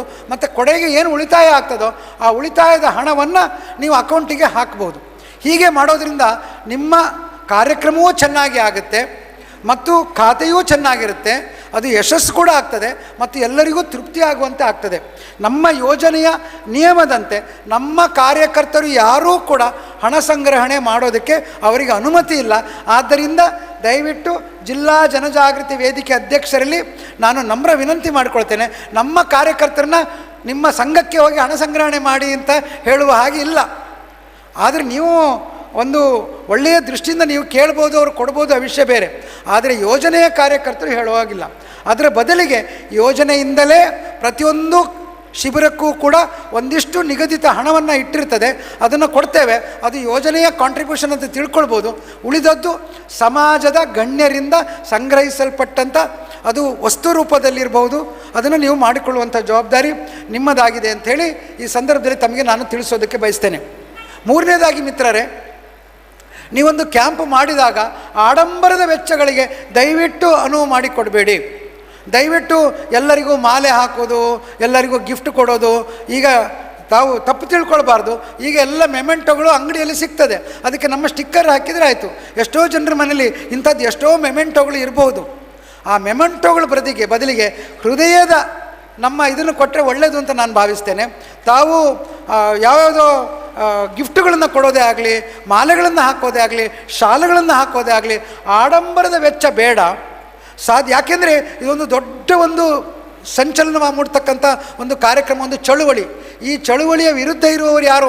30,000 ಕೋಟಿ ರೂಪಾಯಿಯನ್ನು ಸರ್ಕಾರಕ್ಕೆ ಕೊಡುವವರು ಈ ಚಳುವಳಿಯ ವಿರುದ್ಧ ಇದ್ದಾರೆ. ಆದ್ದರಿಂದ ನಮಗೆ ಎಷ್ಟು ಸಾಧ್ಯವೋ ಅಷ್ಟು ದ್ರವ್ಯವನ್ನು ಇಟ್ಟುಕೊಳ್ಳುವಂಥ ಅಗತ್ಯ ಇದೆ. ನಾವು ದುಂದುವೆಚ್ಚ ಮಾಡುವಂಥದ್ದು ಆಗಬಾರ್ದು. ಸಾಧ್ಯವಾದಷ್ಟು ಮಟ್ಟಿಗೆ ಸರಳ ರೀತಿಯಲ್ಲಿ ಕಾರ್ಯಕ್ರಮಗಳನ್ನು ಮಾಡೋಣ. ಪೂಜ್ಯರನ್ನು ನೋಡಿದ್ದೀರಿ, ಎಲ್ಲ ಕಾರ್ಯಕ್ರಮಗಳು ಪೂಜ್ಯರು ಸರಳ ರೀತಿಯಲ್ಲಿ ಮಾಡೋದನ್ನು ಇಚ್ಛೆ ಪಡ್ತಾರೆ.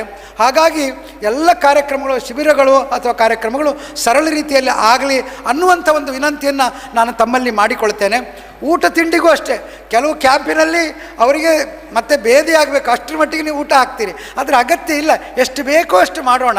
ಉಳಿದದ್ದನ್ನು ನಿಮ್ಮ ಕೇಂದ್ರ, ನಿಮ್ಮ ಜಿಲ್ಲಾ ಖಾತೆಯಲ್ಲೇ ದುಡ್ಡು ಇಟ್ಕೊಳ್ಳಿ, ಅದನ್ನು ನಿಮ್ಮ ಮುಂದಿನ ಕಾರ್ಯಕ್ರಮಗಳಿಗೆ ಬಳಕೆ ಮಾಡೋದಕ್ಕೆ ಸಾಧ್ಯ ಆಗ್ತದೆ ಅಂಥೇಳಿ ನಾನು ವಿನಂತಿ ಮಾಡಿಕೊಳ್ತೇನೆ. ನಾಲ್ಕನೇದಾಗಿ, ನಮ್ಮಲ್ಲಿ ಜಿಲ್ಲಾ ವೇದಿಕೆಯಲ್ಲಿ ಉಳಿದಂಥ ಹಣದಿಂದ ಸ್ವಾಸ್ಥ್ಯ ಸಂಕಲ್ಪ ಕಾರ್ಯಕ್ರಮಗಳಿಗೆ ನಾವು ಹೆಚ್ಚಿನ ಉತ್ತೇಜನವನ್ನು ಕೊಡಬೇಕು ಅನ್ನುವಂಥ ವಿನಂತಿಯನ್ನು ನಾನು ತಮ್ಮಲ್ಲಿ ಮಾಡಿಕೊಳ್ತೇನೆ. ಯಾಕೆಂದರೆ ಇವತ್ತು ನಾವು ಶಿಬಿರವನ್ನು ಎಷ್ಟು ಮಾಡ್ತೀವೋ ಅಷ್ಟೇ ಮುಂದೆ ಆ ಸಮಸ್ಯೆ ಆಗುವ ಬಗ್ಗೆ ನಮ್ಮ ವಿದ್ಯಾರ್ಥಿಗಳಲ್ಲಿ, ಮಕ್ಕಳಲ್ಲಿ ಅರಿವು ಮೂಡಿಸುವಂಥದ್ದು ಬಹಳ ಅಗತ್ಯ ಇದೆ. ಆದ್ದರಿಂದ ಸ್ವಾಸ್ಥ್ಯ ಸಂಕಲ್ಪ ಕಾರ್ಯಕ್ರಮಗಳಿಗೆ ತಾವು ಹೆಚ್ಚಿನ ವಿನಿಯೋಗವನ್ನು ಮಾಡಬೇಕು ಅನ್ನುವಂಥ ವಿನಂತಿಯನ್ನು ಮಾಡಿಕೊಳ್ತೇನೆ. ಐದನೇದಾಗಿ, ಈ ಒಂದು ಕ್ಯಾಂಪ್ ಆದ ನಂತರ ತಮ್ಮಲ್ಲಿ ಅತ್ಯಂತ ಸವಿನಯವಾಗಿ ನಾನು ವಿನಂತಿ ಮಾಡಿಕೊಳ್ತೇನೆ, ಕ್ಯಾಂಪ್ ಆದ ನಂತರವೂ ಏನು ನವಜೀವನ ಸಮಿತಿ ಅಂದರೆ ವ್ಯಸನಿಗಳು ಮದ್ಯಮುಕ್ತರಾಗಿ ಕ್ಯಾಂಪಿಂದ ಹೊರಗೆ ಬಂದ ಮೇಲೆ ಅವ್ರನ್ನ ಅನುಪಾಲನೆ ಮಾಡುವಂತಹ ಒಂದು ಸಣ್ಣ ಜವಾಬ್ದಾರಿ ಅಂದ್ಕೊಳ್ಳಿ ಅಥವಾ ಮಾರ್ಗದರ್ಶನ ಅಂತ ತಿಳ್ಕೊಳ್ಳಿ, ಅದನ್ನು ತಾವು ಮಾಡಬೇಕು. ಯಾಕೆಂದರೆ ಅನೇಕ ಕಡೆಗಳಲ್ಲಿ ಕ್ಯಾಂಪ್ ಆಗ್ತದೆ, 50% ಜನ ಪುನಃ ವಾಪಸ್ ಜಾರ್ತಾರೆ. ಈಗ ಒಬ್ಬ ಹೇಳಿದ, ನಮ್ಮ ಗೆಳೆಯ ಹೇಳಿದ, ನಿಜವಾಗಿ ಕ್ಯಾಂಪಿಗಿಂತ ಮುಖ್ಯ ಕ್ಯಾಂಪ್ ಆದ ನಂತರದ ಕಷ್ಟ ಅಂಥೇಳಿ. ಆದ್ದರಿಂದ ಆ ಸಂದರ್ಭದಲ್ಲಿ ತಾವು ವ್ಯಸನಿಯ ಜೊತೆಯಲ್ಲಿರಬೇಕು, ಮದ್ಯವರ್ಜಿತನ ಜೊತೆಯಲ್ಲಿರಬೇಕು. ನಮ್ಮ ಯೋಜನೆಯಿಂದ ನಾವು ಸಂಯೋಜಕರನ್ನ ಆಯ್ಕೆ ಮಾಡಿಕೊಳ್ತೇವೆ. ಅವರಿಗೆ 250 ರೂಪಾಯಿನ ಕೊಟ್ಟು ನವಜೀವನ ಸಮಿತಿಗೆ ಹೋಗೋದಕ್ಕೆ ಪೂಜ್ಯರು ಅನುಮತಿಯನ್ನು ಕೊಟ್ಟಿದ್ದಾರೆ. ಆದರೆ ಅವರು ಹೋಗ್ತಾ ಇದ್ದಾರಾ? ಆ ನವಜೀವನ ಸಮಿತಿಗಳು ಚೆನ್ನಾಗಿ ನಡೀತಾ ಇದ್ದಾವಾ? ಕ್ಯಾಂಪಿನಲ್ಲಿ ಸೇರಿದವರು ನವಜೀವನ ಸಮಿತಿಗಳಿಗೆ ಬರ್ತಾ ಇದ್ದಾರಾ? ಈ ಬಗ್ಗೆ ನಮ್ಮ ಜಿಲ್ಲಾಧ್ಯಕ್ಷರುಗಳು ಸ್ವಲ್ಪ ಆಸಕ್ತಿಯನ್ನು ತೆಗೆದುಕೊಂಡು ಯಾರ್ಯಾರು ಮಧ್ಯವರ್ಜನ ಶಿಬಿರದಲ್ಲಿ ಭಾಗವಹಿಸಿದ್ದಾರೋ ಹೆಚ್ಚಿನವರು ಮದ್ಯಮುಕ್ತರಾಗಿ ನಡೆಯುವಂತೆ, ನವಜೀವನ ಸಮಿತಿಯ ಸದಸ್ಯರಾಗಿ ಯಶಸ್ಸನ್ನು ಗಳಿಸುವಂತೆ ತಾವು ಪ್ರಯತ್ನ ಪಡಬೇಕು ಅಂತೇಳಿ ಕೇಳಿಕೊಂಡು, ಸಮಯ ಬಹಳ ಕಡಿಮೆ ಇರೋದರಿಂದ ಈ 5 ವಿಚಾರಗಳ ಬಗ್ಗೆ ತಮ್ಮ ದೃಷ್ಟಿ ಇರಲಿ ಅಂಥೇಳಿ ತಮ್ಮಲ್ಲಿ ಪ್ರಾರ್ಥಿಸಿಕೊಂಡು ನನ್ನ ಮಾತುಗಳನ್ನು ಮುಗಿಸ್ತೇನೆ. ಅಭಿನಂದನೆಗಳು. ಇದೀಗ ಜನಜಾಗೃತಿ ಸಾಧಕರಿಗೆ ಗೌರವ. ಟ್ರಸ್ಟಿಗಳಾದಂತಹ ಶ್ರೀಮತಿ ಶ್ರದ್ಧಾ ಅಮಿತ್ ಮೇಡಮ್ ಅವರು ಜನಜಾಗೃತಿ ಸಾಧಕರಿಗೆ ಗೌರವ ಅರ್ಪಣೆ ಮಾಡಲಿಕ್ಕಿದ್ದಾರೆ. ಇದರ ವಾಚನವನ್ನು ಪ್ರಾದೇಶಿಕ ನಿರ್ದೇಶಕರು ವಿವೇಕ್ ಸರ್ ಅವರು ನೆರವೇರಿಸಿಕೊಡಬೇಕಾಗಿ ವಿನಂತಿ. ಸಿದ್ದಾಪುರ ಮಂಜಪ್ಪನ ಮಗ ತೇಜು ಅವರು ಸ್ಟೇಜ್ ಪಕ್ಕ ಇದ್ದಾರೆ, ದಯವಿಟ್ಟು ಅವರ ಪೋಷಕರು ಬರಬೇಕಾಗಿ ವಿನಂತಿ. ಸಿದ್ದಾಪುರ ಮಂಜಪ್ಪನ ಮಗ ತೇಜು. ವರ್ಷದ ಅತ್ಯುತ್ತಮ ಶಿಬಿರ, ವರದಿ ವರ್ಷದಲ್ಲಿ ಸುಮಾರು 85 ಶಿಬಿರ ಆಯಿತು. ಈ ಪೈಕಿ ಸುಮಾರು 5139 ಜನರನ್ನು ನಾವು ಪರಿವರ್ತನೆಗೊಳಿಸಿದ್ದೇವೆ. ಈ ಪೈಕಿ ಅತ್ಯುತ್ತಮ ಶಿಬಿರ ಅಂದರೆ ಎಲ್ಲ ಶಿಬಿರಕ್ಕೆ ಮೇಲ್ಪಂಕ್ತಿಯಾಗಿದ್ದಂಥ ಶಿಬಿರ ನಡೆದದ್ದು ಅದು ಸುಳ್ಯ ತಾಲೂಕಿನಲ್ಲಿ 122 ಜನ ಶಿಬಿರದಲ್ಲಿದ್ದರು. ಅಲ್ಲಿಯ ಅಧ್ಯಕ್ಷರು ಶ್ರೀ ಶಿವಪ್ರಕಾಶ್ ಅಡ್ಬಂಗಾಯ, ವ್ಯವಸ್ಥಾಪನಾ ಸಮಿತಿ ಅಧ್ಯಕ್ಷರು, ಪದ್ಮನಾಭ ಶೆಟ್ಟಿ ಜಿಲ್ಲಾಧ್ಯಕ್ಷರು, ಲೋಕನಾಥ್ ಅಮ್ಮೆಚೂರು ತಾಲೂಕು ಅಧ್ಯಕ್ಷರು, ಪ್ರವೀಣ್ ರವರು, ಸುರೇಶ್ ಕರೆ, ದಯಮಾಡಿ ಬೇಗ ಬಂದು ಒಂದು ಶೀಲ್ಡರ್ ಅಂತ ತಗೊಳ್ಬೇಕಾಗಿ ವಿನಂತಿಸ್ತೇನೆ. ನೆಕ್ಸ್ಟ್ ತಯಾರಿ ಸ್ವಉದ್ಯೋಗ ತರಬೇತಿ. ನವಜೀವನ ಸದಸ್ಯರಿಗೆ ಸ್ವಾವಲಂಬಿಯಾಗಿ ಬದುಕಲಿಕ್ಕೆ ಸ್ವಉದ್ಯೋಗ ತರಬೇತಿಯನ್ನು ಮಾಡ್ತಾ ಇದ್ದೇವೆ. ಸುಮಾರು 9 ಸ್ವಉದ್ಯೋಗ ಮಾಡಿ 270 ಜನರಿಗೆ ಸ್ವಉದ್ಯೋಗ ಲಭಿಸಿದ ಕೀರ್ತಿ ಧಾರವಾಡ ಪ್ರಾದೇಶಿಕ ವಿಭಾಗಕ್ಕೆ ಬರ್ತದೆ. ದಯಮಾಡಿ ನೆಕ್ಸ್ಟ್ ಧಾರವಾಡ ಪ್ರಾದೇಶಿಕ ವಿಭಾಗದವರು ರೆಡಿ ಆಗಬೇಕು. ಈಗ ವರ್ಷದ ಅತ್ಯುತ್ತಮ ಶಿಬಿರ, ಚಪ್ಪಾಳೆ.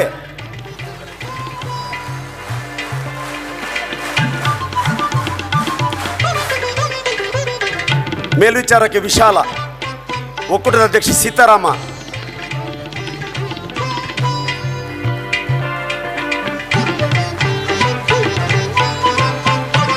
ಸ್ವಉದ್ಯೋಗ ತರಬೇತಿ ಧಾರವಾಡ ಪ್ರಾದೇಶಿಕ ವಿಭಾಗ, ಬೇಗ ಬನ್ನಿ. ಮುಂದಕ್ಕೆ ತಯಾರಿ ಪೋಷಕರ ತರಬೇತಿ ಕಲಬುರಗಿ ಪ್ರಾದೇಶಿಕ ವಿಭಾಗ, ದಯಮಾಡಿ ತಯಾರಾಗಿ. ಕಲಬುರಗಿ ಪ್ರಾದೇಶಿಕ ವಿಭಾಗ ನಿರ್ದೇಶಕರು ಕಮಲಾಕ್ಷರ್ ಇದ್ದಾರೆ, ಬೀದರ್ ಪ್ರವೀಣ್ ಇದ್ದಾರೆ, ನಮ್ಮ ಸತೀಶ್ ವರ್ಣ ಇದ್ದಾರೆ. ದಯಮಾಡಿ ಕಮಲಾಕ್ಷ, ಸತೀಶ್, ಸಂತೋಷ್ ಶೆಟ್ಟರ್ ಇದ್ದಾರೆ. ದಯಮಾಡಿ ಮೇಲೆ ಬನ್ನಿ. ನೆಕ್ಸ್ಟ್ ನವಜೀವನ ಸಮಿತಿಯಲ್ಲಿ ಸಾಧನೆ 95 ನವಜೀವನ ಸಮಿತಿ ಮಾಡಿದ ಉಡುಪಿ ಜಿಲ್ಲೆಯ ಜಿಲ್ಲಾಧ್ಯಕ್ಷರು ವೇದಿಕೆಗೆ ಬರಬೇಕು. ಶಿವರಾಯ ಪ್ರಭುಗಳು, ಗಣೇಶಾಚಾರ್ಯ ಮತ್ತು ದುಗೇಗೌಡ ಸರ್ ಈ ಪ್ರಶಸ್ತಿ ಪಡೆಯಬೇಕು. ನೆಕ್ಸ್ಟ್ ಈಗ ಪ್ರಶಸ್ತಿ ಪಡೆಯುತ್ತಿರುವವರು ಕಲಬುರಗಿ ಪ್ರಾದೇಶಿಕ ವಿಭಾಗ.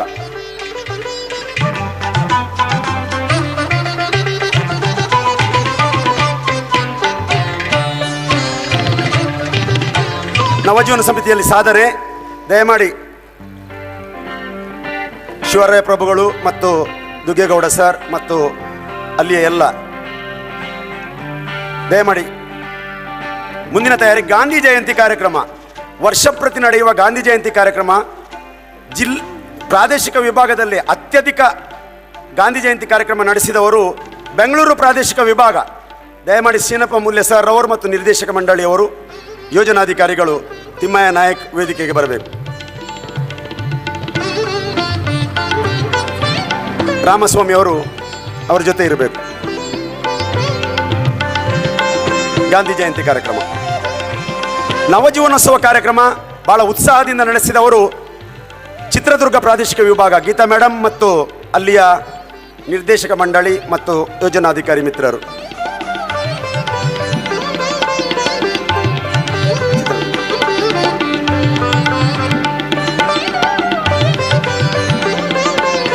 ಈಗ ಬೆಂಗಳೂರು ಪ್ರಾದೇಶಿಕ ವಿಭಾಗದಿಂದ ಪಡಿತಾ ಇದ್ದಾರೆ. ನೆಕ್ಸ್ಟ್ ಈಗ ಚಿತ್ರದುರ್ಗ ಪ್ರಾದೇಶಿಕ ವಿಭಾಗ, ನಾಗರಾಜ್ ಕುಲಾಲ್ ಅವ್ರ ಜೊತೆ ಕರ್ಕೊಂಡು ಹೋಗ್ಬೇಕು. ತಯಾರಿ ಸ್ವಾಸ್ಥ್ಯ ಸಂಕಲ್ಪ ಕಾರ್ಯಕ್ರಮ. ಇವರಿಗೆ ಒಂದು ಜೋರಾದ ಚಪ್ಪಾಳೆ ಹಾಕಿ. ಸುಮಾರು 298 ಕಾರ್ಯಕ್ರಮ ಮಾಡಿದ್ದು ಸಾವಿರಾರು ವಿದ್ಯಾರ್ಥಿಗಳಿಗೆ ಪ್ರೇರಣೆ ತುಂಬಿದ್ದಾರೆ. ದುಶ್ಚಟ ಮುಕ್ತ ಜೀವನಕ್ಕೆ ಮುನ್ನುಡಿ ಬರೆದಿದ್ದಾರೆ. ಶ್ರೀ ಜಯರಾಮ ನೆಲ್ಲಿತಾಯ ಪ್ರಾದೇಶಿಕ ನಿರ್ದೇಶಕರು ಮತ್ತು ಎಲ್ಲ ನಿರ್ದೇಶಕ ಮಂಡಳಿ, ದಯಮಾಡಿ ಮಾಧವ ಅವ್ರ ಜೊತೆ ಇರಬೇಕು. ಮಮತಾ ಮೇಡಮ್ ಇದ್ದಾರೆ.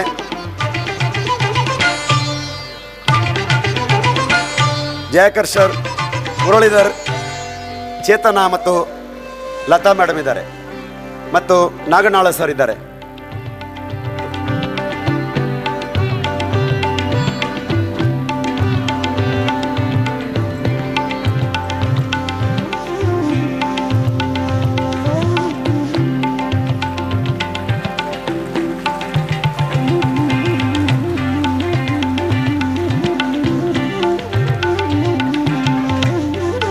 ವಿಶಿಷ್ಟ ಕಾರ್ಯಕ್ರಮ ಪಾನಮುಕ್ತ ಗ್ರಾಮ. ಒಂದು ಗ್ರಾಮವನ್ನೇ ಪಾನಮುಕ್ತ ಮಾಡಿದ ಕೀರ್ತಿ ಕೊಪ್ಪಳ ಜಿಲ್ಲೆಯ ಯಲಬುರ್ಗ ತಾಲೂಕಿನ ಅಮರಾವತಿ ಗ್ರಾಮ.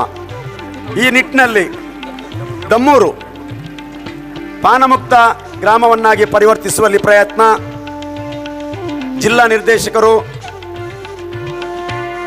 ಸದಾನಂದ ಸರ್ ಇದ್ದಾರೆ ಮತ್ತು ಪ್ರಾದೇಶಿಕ ನಿರ್ದೇಶಕ ಗಣೇಶ್ ಬಿ ಮತ್ತೆಲ್ಲ ನಿರ್ದೇಶಕರಿಗೆ ಅಭಿನಂದನೆ ಸಲ್ಲಿಸ್ತೇನೆ. ಎಲ್ಲ ಜಿಲ್ಲಾ ವೇದಿಕೆಗೆ ಅಭಿನಂದನೆ ಸಲ್ಲಿಸ್ತೇವೆ. ಸಂಪೂರ್ಣ ಗ್ರಾಮವನ್ನ ಪಾನಮುಕ್ತಗೊಳಿಸಿದ್ದು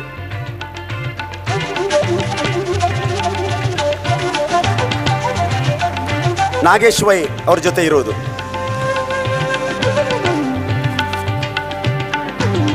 ಪ್ರಶಸ್ತಿ ಪ್ರದಾನ.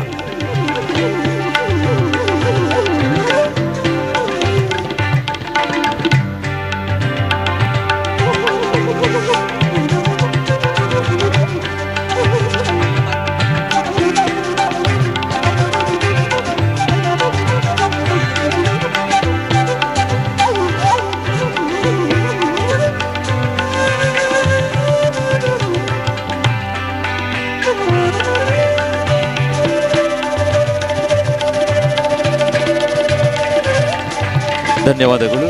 ಇದೀಗ ನವಜೀವನ ಸದಸ್ಯರಿಗೆ ಗುರುತಿನ ಚೀಟಿ ವಿತರಣೆ ಹಾಗೂ ಪ್ರಮಾಣ ಪತ್ರ ವಿತರಣೆಯನ್ನು ನಮ್ಮ ಟ್ರಸ್ಟಿಗಳಾಗಿರುವಂಥ ಗೌರವಾನ್ವಿತ ಶ್ರೀ ವಿ ರಾಮಸ್ವಾಮಿ ಅವರು ಹಾಗೂ ನಿಕಟಪೂರ್ವ ರಾಜ್ಯಾಧ್ಯಕ್ಷರಾಗಿರುವಂಥ ಶ್ರೀ ಸತೀಶ್ ಹೊನ್ನವಳ್ಳಿ ಸರ್ ಅವರು ನೆರವೇರಿಸಬೇಕಾಗಿ ವಿನಂತಿಸ್ಕೊಳ್ತಾ ಇದ್ದೀವಿ. ನವಜೀವನ್ ಗುರುತಿನ ಚೀಟಿಯನ್ನು ಪಡ್ಕೊಳ್ಳಿಕ್ಕಿದ್ದಾರೆ. ಮೋಹನ್ ಪ್ರಮಾಣ ಪತ್ರವನ್ನು ಸ್ವೀಕರಿಸಲಿಕ್ಕಿದ್ದಾರೆ. ಮೋಹನ್ ಪುತ್ತಿಗೆ, ಮೋಹನ್ ಸಂತೋಷ್ ಪಾಲಡ್ಕ, ಸದಾಶಿವ ಶೆಟ್ಟಿ, ಶ್ರೀನಿವಾಸ ವಿಜಯ್ ಕುಮಾರ್ ಪ್ರಮಾಣ ಪತ್ರ ಪಡ್ಕೊಳ್ತಾ ಇದ್ದಾರೆ. ನಮ್ಮ ಗೆಲುವಿನ ಚಪ್ಪಾಳೆ ಸ್ಟಾರ್ಟ್.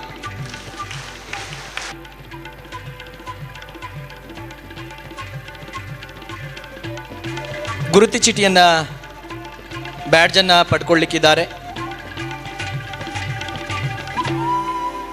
ನಾಗೇಂದ್ರ ಮಂಜುನಾಥ್, ನಾಗೇಂದ್ರ ಬೈಂದೂರು, ಮಂಜುನಾಥ್ ಮಾಲೂರು, ಶಿವಾನಂದ ಮುದೋಳ, ಶಿವರಾಜ್ ಹಡಪಾದ ಹುಬ್ಬಳ್ಳಿ, ವೆಂಕಟೇಶ್ ಹಾಸನ, ಅವಿನಾಶ್ ತೀರ್ಥಹಳ್ಳಿ ಬ್ಯಾಡ್ಜನ್ನು ಪಡ್ಕೊಳ್ಳಿಕ್ಕಿದ್ದಾರೆ.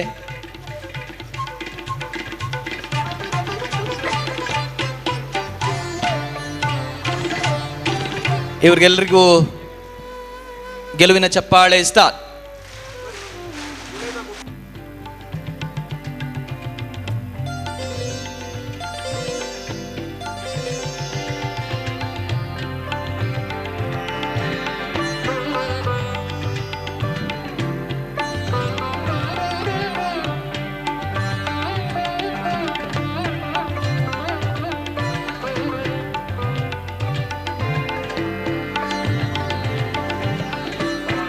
ಪ್ರಮಾಣ ಪತ್ರ ಹಾಗೂ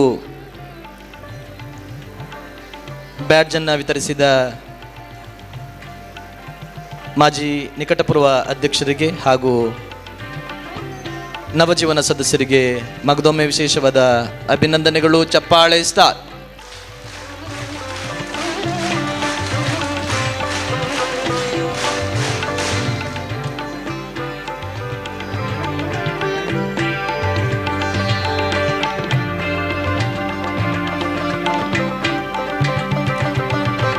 ಇನ್ನು ಮುಂದೆ ನಮಗೆಲ್ಲರಿಗೂ ಆಶೀರ್ವಚನದ ಮಾತುಗಳನ್ನು ಆಡಲಿಕ್ಕಿದ್ದಾರೆ ಶ್ರೀ ಶ್ರೀ ಶ್ರೀ ಒಪ್ಪತೇಶ್ವರ ಮಹಾಸ್ವಾಮೀಜಿಗಳು ಗುಳೆದಗುಡ್ಡ.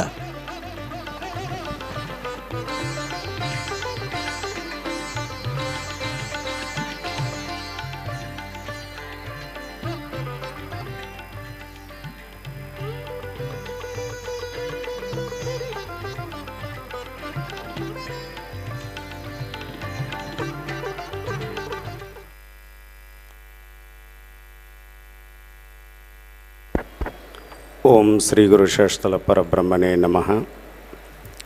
ಮಂಜುನಾಥಾಯ ನಮಃ. ಗುರಿಯಿಲ್ಲದ ಜೀವನ ಗರಿಯಿಲ್ಲದ ಹಕ್ಕಿಯಂತೆ, ಪ್ರೀತಿಯಿಲ್ಲದ ಜೀವನ ನಾತವಿಲ್ಲದ ಹೂವಿನಂತೆ, ವಿನೋದವಿಲ್ಲದ ಜೀವನ ಸುನಾದವಿಲ್ಲದ ಸನಾದಿಯಂತೆ, ಕ್ರೀಡೆಯಿಲ್ಲದ ಜೀವನ ಕೀಡಿತಿಂದ ಹಣ್ಣಿನಂತೆ, ಶೀಲವಿಲ್ಲದ ಜೀವನ ಶೀರ್ಣ ಮೂಲ ತರದಂತೆ, ಸ್ವತಂತ್ರಧೀರ ಸಿದ್ದೇಶ್ವರ ನೀನಿಲ್ಲದ ಜೀವನ ಬತ್ತಿದ ಸರೋವರದಂತೆ. ಪ್ರಾತಸ್ಮರಣೀಯರಾಗಿರ್ತಕ್ಕಂಥ ವಿಶ್ವದ ಎಲ್ಲ ದಾರ್ಶನಿಕ ಮಹಾಂತರನ್ನು ಸ್ಮರಣೆ ಮಾಡಿ, ಕ್ಷೇತ್ರದ ಮಹಿಮಾ ಪುರುಷನಾಗಿರ್ತಕ್ಕಂಥ ಮಂಜುನಾಥ ಸ್ವಾಮಿಯನ್ನು ಹೃದಯಾರೆ ಧ್ಯಾನಿಸಿ, ಶ್ರೀ ಕ್ಷೇತ್ರ ಧರ್ಮಸ್ಥಳ ಗ್ರಾಮಾಭಿವೃದ್ಧಿ ಸಂಸ್ಥೆ ಹಾಗೂ ಅಖಿಲ ಕರ್ನಾಟಕ ಜನಜಾಗೃತಿ ವೇದಿಕೆಯ ಪದಾಧಿಕಾರಿಗಳ ಸಹಮಿಲನ ವ್ಯಸನ ಮುಕ್ತ ಕುಟುಂಬೋತ್ಸವದ ಈ ಕಾರ್ಯಕ್ರಮದ ಸಮಾರಂಭದ ಅಧ್ಯಕ್ಷತೆಯನ್ನು ವಹಿಸಿರ್ತಕ್ಕಂಥ ನಾವೆಲ್ಲ ಈ ನಾಡಿನೊಳಗೆ ಸುಂದರವಾಗಿರ್ತಕ್ಕಂಥ ಬಿಳೆ ಬಟ್ಟೆಯನ್ನು ಹಾಕ್ಕೊಂಡು ನಮ್ಮ ದೇಶೀಯ ಉಡುಪಾಗಿರ್ತಕ್ಕಂಥ ದೋತ್ರ ಉಟ್ಕೊಂಡು ನಮ್ಮ ಮುಂದೆ ಬಂದು ನಿಂದ್ರವರು ಹಿಂದಿನ ಇತಿಹಾಸ ಓದಿದರೆ ನಮ್ಮ ನೆನಪಿಗೆ ಬರೋದು ಬಿ ಡಿ ಜತ್ತಿ ಅಂತ ಕೇಳ್ತೀವಿ. ಎರಡನೇ ಬಿ ಡಿ ಜತ್ತಿ ಯಾರಂತ ಡಾಕ್ಟರ್ ವೀರೇಂದ್ರ ಹೆಗಡೆಯವರು.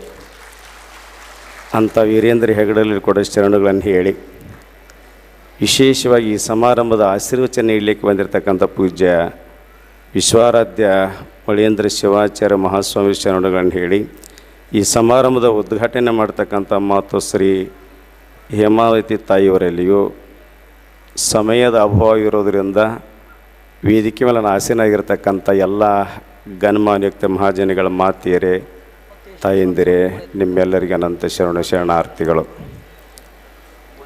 ನಾವೆಲ್ಲ ಸಂತ ಶಿಶುನಾಳ ಶರೀಫನ ಒಂದು ಪದ್ಯ ಕೇಳ್ತಾ ಇದ್ವಿ. ದೇಹದ ಗುಡಿಯ ನೋಡಿರನ್ನ, ದೇಹದ ಗುಡಿಯ ನೋಡಿರನ್ನ. ಹೊರಗಿನ ದೇವಾಲಯ ಅಲ್ಲ, ಈ ಶರೀರನ ದೇವಾಲಯ ಮಾಡಿದವರು ಯಾರಂದ್ರೆ ಡಾಕ್ಟರ್ ವೀರೇಂದ್ರ ಹೆಗಡೆಯವರು ಅಂತ ಹೇಳಕ್ಕೆ ಇಷ್ಟಪಡ್ತಾ ಇದ್ದೆ ನಾನು. ಯಾಕಂದರೆ ಬಸವಣ್ಣನವರು ಉಳ್ಳವರು ಶಿವಾಲಯ ಮಾಡುವರಯ್ಯ, ನಾನೇನು ಮಾಡಲಿ ಬಡವನಯ್ಯ, ಎನ್ನ ಕಾಲೇ ಕಂಬ ಎನ್ನ ದೇಹವೇ ದೇಗುಲ, ಸಿರಿವೇ ಹೊನ್ನಿನ ಕಳಸವಯ್ಯ ಎನ್ನುವಂಥ ವಚನವನ್ನೇ ಈ ಶರೀರವನ್ನು ಹಾಳು ಮಾಡಲಾರದೆ ವ್ಯಸನ ಮುಕ್ತ ದೇಹವನ್ನು ಮಾಡಿ ಅವರ ಹೃದಯದೊಳಗೆ ಮಂಜುನಾಥನ ಪ್ರತಿಷ್ಠಾಪಿಸಿದವರು ಗುರುಗಳು ಯಾರಂದ್ರೆ ಡಾಕ್ಟರ್ ವೀರೇಂದ್ರ ಹೆಗಡೆಯವರು ಅಂತ ಹೇಳಕ್ಕೆ ಇಷ್ಟಪಡ್ತಾ ಇದ್ದೆ ನಾನು. ಮಹಾತ್ಮ ಗಾಂಧೀಜಿಯವರು ಹಳ್ಳಿಯ ಉದ್ಧಾರ ದೇಶದ ಪುನರುತ್ಥಾನ ಗಾಂಧಿ ಕನಸನ್ನೇ ಬಹುಶಃ ಇಲ್ಲಿಷ್ಟು ಬಂದು ನನಗೆಷ್ಟು ಖುಷಿ ಆಯ್ತಲ್ಲ. ನಾನೇ ನಮ್ಮ ಉತ್ತರ ಕರ್ನಾಟಕದ ಎಲ್ಲೆಲ್ಲಿ ಶಿಬಿರಗಳು ಪಾಲ್ಗೊಂಡು ಅವರೆಲ್ಲ ಇಲ್ಲಿ ಬಂದಾರೆ ಇಲ್ಲೇ. ಆಮೇಲೆ ಯಲಬುರ್ಗಿ ಒಳಗೆ ಶಿಬಿರೊಳಗೆ ಪಾಲ್ಗೊಂಡು ನಾವು ಪ್ರಾರಂಭಕ್ಕೂ ಬಂದ್ವಿ, ಮುಕ್ತಾಯಕ್ಕೆ ಬಂದ್ವಿ. ಬಹುಶಃ ಮುಕ್ತಾಯಕ್ಕಿಂತ ಪ್ರಾರಂಭಕ್ಕೆ ಉದ್ಘಾಟನೆಗೆ ಹೋಗಿ ಮಜಾ ಇರುತ್ತೆ ಅಲ್ಲೇ. ಮುಕ್ತಾಯಕ್ಕೆ ಹೋಗೋಕ್ಕಿಂತ ಮೊದಲೇ ಪ್ರಾರಂಭಕ್ಕೆ ಏನು ಹೋಗ್ತೀವಿ ನೋಡ್ರಿ, ಆ ಉದ್ಘಾಟನೆ ಭಾಳ ಮಜಾ ಇರುತ್ತೆ ಅಲ್ಲಿ. ಅಂದ್ರೆ ಮುಕ್ತಾಯಕ್ಕೆ ಹೋದಾಗ ಒಂಥರ ಹಂತಕ್ಕೆ ಬಂದಿರ್ತೈತೆ ಅಲ್ಲಿ. ಆದರೆ ಸರ್ಕಾರ ಮಾಡಿದ ಕೆಲಸವನ್ನೇ ಈ ಸಮಾಜದೊಳಗೆ ಕುಡಿದು ಹಾಳಾಗಿ ಗಟ್ಟರದಲ್ಲಿ ಬೀಳುವಂಥ ಜೀವಿಗಳಿಗೆ ನಮ್ಮೆಲ್ಲರಿಗೂ ಕೂಡ ಜೀವಾತ್ಮಾದವರಾದ ಡಾಕ್ಟರ್ ವೀರೇಂದ್ರ ಹೆಗಡೆಯವರನ್ನು ಕೂಡ ನಾವು ನೆನೆಸಬೇಕು ಪುಣ್ಯಾತ್ಮರೇ. ನಾವೆಲ್ಲ ಸಣ್ಣವರಿದ್ದ ಕಥೆಯನ್ನು ಕೇಳ್ತಾ ಇದ್ವಿ. ಕೆರೆಯಂ ಕಟ್ಟಿಸು ಮಗನೇ, ದೇವಾಗಾರವಂ ನಿರ್ಮಿಸು, ಅರವಟ್ಟಿಗೆ ಎಮ್ಮಿಡು. ಬಹುಶಃ ವಚನ ಯಾರಿಗೆ ಅನ್ವಯ ಆಗ್ತದೆ ಅಂತಂದ್ರೆ ಧರ್ಮಸ್ಥಳದ ವೀರೇಂದ್ರ ಹೆಗಡೆಯವರಿಗೆ ಅನ್ವಯ ಆಗ್ತದೆ ಅಂತ ಹೇಳಕ್ಕೆ ಇಷ್ಟಪಡ್ತಾ ಇದ್ದೀನಿ ಅನ್ನೋ ಮಾತನ್ನು ಹೇಳಿ, ವಿಶೇಷವಾಗಿ ಈ ಸ್ವಾಮೀಜಿಯವ್ರನ್ನ ಯಾಕೆ ಕರೆಸ್ಯಾರ ಅಂತ ಪ್ರಶ್ನೆ ಮಾಡ್ತೀರೇನು. ವೀರೇಂದ್ರ ಹೆಗಡೆಯವರು ಅಫ್ಜಲ್ಪುರಕ್ಕೆ ಹೋದಾಗ ಅವ್ರ ಮಠಕ್ಕೆ ಬರಮಾಡ್ಕೊತಾರೆ. ಒಂದು ಧರ್ಮಸ್ಥಳದ ಸಂಸ್ಥೆ ಇಂಥ ಕೆಲಸ ಮಾಡುತ್ತಂದರೆ ನಾವು ಮಠಾಧಿಪತಿಗಳ ಮಠವನ್ನು ಹಿಡ್ಕೊಲಾರ್ದ ನಾವು ಕೂಡ ಒಂದು 2 ಜೋಳಿಗೆಯನ್ನು ಹಾಕ್ಕೊಂಡ್ರು. ನಮ್ಮ ಯಾರು ವಿಶ್ವಾರಾಧ್ಯ ಮಳೇಂದ್ರ ಶಿವಾಚಾರ್ಯರು ಒಂದು ಚಟದ ಜೋಳಿಗೆ, ಒಂದು ಮಠದ ಜೋಳಿಗೆ. ಚಟದ ಜೋಳಿಗೆನ ನೀವೇನು ಇದನ್ನು ಚಟವನ್ನು ಹಾಕಬೇಕು, ಮಠದ ಜೋಳಿಗೆನ ಭಕ್ತಿ ಕಾಣಿಕೆಯನ್ನು ಹಾಕಬೇಕು. ಅಂಥ ಅಫ್ಜಲ್ಪುರ ತಾಲೂಕಿನೊಳಗೆ 130 ಹಳ್ಳಿಗಳಿಗೆ ಹೋಗಿ ಏನು ದುಶ್ಚಟಗಳ ಭಿಕ್ಷೆ ಸದ್ಗುಣಗಳ ದೀಕ್ಷೆಯನ್ನು ಶೀರ್ಷಿಕೆ ಒಳಗೆ ಸುಮಾರು 130 ಹಳ್ಳಿ ಒಳಗೆ 1 ಲಕ್ಷ ಜನಗಳನ್ನು ಆ ಕುಡಿದನ್ನು ಬಿಡಿಸೋರು ಯಾರಂದ್ರೆ ಪೂಜ್ಯ ವಿಶ್ವಾರಾಧ್ಯ ಮಳೇಂದ್ರ ಶಿವಾಚಾರ್ಯ ಮಹಾಸ್ವಾಮಿಗಳವರು. ಅಂಥ ಸ್ವಾಮೀಜಿಯರು ಕೂಡ ನಾವು ಬರಬೇಕ್ರಿ ಅಲ್ಲಿ ಹೋಗೋಣ ಅಂತಂದ್ರೆ ನಾವು ಕೂಡ ಆ ಕಾರ್ಯಕ್ರಮ ಪಾಲ್ಗೊಂಡಿದ್ದು ಭಾಳ ಖುಷಿಯಾಯ್ತು ಅನ್ನೋ ಮಾತನ್ನು ಹೇಳಿ, ಬಸವಣ್ಣ ಅಂತನಲ್ಲ, ಪ್ರಸಾದ ಕಾಯ ಕೆಡಿಸಲಾಗೋದು, ಈ ಚಟ ಭಾಳ ಕೆಟ್ಟದು. ಮಣ್ಣೊಬ್ರು ಯಾರೋ ಹೇಳ್ತಾ ಇದ್ರು, ಯಾರು ಸಿಕ್ರೆಟ್ ಸೇತೀರಿ ಅವ್ರು ಒಟ್ಟ ತಲೆಯನ್ನು ಬೆಳೆಯೋಕ್ಕೂದು ಆಗೋದಿಲ್ಲ ಅಂತ. ಯಾರು ಸಿಕ್ರೆಟ್ ಸೇತ್ರಿ ತಲೆ ಅನುಕೂಲ ಒಟ್ಟ ಬೆಳಗಾಗಲ್ಲ ಅಂತ. ಎರಡನೇದ್ದೇನ್ರಿ, ಯಾರು ಸಿಕ್ರೆಟ್ ಸೇತಿರಲ್ಲ ನಾಯಿ ಕಡಿಯಂಗಿಲ್ಲ ಅಂತ. ಮೂರನೇದ್ದೇನ್ರಿ, ಯಾರು ಸಿಕ್ರೆಟ್ ಸೇತ್ರಿ ಮನೆ ಕಳು ಆಗೋಂಗಿಲ್ಲ ಅಂತ. ಇದೇನು ವಿಶೇಷ ಹೇಳಿದ್ರಿ ಸ್ವಾಮಿಗಳು ಅಂತಂದರೆ, ಆತ ಹೇಳಿದೆ, ನನ್ನ ತಲೆಗೆ ಯಾಕೆ ಬೆಳೆ ಕೂಲ ಆಗೋದಿಲ್ಲ ಅಂದರೆ, ಆ ಬೆಳೆ ಕೂಲ ಆಗೋದ್ರೊಳಗೆ ನಾನು ಸತ್ತು ಹೋಗಿಬಿಡ್ತೀನಿ. ನಾ ಯಾಕೆ ಕಡಿಯಂಗಿಲ್ಲ ಅಂತಂದರೆ, ನಾನು ಸೇದಿ ಅನಾರೋಗ್ಯ ಪೀಡಿತನಾಗಿ ಕೈ ಒಳಗೆ ಬಡಗಿ ಹಿಡ್ಕೊಂಡು ಹೋಗೋದು ನೋಡಿ ನಾಯಿ ಸಮೇತ ನಮ್ಮ ಮುಂದೆ ಬರೋಂಗಿಲ್ಲ ಅಂತ. ಆಮೇಲೆ ಮನೆ ಯಾಕೆ ಕಳು ಆಗಂಗಿಲ್ಲ ಅಂದ ತಕ್ಷಣ ಸೇದಿ ಕ್ವಾಕ್ ಅಂದು ಮನೆಗೆ ಸೇದ್ಕೊಂಡು ಏನು ಅಸ್ತಮಾಯಿ ಸೇರಿದಾಗ ಅದರ ಧ್ವನಿಯನ್ನು ಕೇಳಿ ಕಳ್ರ ಸಮೇತ ಹೋಗ್ತಾರಂತೆ. ನೋಡ್ರಿ, ಚಟ ಅನ್ನೋದೈತಲ್ಲ, ಆ ಟಕ್ ಅವು ಇನ್ನೊಂದು ಟ ಒತ್ತು ಕೊಟ್ರೆ ಏನಾಗುತ್ತೆ? ಚಟ ಅನ್ನೋದು ಏನೈತಲ್ಲ, ಇನ್ನೊಂದು ಟ ಒತ್ತು ಕೊಟ್ರೆ ಏನಾಗುತ್ತೆ? ಲಾಸ್ಟ್ ಹೋಗ್ಬೇಕಾಗತ್ತೆ. ಆದರೆ ನಮ್ಮ ವೀರೇಂದ್ರ ಹೆಗಡೆಯವರು ಮಾತೋಶ್ರೀ ತಾಯಿಯವರು ಏನು ಮಾಡಿದ್ರು ಅಂದರೆ, ಇಂಥ ಒಂದು ಸಂಸ್ಥೆಯನ್ನು ಕಟ್ಟಿ ನಮ್ಮ ನಾಳೆಗೆ, ಯಾಕೆ ನಮ್ಮ ಭಾಳ ಬೇಕಾದವ್ರು ಇದ್ರಾಗ ಅದಾರ, ನಮ್ಮ ಜೊತೆ ಇದ್ದವರು ಅದ್ರದಾಗ ಅದಾರ, ನಾ ಹೇಳಂಗಿಲ್ಲ ಆ ವಿಷಯ. ಅವ್ರ ಮನೆಯೊಳಗೆ ಎಷ್ಟು ಖುಷಿ ಪಡ್ತಾರಂತಂದರೆ ಫೋನ್ ಮಾಡಿ ಕೇಳ್ತಾರೆ, ಸ್ವಾಮೀಜಿ ಅವ್ನು ನಿಮ್ಮ ಡ್ರೈವಿಂಗ್ ಮಾಡ್ತಾನೆ, ಕುಡಿತಾನೇನಿಲ್ಲ ನಮ್ಗೆ ಹೇಳ್ರಿ ಅಂತಾರೆ ಅವ್ರು. ಮಂಜುನಾಥ್ ಆನೆ ಮಾಡಿ ಹೇಳ್ತೀನಿ ರೀ ಅದನ್ನು ಕುಡಿಯೋಂಗಿಲ್ಲ, ನಾವು ಹೊಲಕ್ಕೆ ದುಡಿದು ಬಂದಿರ್ತೀನಿ, ಕಣ್ಣಾಗಿ ಕೆಂಪಾಗಿರೋದ್ರಿಂದ ನನಗೆ ಹೆಂಗೆ ತಿಳ್ಕೊತಾರೆ ಅಂದಾಗ ನನಗೆ ಎಷ್ಟು ಖುಷಿ ಆಯ್ತಲ್ಲ. ಒಂದು ಧರ್ಮಸ್ಥಳದ ಸಂಸ್ಥೆ ಈ ಜನಜಾಗೃತಿ ಕೆಲಸ ಎಂಥದ್ದು ಮಾಡಿತ್ತಂದರೆ, ಮೊನ್ನೆ ಸಚಿವ ಸಂಪುಟದಾಗ ಗ್ರಾಮ ಪಂಚಾಯತಿಗೆ ಒಂದು ಲೈಸೆನ್ಸ್ ಕೊಡೋದು ಮಾಡಿದ್ರು ಭೂಪುರ. ನೋಡ್ರಿ ಏನದನ್ನ ಅಂದ್ರೆ ಸರ್ಕಾರ ಬರೋದಿಲ್ಲ ಎದರ್ಲಿಂದ ಗೊತ್ತಲ್ಲ.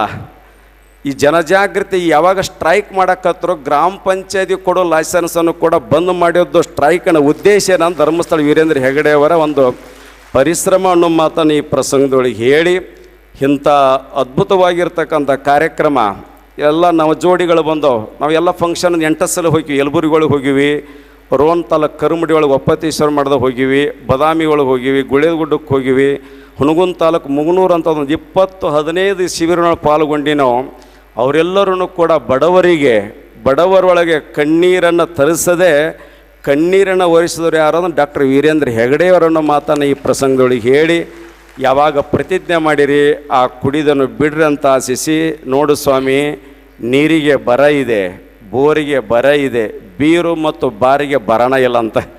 ಯಾಕೆ ಮಾತು ಹೇಳ್ತೀನಿ ಅಂದರೆ, ಆ ವ್ಯಸನ ಮುಕ್ತರಾಗಿ ಅಮೂಲ್ಯವಾಗಿರ್ತಕ್ಕಂಥ ಶರೀರವನ್ನೇ ನಾವು ಭಾಳ ಸುಂದರವಾಗಿ ಇಟ್ಕೊಂಡು ಹೋಗ್ಬೇಕತ್ತಪ್ಪ ಅಂತಂದ್ರೆ ಇಂಥ ಕೆಲಸಗಳು ಭಾಳ ಅವಶ್ಯ ಅನ್ನೋ ಮಾತನ್ನು ಹೇಳಿ, ಈ ಕಾರ್ಯಕ್ರಮ ನೋಡಿ ಭಾಳ ಖುಷಿ ಆಯಿತು. ಅನಿರೀಕ್ಷಿತ ಈ ಕಾರ್ಯಕ್ರಮ ಕೂಡ ಪಾಲ್ಗೊಂಡಿದ್ದು ನಮಗೆ ಭಾಳ ಆನಂದ ತಂದಿದೆ ಅನ್ನೋ ಮಾತನ್ನು ಹೇಳಿ, ಜೊತೆಗೆ ಯಾರಾದರೂ ಕುಡಿತಿದ್ರಂದ್ರೆ ದಯವಿಟ್ಟು ಕುಡಿದನ್ನು ಬಿಡಿಸ್ರಿ. ಊರೊಳಗೆ 5 ವರ್ಷಕ್ಕೊಮ್ಮೆ ಬರುತ್ತಲ್ಲ, ಇದಕ್ಕೆ ನಿಮ್ಮನ್ನೆಲ್ಲ ಹಾಳು ಮಾಡೋಕೆ 5 ವರ್ಷಕ್ಕೊಮ್ಮೆ ಬರುತ್ತಲ್ಲ, ಅದು ಏನಾರು ದುಡ್ಡು ಬಂತಂದ್ರೆ ಊರಿನ ಉದ್ಧಾರ ಕೆಲಸಕ್ಕೆ ಬಳಸ್ರಿ. ಏನು ವೀರೇಂದ್ರ ಹೆಗಡೆ ಅವ್ರಿಗೆ ಕೆರೆ ಕಟ್ಟಿಸ್ಬೇಕಂತಾರಲ್ಲ, ದೇವಸ್ಥಾನಗಳಿಗೆ ದುಡ್ಡು ಕೊಡ್ತಾರಲ್ಲ, ಮಠಗಳಿಗೆ ದುಡ್ಡು ಕೊಡ್ತಾರಲ್ಲ, ಆ ದುಡ್ಡನ್ನು ಕುಡಿದು ಹಾಳು ಮಾಡೋದಕ್ಕಿಂತ ಅದ ದುಡ್ಡು ತೆಗೆದುಕೊಂಡು ಊರು ಅಭಿವೃದ್ಧಿಗೆ ಹೋಗಿದ್ದಾತಪ್ಪ ಅಂತಂದರೆ ಅದು ಜೀವನ ಸಾರ್ಥಕ ಆಗ್ತದೆ ಅನ್ನೋ ಮಾತನ್ನು ಹೇಳಿ ನಿಮಗೆಲ್ಲರೂ ಬಂದಿಸಿ ನಾನು 2 ಮಾತನ್ನು ಮುಗಿಸ್ತಾ ಇದ್ದೆ. ಭಕ್ತಿಪೂರ್ವಕವಾದಂತಹ ಅಭಿನಂದನೆಗಳು ಗುಳೆದ ಮಠದ ಮಹಾಸ್ವಾಮೀಜಿಗಳಿಗೆ. ನಮ್ಮ ಕಾರ್ಯಕ್ರಮಕ್ಕೆ ಟ್ರಸ್ಟಿಗಳು ಆದಂತಹ ಡಾಕ್ಟರ್ ಶ್ರೀನಿವಾಸ್ ಭಟ್ರವರು ಆಗಮಿಸಿದ್ದಾರೆ. ಅವರಿಗೆ ನಿರ್ದೇಶಕರು ವಿಜಯ್ ಕುಮಾರ್ ರವರು ಗೌರವಿಸಬೇಕಾಗಿ ವಿನಂತಿ. ಅದೇ ರೀತಿ ಗ್ರಾಮಾಭಿವೃದ್ಧಿ ಯೋಜನೆಯ ಮುಖ್ಯ ಹಣಕಾಸು ನಿರ್ದೇಶಕರು ಶಾಂತಾರಾಮ್ ಪೈಸರ್ ಅವರು ಕೂಡ ನಮ್ಮ ಕಾರ್ಯಕ್ರಮದಲ್ಲಿದ್ದಾರೆ. ಅವರನ್ನು ಕೂಡ ವಿವೇಕ್ ಸರ್ ಅವರು ಗೌರವಿಸಬೇಕಾಗಿ ಈ ಸಂದರ್ಭದಲ್ಲಿ ವಿನಂತಿಯನ್ನು ಮಾಡ್ತಾ ಇದ್ದೇವೆ. ಇವತ್ತಿನ ಕಾರ್ಯಕ್ರಮದಲ್ಲಿ ದಿವ್ಯ ಸಾನ್ನಿಧ್ಯವನ್ನು ವಹಿಸಿರುವಂತಹ ಷಡಕ್ಷರ ಬ್ರಹ್ಮ ವಿಶ್ವರಾಧ್ಯ ಮಳೇಂದ್ರ ಶಿವಾಚಾರ್ಯ ಮಹಾಸ್ವಾಮಿಗಳು, ಶ್ರುತರು ಮಳೇಂದ್ರ ಸಂಸ್ಥಾನ ಮಠದ 19ನೇ ಪೀಠಾಧಿಪತಿಗಳು, 21 ವರ್ಷಗಳಿಂದ ಮಠಾಧೀಶರಾಗಿರುತ್ತಾರೆ. 11ನೇ ಶತಮಾನದಲ್ಲಿ 3 ವರ್ಷಗಳ ಕಾಲ ಮಳೆ ಇಲ್ಲದಿರುವ ಸಂದರ್ಭದಲ್ಲಿ ಧರೆಗೆ ಕಂಬಳಿ ಬೀಸಿ ಮಳೆಯನ್ನು ತರಿಸಿದ ಪವಾಡ ಪುರುಷರು. ಅಲ್ಲಿಂದ ಈ ಮಠಕ್ಕೆ ಮಳೇಂದ್ರ ಮಠ ಹೆಸರು ನಾಮಾಂಕಿತವಾಯಿತು. ಪೂಜ್ಯರು ಸಾಮಾಜಿಕವಾಗಿ, ಶೈಕ್ಷಣಿಕವಾಗಿ, ಧಾರ್ಮಿಕ ಕ್ಷೇತ್ರಗಳನ್ನು ಅಭಿವೃದ್ಧಿ ಪಥಕ್ಕೆ ಏರಿಸಿದ ಕೀರ್ತಿ ಇವರದು. ಕಳೆದ ವರ್ಷ ಜನಜಾಗೃತಿ ಕಾರ್ಯಕ್ರಮವನ್ನು ಮಾಡಿ ದುಶ್ಚಟಗಳ ಭೀಕ್ಷೆ ಸದ್ಗುಣಗಳ ದೀಕ್ಷೆ ಎಂಬ ಕಾರ್ಯಕ್ರಮದಡಿಯಲ್ಲಿ ಜೋಳಿಗೆ ಹಿಡಿದು ಮನೆ ಭೇಟಿ ಮಾಡಿ ದುಶ್ಚಟ ಮುಕ್ತ ಸಮಾಜ ಕರೆ ಎತ್ತವರು 1 ಲಕ್ಷ ಜನರಿಗೆ ರುದ್ರಾಕ್ಷಿ ಧಾರಣೆ ಮಾಡಿ ದುಶ್ಚಟ ಮುಕ್ತ ಸಮಾಜ ನಿರ್ಮಾಣಕ್ಕೆ ಹಸಿರು ನಿಶಾನೆ ತೋರಿಸಿದ ಕೀರ್ತಿ ಇವರದು. ಯೋಜನೆಯ ಎಲ್ಲ ಕಾರ್ಯಕ್ರಮಗಳಲ್ಲಿ ಮಾಹಿತಿ ಮಾರ್ಗದರ್ಶನಗಳನ್ನು ನೀಡಿ ಸಹಕಾರ ನೀಡುತ್ತಿರುವ ಪೂಜ್ಯರು ವಿಶ್ವರಾಧ್ಯ ಮಳೇಂದ್ರ ಶಿವಾಚಾರ್ಯ ಮಹಾಸ್ವಾಮಿಗಳಿಂದ ಇದೀಗ ಆಶೀರ್ವಚನ.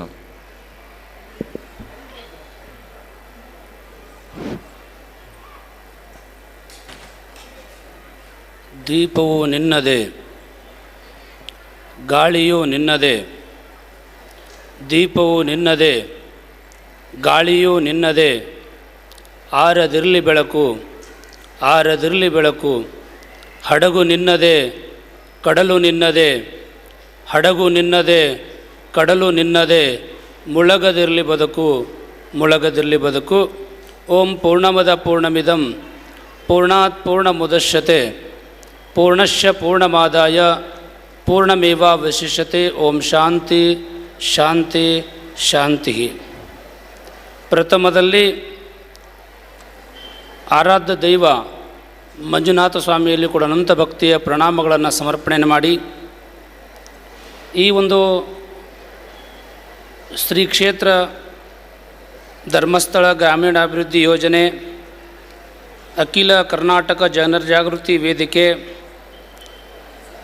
ಜನಜಾಗೃತಿ ವೇದಿಕೆ ಪದಾಧಿಕಾರಿಗಳ ಸಹಮಿಲನ ಮತ್ತು ವ್ಯಸನ ಮುಕ್ತ ಕುಟುಂಬೋತ್ಸವದ ಸಮಾರಂಭದ ದಿವ್ಯ ಅಧ್ಯಕ್ಷ ಸ್ಥಾನವನ್ನು ವಹಿಸಿಕೊಂಡಿರುವಂತಹ ನಮ್ಮೆಲ್ಲರ ಆರಾಧ್ಯ ದೈವ ಪರಮ ಪೂಜ್ಯರಾಗಿರುವಂಥ ಡಾಕ್ಟರ್ ಡಿ ವೀರೇಂದ್ರ ಹೆಗ್ಡೇಜಿಯವರಲ್ಲಿ ಕೂಡ ಅನಂತ ಭಕ್ತಿಯ ಪ್ರಣಾಮಗಳನ್ನು ಸಮರ್ಪಣೆಯನ್ನು ಮಾಡಿ,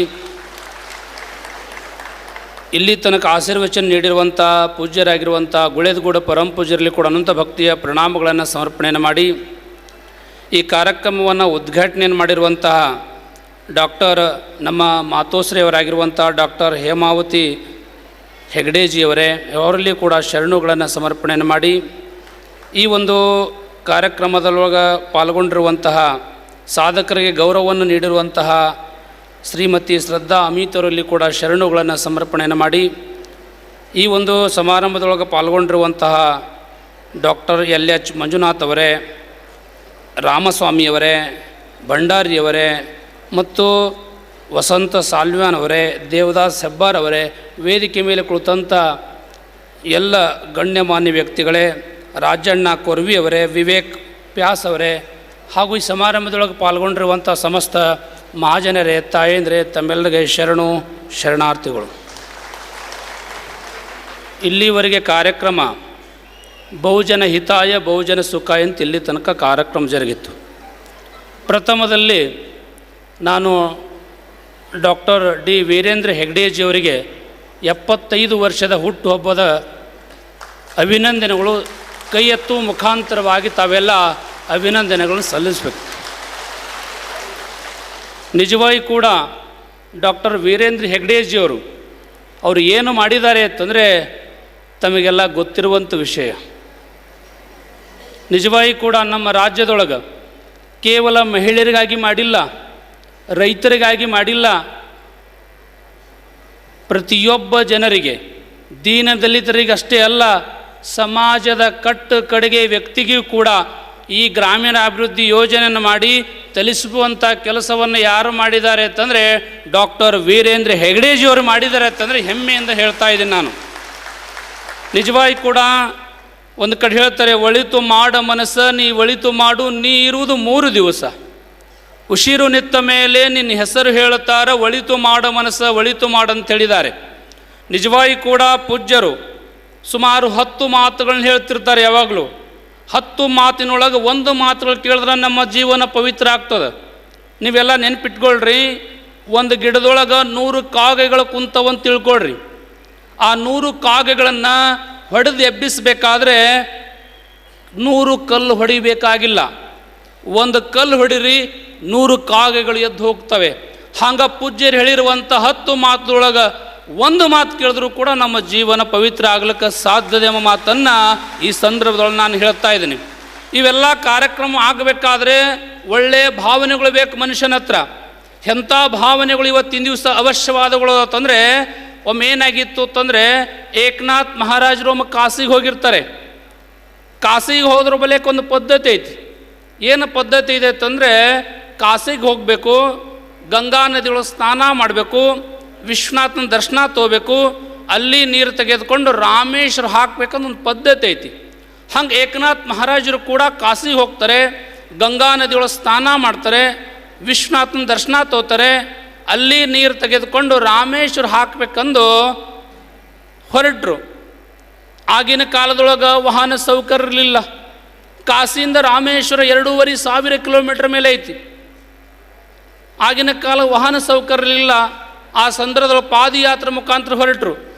ಹಿಂದೆ ಸಾವಿರಾರು ಭಕ್ತರು ಹೊರಟರು. ಕೇವಲ 8 ಕಿಲೋಮೀಟ್ರ್ ಉಳಿದಿತ್ತು ರಾಮೇಶ್ವರ. ಆ ಸಂದರ್ಭದೊಳಗೆ ಒಂದು ಕತ್ತೆ ಬಿಸಿಲಿನ ತಾಪಕ್ಕೆ ಒದ್ದಾಡ್ಕೊತ ಬಿದ್ದಿತ್ತು. ಇದನ್ನು ಯಾರು ನೋಡಿದ್ರು? ಏಕನಾಥ್ ಮಹಾರಾಜರು ನೋಡಿದ್ರು. ನೋಡಿ ಓಡಿ ಹೋಗಿ ಕಾಶಿಯಿಂದ ತಂದಂಥ ನೀರ, ರಾಮೇಶ್ವರ ಲಿಂಗಕ್ಕೆ ಹಾಕುವಂಥ ನೀರ ಒಯ್ದು ಕತ್ತಿಯ ಬಾಯಿಯೊಳಗೆ ನೀರು ಸುರ್ಯಾಕತ್ರು. ಯಾವಾಗ ಕತ್ತಿಯ ಬಾಯಿಯೊಳಗೆ ನೀರು ಸುರ್ಯಾಕತ್ರಲ್ಲ, ಹಿಂದಿರುವಂಥ ಭಕ್ತರು ಬೈಯಾಕತ್ರು, ಗುರುಗಳೇ ನಿಮಗೆ ತೆಲಿಗಿಲಿ ಕೆಟ್ಟದ ಅಂತ ಕೇಳಿದ್ರು ಅವರು. ಆಗ ಗುರುಗಳಂದ್ರು ನಾ ಏನ ತಪ್ಪು ಮಾಡಿನಪ್ಪ ಅಂತಂದರು.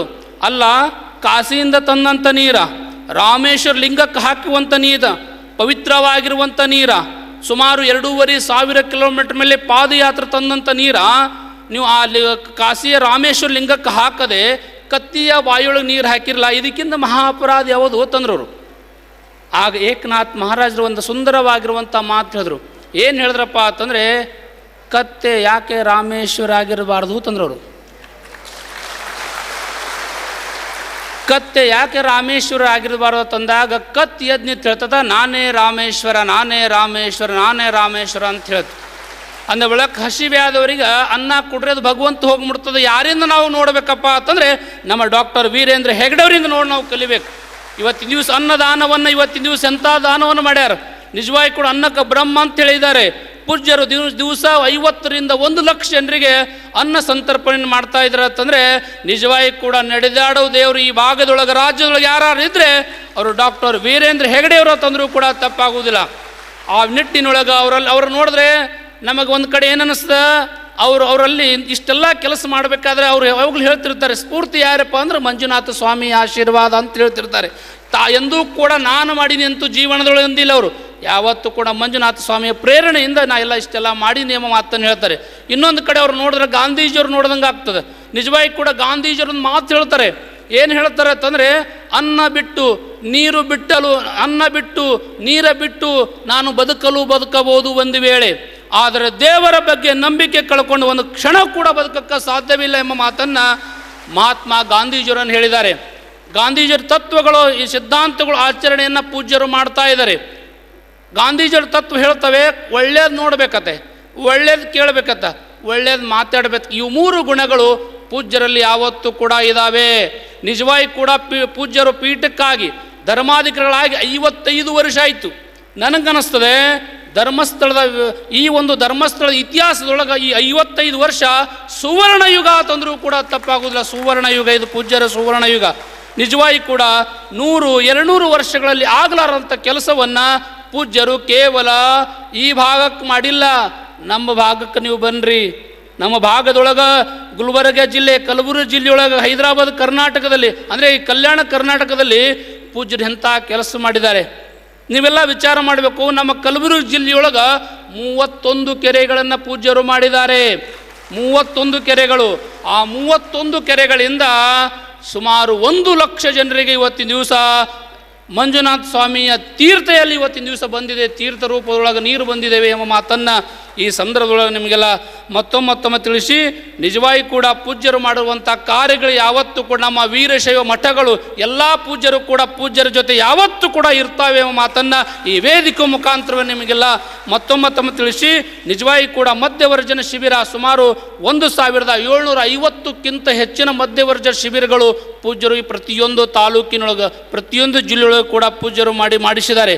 ನಿಜವಾಗಿ ಕೂಡ ನನಗನ್ನಿಸ್ತದೆ ಆ ಒಂದು ಮಧ್ಯವರ್ಜನ ಶಿಬಿರದಿಂದ 1,30,000ಕ್ಕಿಂತ ಹೆಚ್ಚು ಜನ ಇವತ್ತಿನ ದಿವಸ ದುಶ್ಚಟಗಳಿಂದ ದೂರ ಆಗಿದ್ದಾರೆ.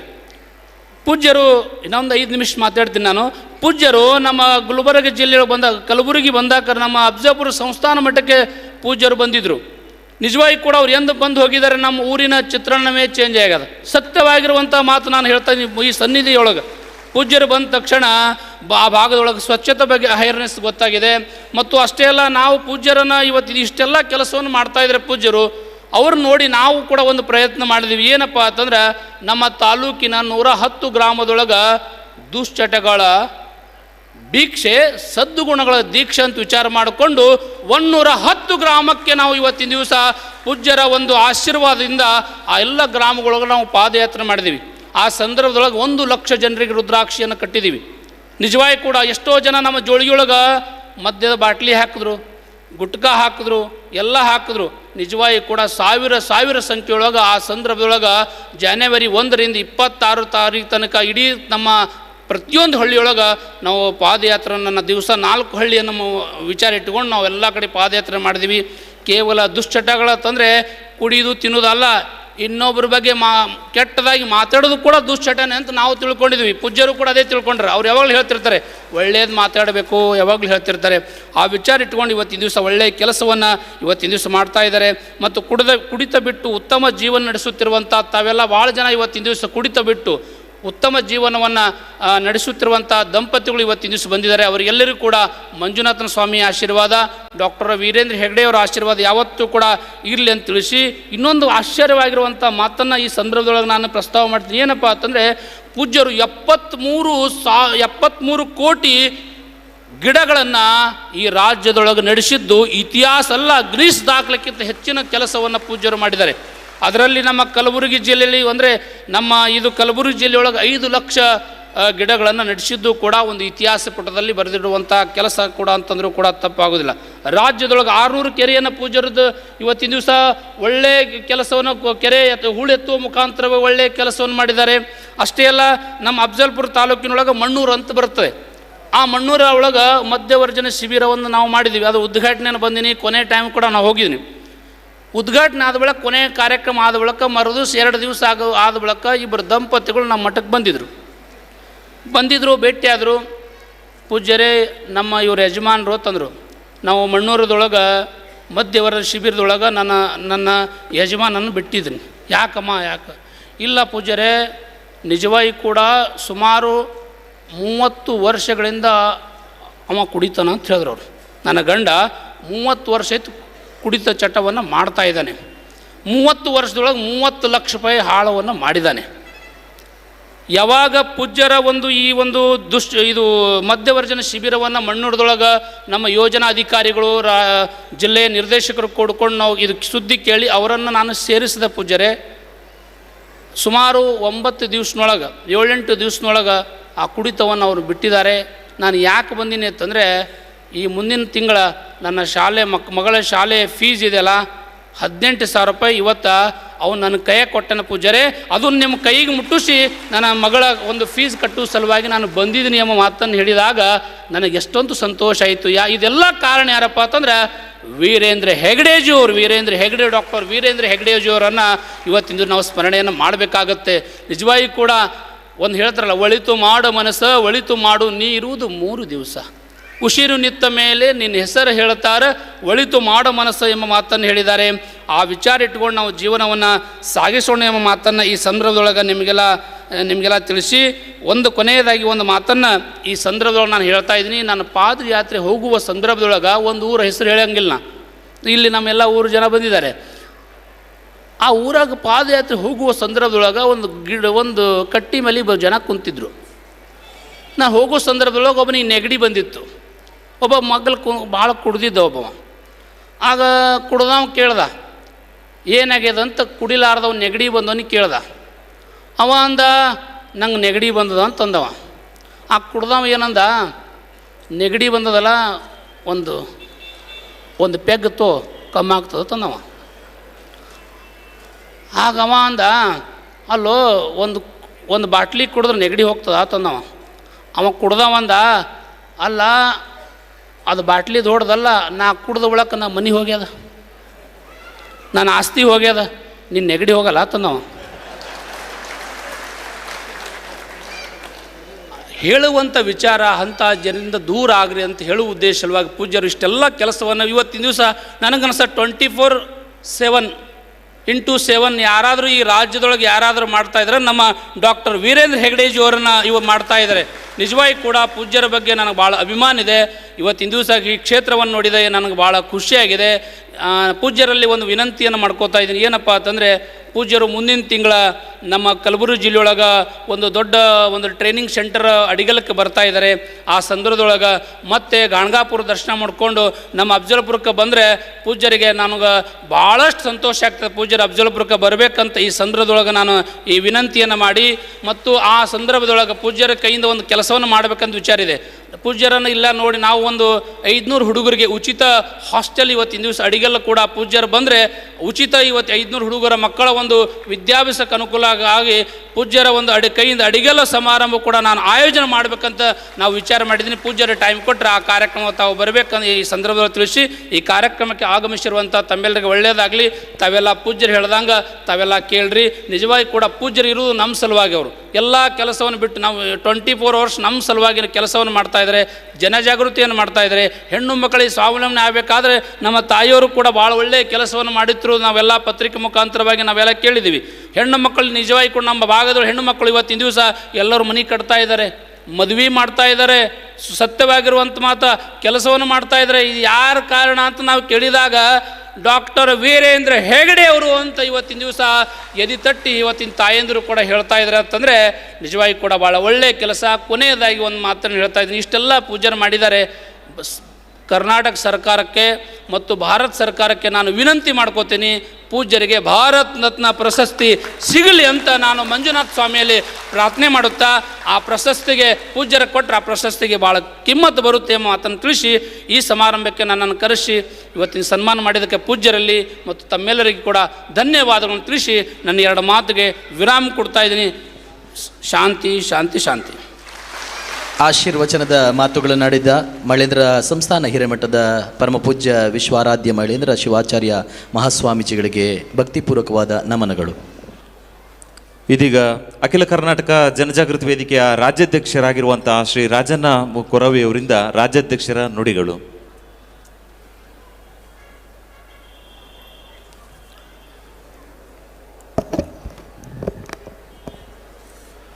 ಓಂ ಶ್ರೀ ಮಂಜುನಾಥಾಯ ನಮಃ.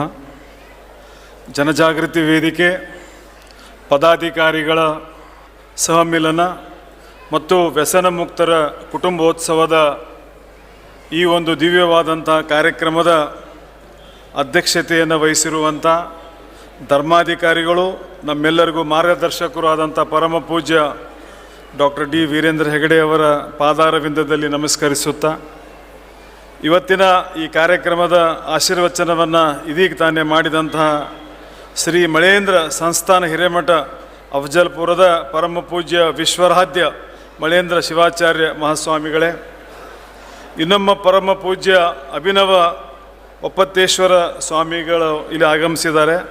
ಅವ್ರಿಗೂ ಕೂಡ ಈ ಸಂದರ್ಭದಲ್ಲಿ ಗೌರವ ಸಮರ್ಪಣೆಯನ್ನು ಮಾಡ್ತಾ ಇವತ್ತಿನ ಈ ಕಾರ್ಯಕ್ರಮದ ಉದ್ಘಾಟನೆಯನ್ನು ಮಾಡಿದಂತಹ ಜ್ಞಾನ ವಿಕಾಸ ಮಹಿಳಾ ಕಾರ್ಯಕ್ರಮದ ಅಧ್ಯಕ್ಷರು, ನಮ್ಮೆಲ್ಲರಿಗೂ ಮಾರ್ಗದರ್ಶಕರಾದಂಥ ಅಮ್ಮನವರಾದಂಥ ಡಾಕ್ಟರ್ ಹೇಮಾವತಿ ವಿ ಹೆಗಡೆ ಅವರೇ, ಪ್ರಶಸ್ತಿ ಪ್ರದಾನ ಮಾಡಿದಂಥ ಡಾಕ್ಟರ್ LH ಮಂಜುನಾಥ್ ಸರ್ ಅವರೇ, ಸಾಧಕರಿಗೆ ಗೌರವವನ್ನು ನೀಡಿದಂಥ ಅಖಿಲ ಕರ್ನಾಟಕ ಜನಜಾಗೃತಿ ವೇದಿಕೆ ಟ್ರಸ್ಟಿಗಳಾದಂಥ ಶ್ರೀಮತಿ ಶ್ರದ್ಧಾ ಅಮಿತ್ ಅವರೇ, ನಿಕಟಪೂರ್ವ ಅಧ್ಯಕ್ಷರುಗಳಾದಂಥ ವಿ ರಾಮಸ್ವಾಮಿ ಅವರೇ, ಸತೀಶ್ ಹೊನ್ನಳ್ಳಿ ಅವರೇ, ಡಾಕ್ಟರ್ PV ಭಂಡಾರಿ ಅವರೇ, ಶ್ರೀನಿವಾಸ್ ಭಟ್ ಅವರೇ, ಅನಿಲ್ ಕುಮಾರ್ ಅವರೇ, ವಸಂತ್ ಸಾಲಿಯಾನ್ ಅವರೇ, ದೇವದಾಸ್ ಹೆಬ್ಬಾರ್ ಅವರೇ, ನಮ್ಮ ಪ್ರಾದೇಶಿಕ ನಿರ್ದೇಶಕರಾದಂಥ ಶ್ರೀ ವಿವೇಕ್ ಪಾಯಸ್ ಅವರೇ, ಅವರಿವರೆನ್ನದೇ ವೇದಿಕೆ ಮೇಲೆ ಆಸೀನರಾದಂಥ ಎಲ್ಲ ಗೌರವಾನ್ವಿತರೇ, ಈ ಸಭೆಯಲ್ಲಿ ಪಾಲ್ಗೊಂಡಂತಹ ನಮ್ಮ ನವಜೀವನ ಸದಸ್ಯರೇ, ವಿಶೇಷವಾಗಿ ಕರ್ನಾಟಕ ರಾಜ್ಯದ ಮೂಲೆ ಮೂಲೆಯಿಂದ ಬಂದಂಥ ನಮ್ಮ ಜನಜಾಗೃತಿ ವೇದಿಕೆಯ ಗೌರವಾನ್ವಿತ ಎಲ್ಲ ಸದಸ್ಯರಿಗೆ ತುಂಬ ಹೃದಯದ ಅಭಿನಂದನೆಗಳನ್ನು ನಾನು ಈ ಸಂದರ್ಭದಲ್ಲಿ ಹೇಳೋದಕ್ಕೆ ಬಯಸ್ತಾ ಇದ್ದೇನೆ. ಬಹುಶಃ ಇದು ಪ್ರಥಮ ಬಾರಿಗೆ ರಾಜ್ಯದ ಎಲ್ಲ ಜನಜಾಗೃತಿ ವೇದಿಕೆಯ ಎಲ್ಲ ಪದಾಧಿಕಾರಿಗಳನ್ನು ಕರೆಸಿ ಈ ಸಭೆಯನ್ನು ಆಯೋಜನೆ ಮಾಡಿದ್ದಾರೆ. ಆದ್ದರಿಂದ ಪರಮ ಪೂಜ್ಯರಿಗೆ ನಾನು ಈ ಸಂದರ್ಭದಲ್ಲಿ ತಮ್ಮೆಲ್ಲರ ಪರವಾಗಿ ಅವರಿಗೆ ಅನಂತ ಅಭಿನಂದನೆಗಳನ್ನು ಹೇಳೋದಕ್ಕೆ ಬಯಸ್ತಾ ಇದ್ದೇನೆ. ನಮ್ಮ ಪ್ರತಿಯೊಂದು ಜಿಲ್ಲೆಯಲ್ಲಿರುವಂಥ ಜನಜಾಗೃತಿ ವೇದಿಕೆಯ ಅಧ್ಯಕ್ಷರು ಮತ್ತು ಸದಸ್ಯರುಗಳು ಭಾಳಷ್ಟು ತಮ್ಮನ್ನು ತಾವು ತೊಡಗಿಸಿಕೊಂಡು ನಾವು ಏನು ಜನಜಾಗೃತಿ ವೇದಿಕೆಯ ಮೂಲಕ ಮಧ್ಯವರ್ಜನೆ ಶಿಬಿರಗಳನ್ನು ಆಯೋಜನೆ ಮಾಡ್ತೀವಿ, ಆ ಎಲ್ಲ ಶಿಬಿರಗಳಲ್ಲಿ ಯಶಸ್ಸು ಆಗಲಿಕ್ಕೆ ಪರಮ ಪೂಜ್ಯರು ಮತ್ತು ನಮ್ಮ ಯೋಜನಾಧಿಕಾರಿಗಳು ನಮ್ಮದೇನು ಟೀಮ್ ಇದೆ ಅವರೆಲ್ಲ ನಿರಂತರವಾಗಿ ಕೆಲಸ ಮಾಡ್ತಾ ಇರ್ತಾರೆ. ಅವರ ಜೊತೆಗೆ ನೀವುಗಳು ಕೈ ಜೋಡಿಸಿ ಇನ್ನಷ್ಟು ಎತ್ತರಕ್ಕೆ ಇನ್ನಷ್ಟು ಯಶಸ್ಸನ್ನು ಮಾಡಲಿಕ್ಕೆ ತಾವೆಲ್ಲ ಶ್ರಮ ವಹಿಸಿ ಕೆಲಸ ಮಾಡಿದ್ದನ್ನು ನಾನು ಪ್ರತಿಯೊಂದು ಶಿಬಿರಕ್ಕೆ ಬಂದಾಗ ನೋಡ್ತಾ ಇದ್ದೇನೆ. ಆದ್ದರಿಂದ ತಮ್ಮೆಲ್ಲರಿಗೂ ಮತ್ತೊಮ್ಮೆ ಜೋರಾದ ಚಪ್ಪಾಳೆ ಮೂಲಕ ನಾನು ಅಭಿನಂದನೆಗಳನ್ನು ಹೇಳೋದಕ್ಕೆ ಬಯಸ್ತಾ ಇದ್ದೇನೆ. ಪೂಜ್ಯ ವೀರೇಂದ್ರ ಹೆಗಡೆ ಅವರ ಬಗ್ಗೆ ಇಬ್ಬರು ಪೂಜ್ಯರು ಭಾಳಷ್ಟು ವಿಚಾರಗಳನ್ನು ಹಂಚಿಕೊಂಡಿದ್ದಾರೆ. ಪೂಜ್ಯರು ಒಬ್ಬ ತಾಯಿಯ ಹೃದಯದವರು. ಯಾರಿಗಾದರೂ ಕಷ್ಟ ಅಂತ ಬಂದು ಕಣ್ಣೀರು ಹಾಕಿದರೆ ಆ ಕಣ್ಣೀರನ್ನು ನಾನು ಹೇಗೆ ಒರೆಸಬೇಕು, ಇದೇ ರೀತಿ ಮತ್ತೆ ಬೇರೆದವರಿಗೆ ಆದರೆ ಇದನ್ನು ಹೇಗೆ ಸರಿಪಡಿಸಬೇಕು ಅನ್ನುವಂಥ ವಿಚಾರ ಪ್ರತಿನಿತ್ಯ ಮಾಡ್ತಾನೆ ಇರ್ತಾರೆ. ಯಾರೋ ಏನೋ ಒಂದು ಕಷ್ಟ ಅಂತೇಳಿ ಬಂದು ಹೇಳ್ಕೊಂಡ್ರೆ ಅದನ್ನು ಅವ್ರು ಒಬ್ಬರಲ್ಲೇ ಅವ್ರು ನೋಡೋದಿಲ್ಲ, ಇಡೀ ರಾಜ್ಯದ ಜನತೆಯಲ್ಲಿ ಅದನ್ನು ನೋಡ್ತಾರೆ. ಈ ಒಂದು ಸಮಸ್ಯೆಯನ್ನು ನಾನು ಹೇಗೆ ಪರಿಹಾರ ಮಾಡಬೇಕು ಅಂತೇಳಿ ಈ ಮಧ್ಯವರ್ಜಿನಿ ಏನು ಶಿಬಿರವನ್ನು ನಾವು ಮಾಡ್ತಾ ಇದ್ದೇವೆ, 1750 ಶಿಬಿರಗಳು, 1,30,000 ಜನ ಇವತ್ತು ವ್ಯಸನ ಮುಕ್ತರಾಗಿದ್ದಾರೆ. ಪೂಜ್ಯರ ಒಂದು ಸಂಕಲ್ಪವನ್ನು ಮಾಡಿದ್ದಾರೆ, ಈ ಸಮಾಜವನ್ನು ದುಶ್ಚಟ ಮುಕ್ತ ಸಮಾಜವನ್ನಾಗಿ ಮಾಡಬೇಕು ಅಂತ ಹೇಳಿ ನಿರ್ಣಯ ಮಾಡಿಕೊಂಡು ಹಲವಾರು ಬಗೆಯ ಕಾರ್ಯಕ್ರಮಗಳನ್ನು ಆಯೋಜನೆ ಮಾಡುವ ಮೂಲಕ ಇವತ್ತು ಇಷ್ಟೊಂದು ಜನರಿಗೆ ಕುಡಿಯೋ ದುಶ್ಚಟದಿಂದ ದೂರ ಮಾಡಿದ್ದಾರೆ.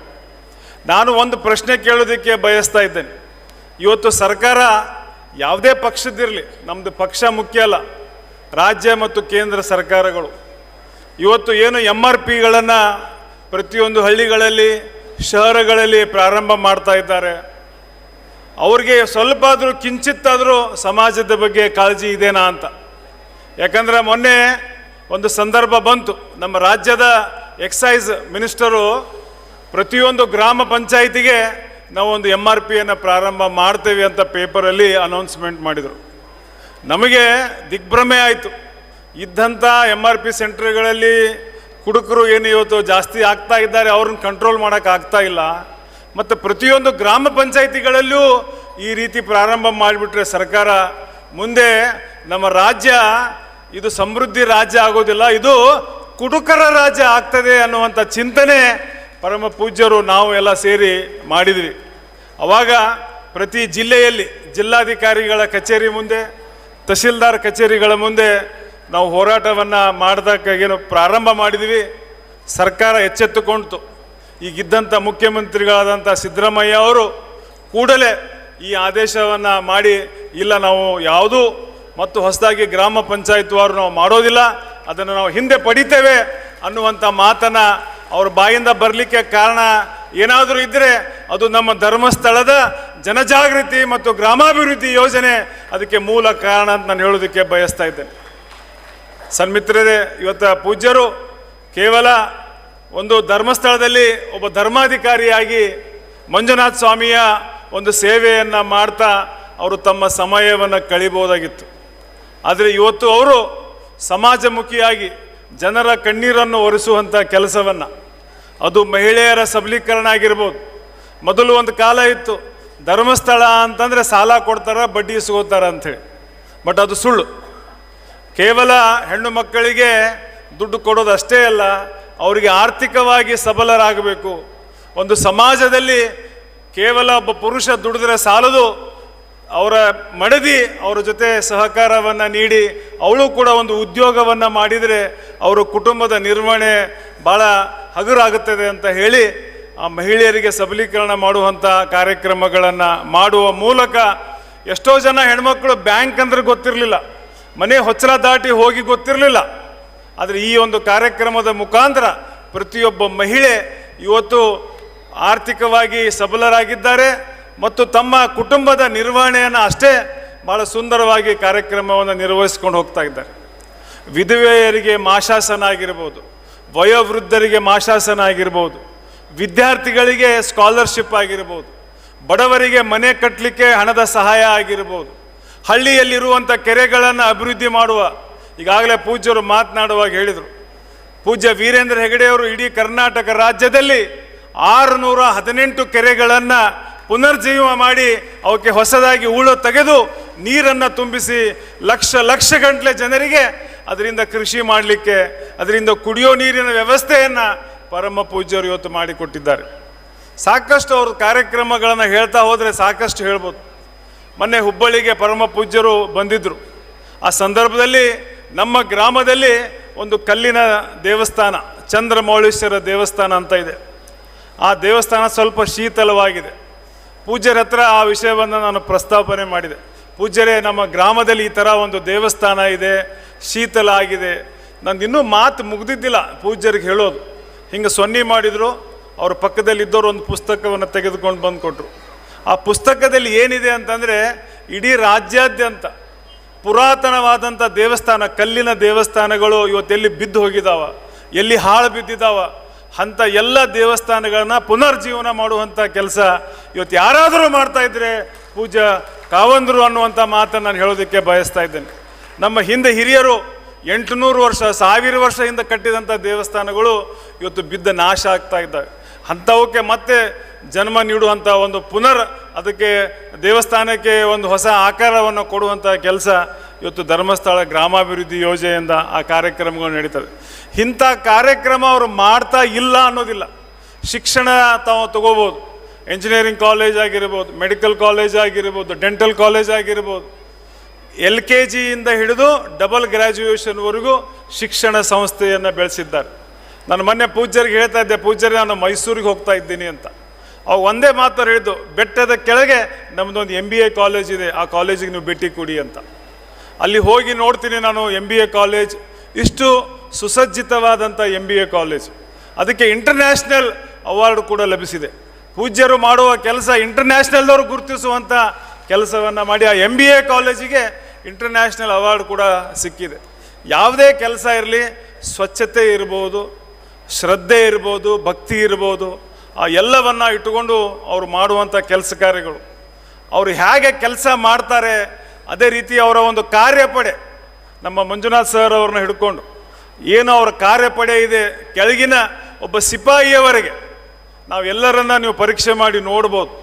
ಅವ್ರು ಎಲ್ಲರೂ ಈ ರೀತಿ ಕೆಲಸ ಮಾಡ್ತಾರೆ ಅಂದರೆ ಪೂಜ್ಯ ವೀರೇಂದ್ರ ಹೆಗಡೆ ಅವರು ನಮ್ಮನ್ನು ಕುಂತು ನೋಡ್ತಾ ಇದ್ದಾರೆ ನಾವು ಕೆಲಸ ಮಾಡೋದನ್ನು ಅಂತ ಹೇಳಿ, ಅಷ್ಟೇ ಶ್ರದ್ಧೆ ಅಷ್ಟೇ ಭಕ್ತಿಯಿಂದ ಎಲ್ಲ ಪದಾಧಿಕಾರಿಗಳು, ಎಲ್ಲ ನಮ್ಮ ಏನು ಟೀಮ್ ಇದೆ ಪೂಜ್ಯ ವೀರೇಂದ್ರ ಹೆಗಡೆ ಅವರ, ಒಂದು 50 ರಿಂದ 80 ಸಾವಿರ ಜನ ಇವತ್ತು ಕೆಲಸ ಮಾಡ್ತಾ ಇದ್ದಾರೆ ಈ ಗ್ರಾಮಾಭಿವೃದ್ಧಿ ಯೋಜನೆ ಮತ್ತು ಜನಜಾಗೃತಿ ವೇದಿಕೆಯಲ್ಲಿ. ಅವರೆಲ್ಲರೂ ಅಷ್ಟೇ ನಿಷ್ಠೆಯಿಂದ ಪ್ರಾಮಾಣಿಕತೆಯಿಂದ ಒಂದು ಪೈಸಾ, ಒಂದು ವೇಳೆ ಸರ್ಕಾರ ಏನಾದರೂ ಇವತ್ತು ಒಂದು ಕಾರ್ಯಕ್ರಮ ಮಾಡ್ತಾ ಇದ್ದಾರೆ, ಒಂದು ಅನುದಾನ ಬರ್ತಾ ಇದೆ ಅಂತಂದರೆ 50% ದುಡ್ಡು ಅಲ್ಲಿ ಖರ್ಚಾಗ್ತದೆ ಅಲ್ಲೋ ಗೊತ್ತಿಲ್ಲ. 50%ಗಿಂತ ಮೇಲೆ ದುಡ್ಡು ಆಫೀಸರ್ಸ್ ಜೇಬಲ್ಲಿ ಹೋಗ್ಬಿಡ್ತದೆ. ಆದರೆ ಇವತ್ತು ನಾನು ಎದ್ದು ತಟ್ಟುಕೊಂಡು ಹೇಳ್ತೇನೆ, ನಮ್ಮ ಧರ್ಮಸ್ಥಳ ಗ್ರಾಮಾಭಿವೃದ್ಧಿ ಯೋಜನೆ ಮತ್ತು ಜನಜಾಗೃತಿ ವೇದಿಕೆಯಲ್ಲಿ ಒಂದು ಪೈಸಾನು ಹಿಂದೂ ಆಗೋದಿಲ್ಲ, ಮುಂದೂ ಆಗೋದಿಲ್ಲ. ಅಷ್ಟೊಂದು ಆ ಒಂದು ಲೆಕ್ಕದಲ್ಲಿ ಆಗಿರ್ಬೋದು, ಆ ವ್ಯಯ ಮಾಡೋದೆಲ್ಲ ಆಗಿರ್ಬೋದು. ಈಗ ನೋಡ್ರಿ, ಆಗಲೇ ಮಂಜುನಾಥ್ ಸರ್ ಅವರು ಸ್ಪೀಚ್ ಮಾಡುವಾಗ ಹೇಳಿದರು, ನೀವು ಆಡಂಬರ ಮಾಡೋದು ಅವಶ್ಯಕತೆ ಇಲ್ಲ, ಭಾಳ ಸಿಂಪಲ್ ಆಗಿ ಮಾಡಿ, ದುಡ್ಡು ವ್ಯಯ ಮಾಡಬೇಡಿ, ನಮ್ಮ ಸ್ವಯಂ ಸೇವಕರಿಂದ ನೀವು ದುಡ್ಡು ಇಸ್ಕೋಬೇಡಿ, ಅವರಿಗೆ ದುಡ್ಡು ಕಲೆಕ್ಷನ್ ಮಾಡಲಿಕ್ಕೆ ಹೇಳಬೇಡಿ, ನಾವು ಎಷ್ಟು ಸಾಧ್ಯನೋ ನಾವು ಕೊಡ್ತೀವಿ, ಅಲ್ಲಿದ್ದಂಥ ಸ್ಥಳೀಯರಿಂದ ನೀವು ಆ ದುಡ್ಡನ್ನು ಕಲೆಕ್ಟ್ ಮಾಡಿ ಕಾರ್ಯಕ್ರಮಗಳನ್ನು ಮಾಡಿ ಅಂತ ಹೇಳ್ತಾ ಇದ್ದಾರೆ. ಅಂದರೆ ಇದು ಏನು ತೋರಿಸ್ತದೆ ನಾವೆಲ್ಲ ಅರ್ಥ ಮಾಡ್ಕೋಬೇಕು. ಭಾಳ ಒಳ್ಳೆಯ ಕಾರ್ಯಕ್ರಮಗಳನ್ನು ಇಲ್ಲಿ ಧರ್ಮಸ್ಥಳದಿಂದ ಕರ್ನಾಟಕದ ಮೂಲೆ ಮೂಲೆಗೂ ಆ ಕಾರ್ಯಕ್ರಮಗಳು ಹೋಗಿ ತಲುಪ್ತಾ ಇದ್ದಾವೆ. ಆದ್ದರಿಂದ ನಾವೆಲ್ಲ ಭಾಗ್ಯವಂತರು. ಇಲ್ಲೇನೋ ಜಿಲ್ಲಾ ವೇದಿಕೆಯಿಂದ ಬಂದಂಥ ಏನು ಪದಾಧಿಕಾರಿಗಳಿದ್ದೀರಿ, ನನ್ನನ್ನು ಒಳಗೊಂಡು ನಿಮ್ಮನ್ನು ಒಳಗೊಂಡು ನಾವೆಲ್ಲ ಭಾಗ್ಯಶಾಲರು ಅಂತ ನಾನು ಭಾವಿಸ್ತಾ ಇದ್ದೇನೆ. ಇವತ್ತು ಸಮಾಜ ಕೆಟ್ಟೋಗಿದೆ, ಸಮಾಜ ಕೆಟ್ಟೋಗಿದೆ ಅಂತೇಳಿ ಭಾಳ ಜನ ಮಾತಾಡ್ತಾರೆ. ಆದರೆ ಸಮಾಜ ಇವತ್ತು ಕೆಟ್ಟಿಲ್ಲ, ಒಳ್ಳೆ ಜನನೂ ಇದ್ದಾರೆ ಈ ಸಮಾಜದಲ್ಲಿ. ಆ ಒಳ್ಳೆ ಜನ ಎಲ್ಲಿದ್ದಾರೆ ಅಂತಂದರೆ ಪೂಜ್ಯ ವೀರೇಂದ್ರ ಹೆಗಡೆ ಅವರ ಜೊತೆ ಇದ್ದಾರೆ ಅನ್ನುವಂಥ ಮಾತನ್ನು ನಾನು ಹೇಳೋದಕ್ಕೆ ಬಯಸ್ತಾ ಇದ್ದೇನೆ. ಇಲ್ಲೇನು ತಾವು ಜಿಲ್ಲಾ ವೇದಿಕೆಯಿಂದ ಬಂದಂಥ ಏನು ಪದಾಧಿಕಾರಿಗಳಿದ್ದೀರಿ, ತಾವೆಲ್ಲರೂ ತಮ್ಮ ಒಂದು ಶ್ರಮ, ತಮ್ಮ ಒಂದು ಶ್ರದ್ಧೆ, ತಮ್ಮ ಒಂದು ಭಕ್ತಿ ಮತ್ತು ಈ ಒಂದು ಕಾರ್ಯಕ್ರಮಗಳನ್ನು ಯಶಸ್ವಿ ಮಾಡಲಿಕ್ಕೆ ತಾವು ಮೀಸಲಿಟ್ಟಂಥ ಸಮಯ, ಅದಕ್ಕೆ ಎಷ್ಟು ಬೆಲೆ ಕೊಟ್ಟರೂ ಸಾಲದು.